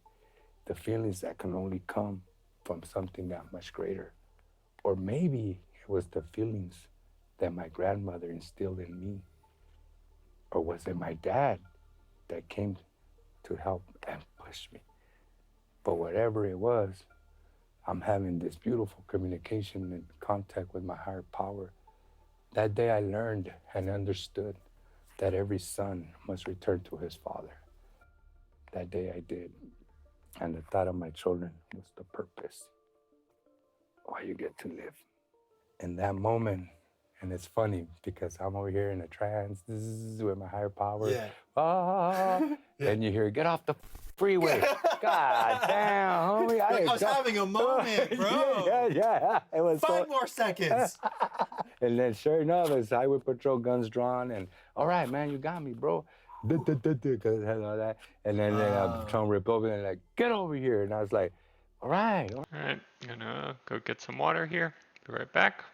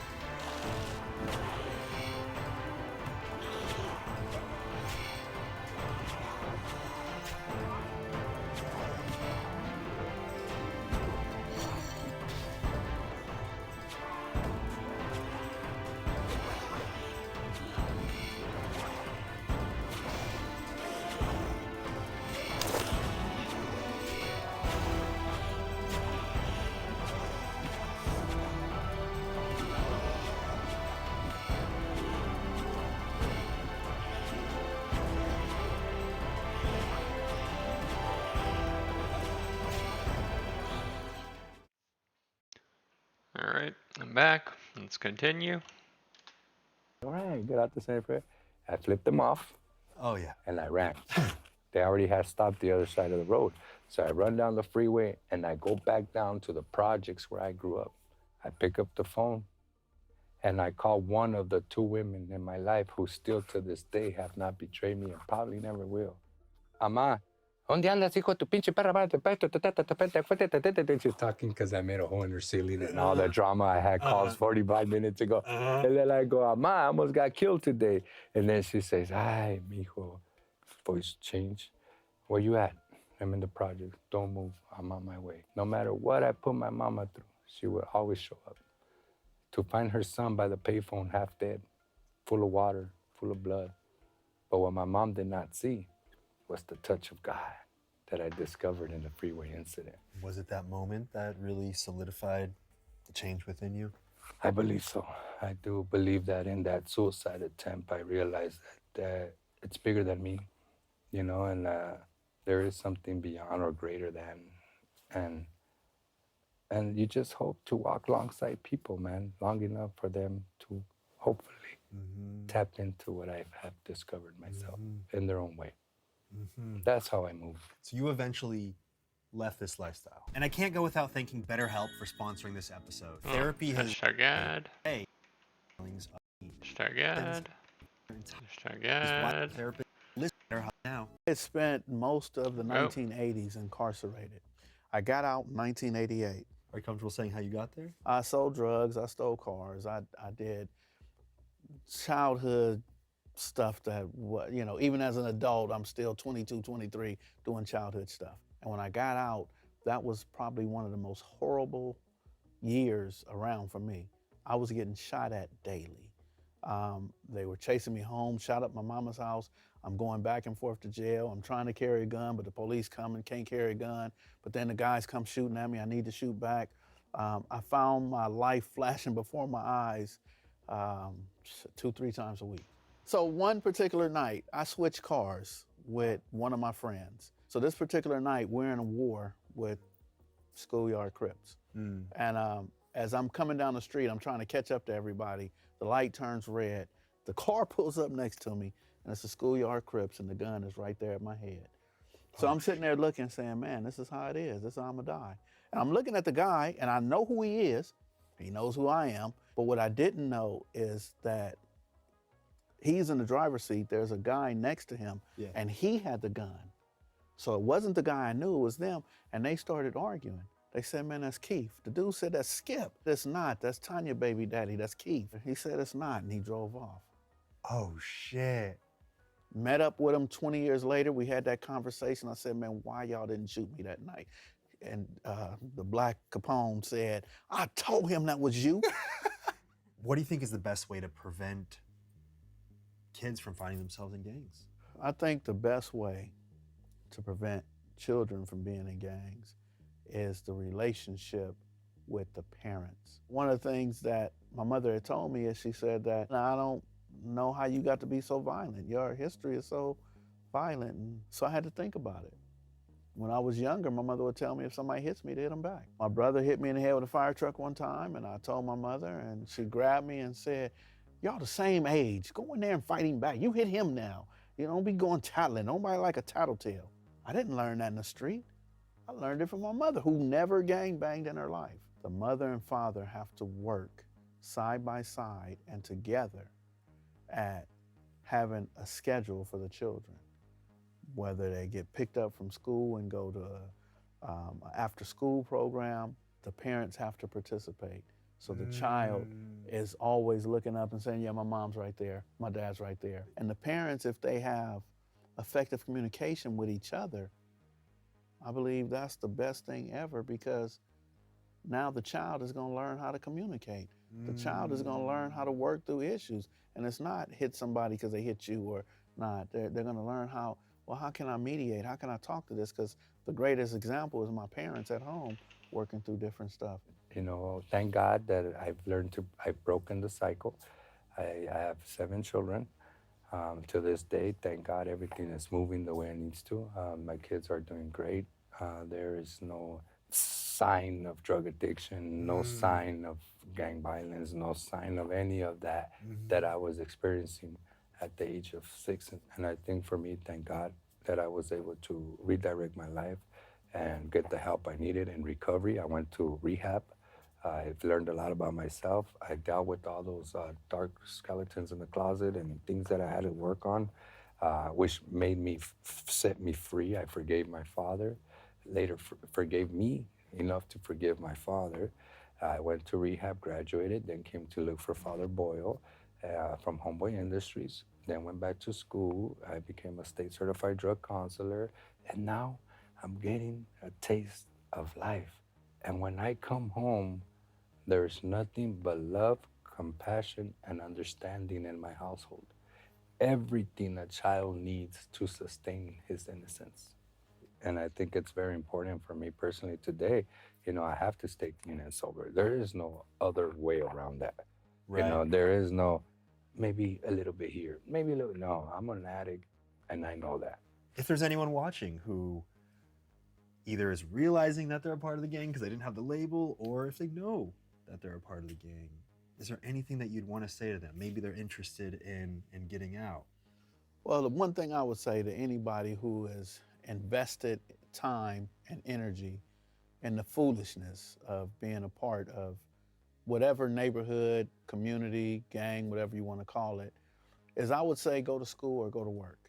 Because my friends are my friends. So when they come to me and say, hey, we're about to go to the store, and I'm talking about Baby Killer, Tiny Shooter, and all them, I'm gonna give them $5 and say, hey, look, do me a favor. Get me a bag of peanut M&Ms, a Dr. Pepper, and come back. But I'm gonna be at the house. I got something to do. So they're still my friends. I don't ever wanna say, oh, I'm not a part of that. I'm not doing that no more. What I wanna do is I wanna keep your friendship, but I don't wanna go to jail with you. I don't wanna get shot with you. I know a couple of people before who have gone to the park and say, man, I need to get put off. I don't wanna be a part of this. And then of course, everywhere they go, they're getting stomped and beat up. And it's like, so it's no need to say I'm not gonna be a part of it. I have to continuously be busy. What is some of the work that you're doing to make sure that others don't find themselves as children part of that lifestyle? I always believe in meeting them where they're at. Yeah. You know, there are only so much one can say or do before the next man or woman can receive. And be there in companionship. And just acknowledge, identify the gifts, the strengths. Because a lot of the times, you know, people say, that fool shit stinks. And then I'm gonna say to you, homie, I've been knowing that shit. That only reinforces the resentment and the anger why I should continue to mess up. Yeah. Let's try another way. It's about more seeing you for who you are, regardless of all this.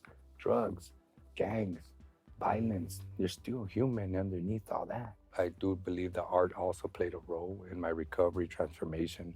Also, it gave me a sense of hope when things were dark, and I would draw, doodle, sketch. I would create my own worlds to escape my reality. You know, those things were meaningful to me. So then in time, you know, because of the art gift and my own healing and transformation, recovery, 12-step model, everything I did, art was always at the center. So I figured, okay, now that I have recovered, have gained access, now that I've become this leader within my community, how then do I create a access for others?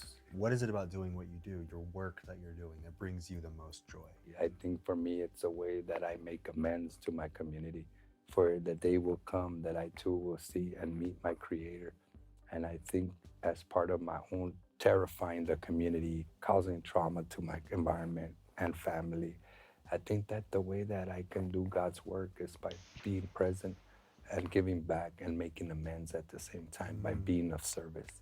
I have saved lives, that I have got different sides that were once shooting and killing each other to sit at a table, to eat together, and now for some have been 8 months, some have been 3 years, but they're not killing each other anymore. That's the greatest joy. It's the greatest joy and also the greatest agony, because law enforcement takes credit with their deployment of patrol, their detectives. They say, yeah, we've calmed this area down. But no, I got the drive-by shooters at the table. The reason why they're not shooting is not because you got more patrol units or your detectives got overtime. It's because I put them at the table and paid $200 for them to eat, and now they're not killing each other no more. As much as people like me have worked with the young people in the community, it's like taking a bath and putting on the same dirty clothes, because we put them back in the environment that doesn't support the change. We put them back in society, law enforcement, judicial system, that hasn't changed their perspective of the children.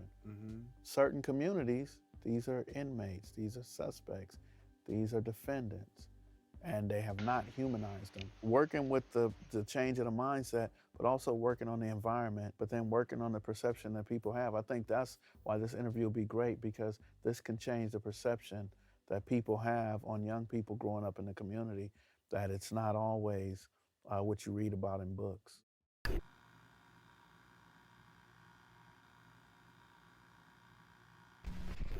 You're a spring chicken.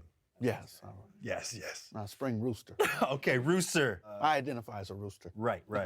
A balk? I don't know what a balk. I'm not gonna. I was trying to replace letters and it just didn't work Oh, out. okay. It was a little too far. Oh yeah, I got it now. But I understand. It was a little too far. I got it.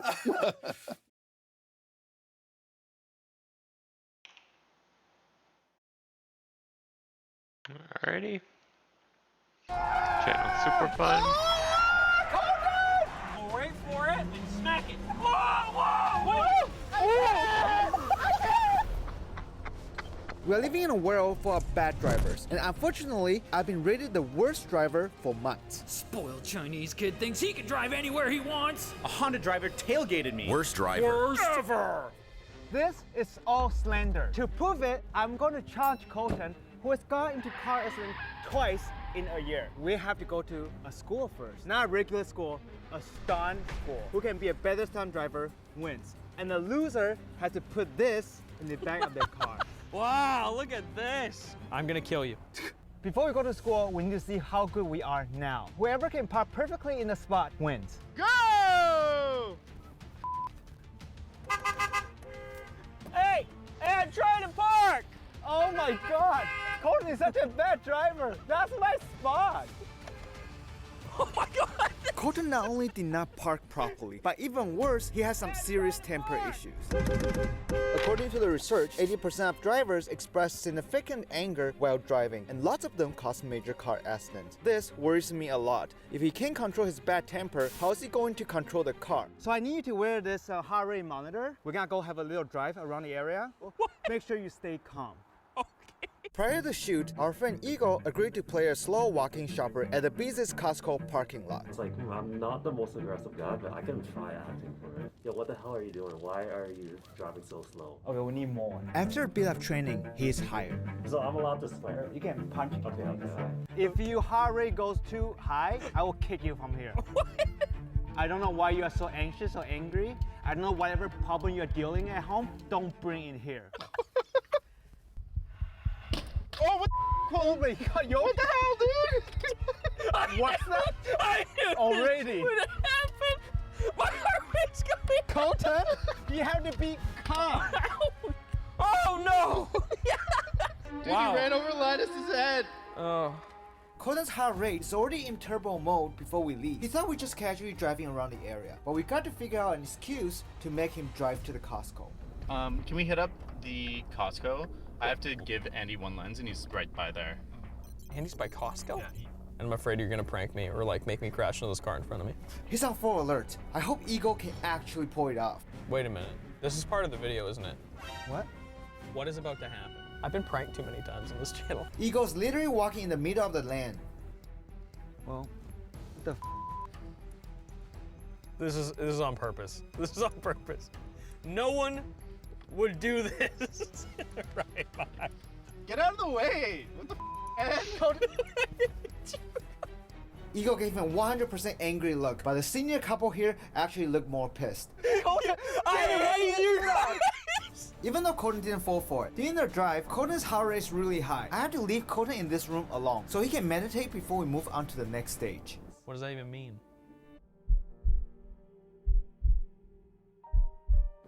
Are you good now, Colton? And now we can finally head to the stunt school. And this is Rick. He's done 40 years of stunt driving. This is a Crown Vic that we use in the movies. Why don't you just show us? While Rick's doing these stunts, I'm gonna try to apply this D-brand skin to Dennis's phone. Let's see if I can do it. Now we're gonna drift to this phone. D-brand sells a lot of stickers. They sell phone stickers, iPad stickers, computer stickers. Hello, okay. So we'll do a 180 here. I'm having PTSD already here. So this is gonna be a 360. Okay, A 360? okay, oh my God! Oh my God! I can't! Oh! So you won't be Yeah. No. Oh, I think he fainted. Are you okay? Hey. Dennis, hey, you actually did you? Dennis. Hey.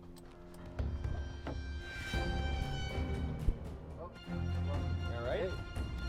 Make sure you check out Oh my God. dbrand.com/showlinus. Wow, really? I got you!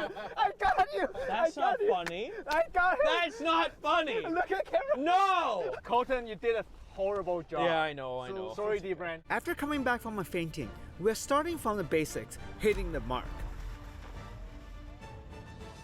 All right, come on down, Dennis. We know banking isn't just about numbers. Introducing Wells Fargo Premier, an elevated financial experience to help you plan your future the way you live your life. Wells Fargo Premier, banking, lending, and investing designed around you. What was that? Dennis drives like a grandma. All right, Colton.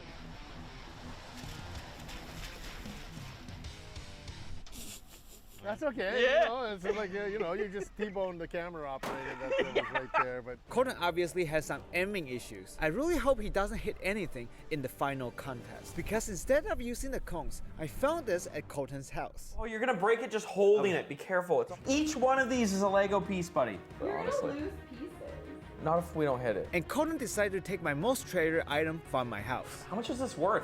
$400. What? It's a custom-made sign. See you later, nerd. And our 1 million sub play button will be on the track for the final contest. Colton, maybe after today, I'm gonna be a real stunt driver. Good luck with it. keep going faster. Now. Shoot. Woo! Nice. Okay, Dennis. Yeah. Damn, Dennis did a pretty good job. See that, Colton? You weren't even close to the cone, okay? But that was a beautiful 90 degree. Damn it. Yeah. Nice. Yeah. Yes, yes, yes. This is like when a parent's got two kids, right? They go up to them, they go, hey, you know, you don't have a favorite, do you? And the parent goes, no, of course not. But they obviously do. That's you right now, Dennis. Colton, don't be jealous. Ah. Well, better. You got around and you're doing the 90, so it works. It works. Surprisingly, I've been doing way better job than Colton. My 90 degree, 180 has just been killing it. The last part is timing. How to professional tailgate. If we did it wrong, we would actually end up in the hospital. Oh my god! Oh my god! Dennis, you didn't know this was gonna happen? I did not know this. Well, Rick didn't tell me we're gonna do this chase thing. We're about to basically do the same thing that I did where I got hit last week, yes.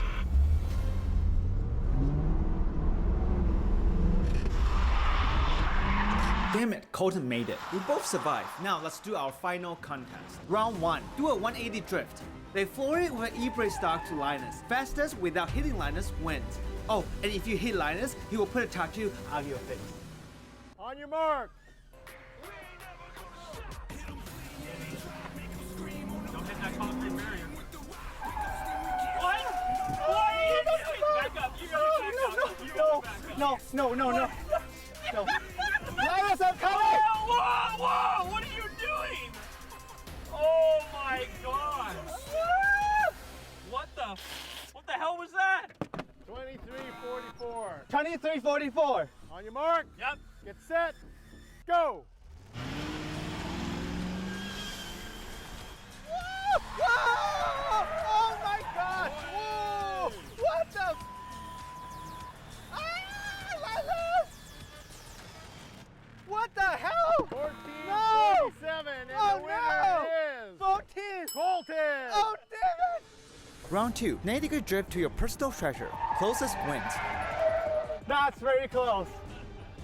Okay, Colton, let's go. Oh, right. Ready? No, it's not. You're right. Yeah, you're good, dude. Just go for it. Woo! Yeah, nice. Woo! Nice. Good job. Good job. Okay. Go right for it and smack it. 76 feet. I'm gonna have 76 feet. 76 inches. Might as well be.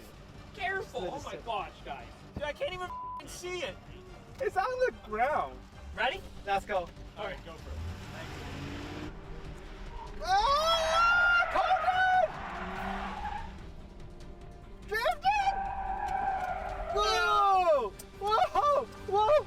Whoa! No. You're so bad! You're so bad, Colton! 85! 85! And the winner is Dennis. Yes! Good job, Dennis. Final challenge. Full throttle, then hard braking to get as close to the play button and Linus. The closest wins. All right, hold on, wait, whoa, I need my seatbelt, guys. Last My one. seatbelt. Let's go, this is it. Hit that play button. What happens if you hit it? Ah!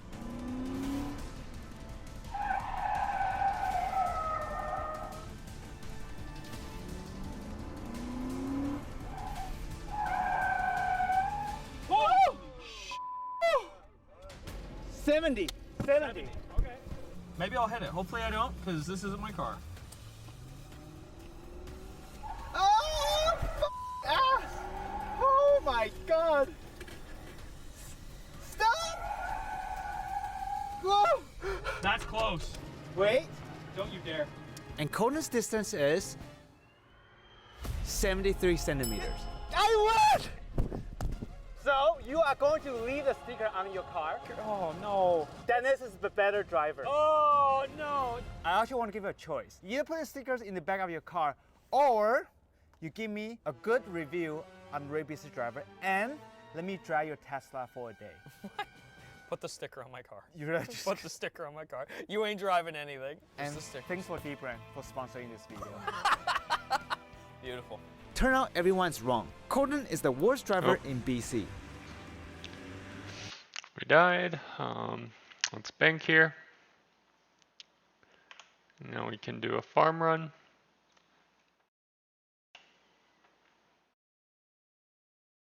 Let's grab this.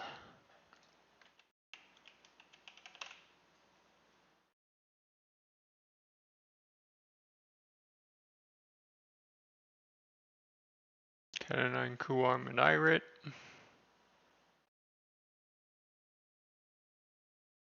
Also need to be planted.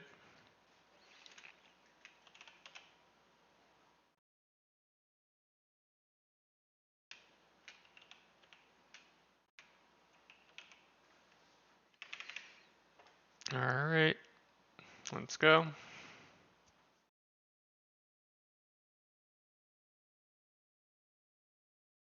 Actually, want to save this preset real quick.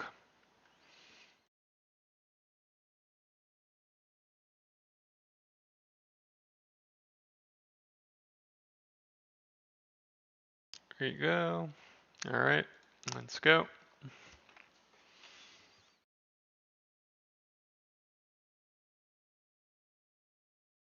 Boom.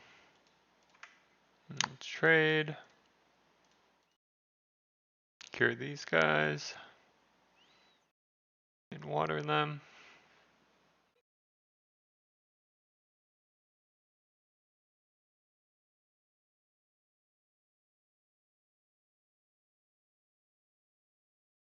And pick these guys.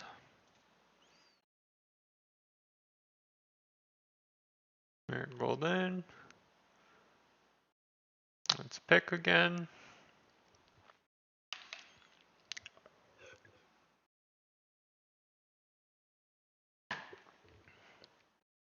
Let's siphon. Put this in. Put Cadentine in. Exchange. Let's harvest.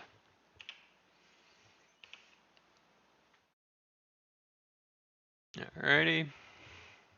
Let's hope we get notes. Hope we're lucky. Come on. Are we lucky?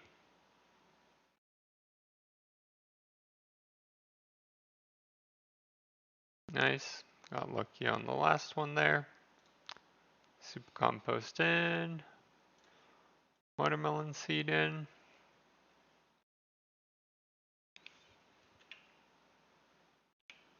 And then we'll head to the Ectofuntus using our Ectofile.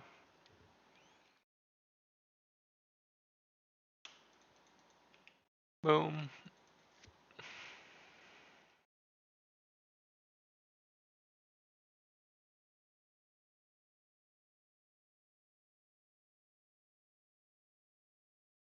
Here we go.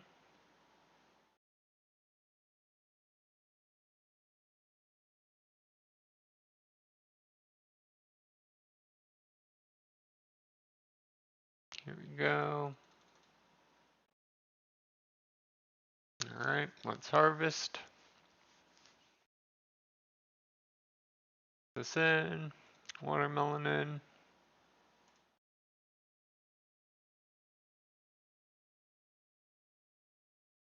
Stick these up.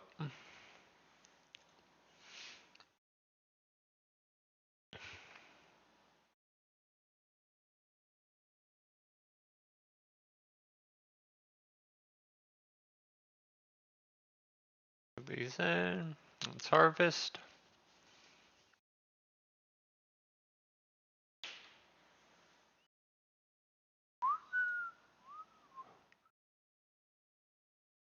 Put super compost in, watermelon in. And let's exchange. Let's pick these marigolds. This goes in, marigold in. Let's pick.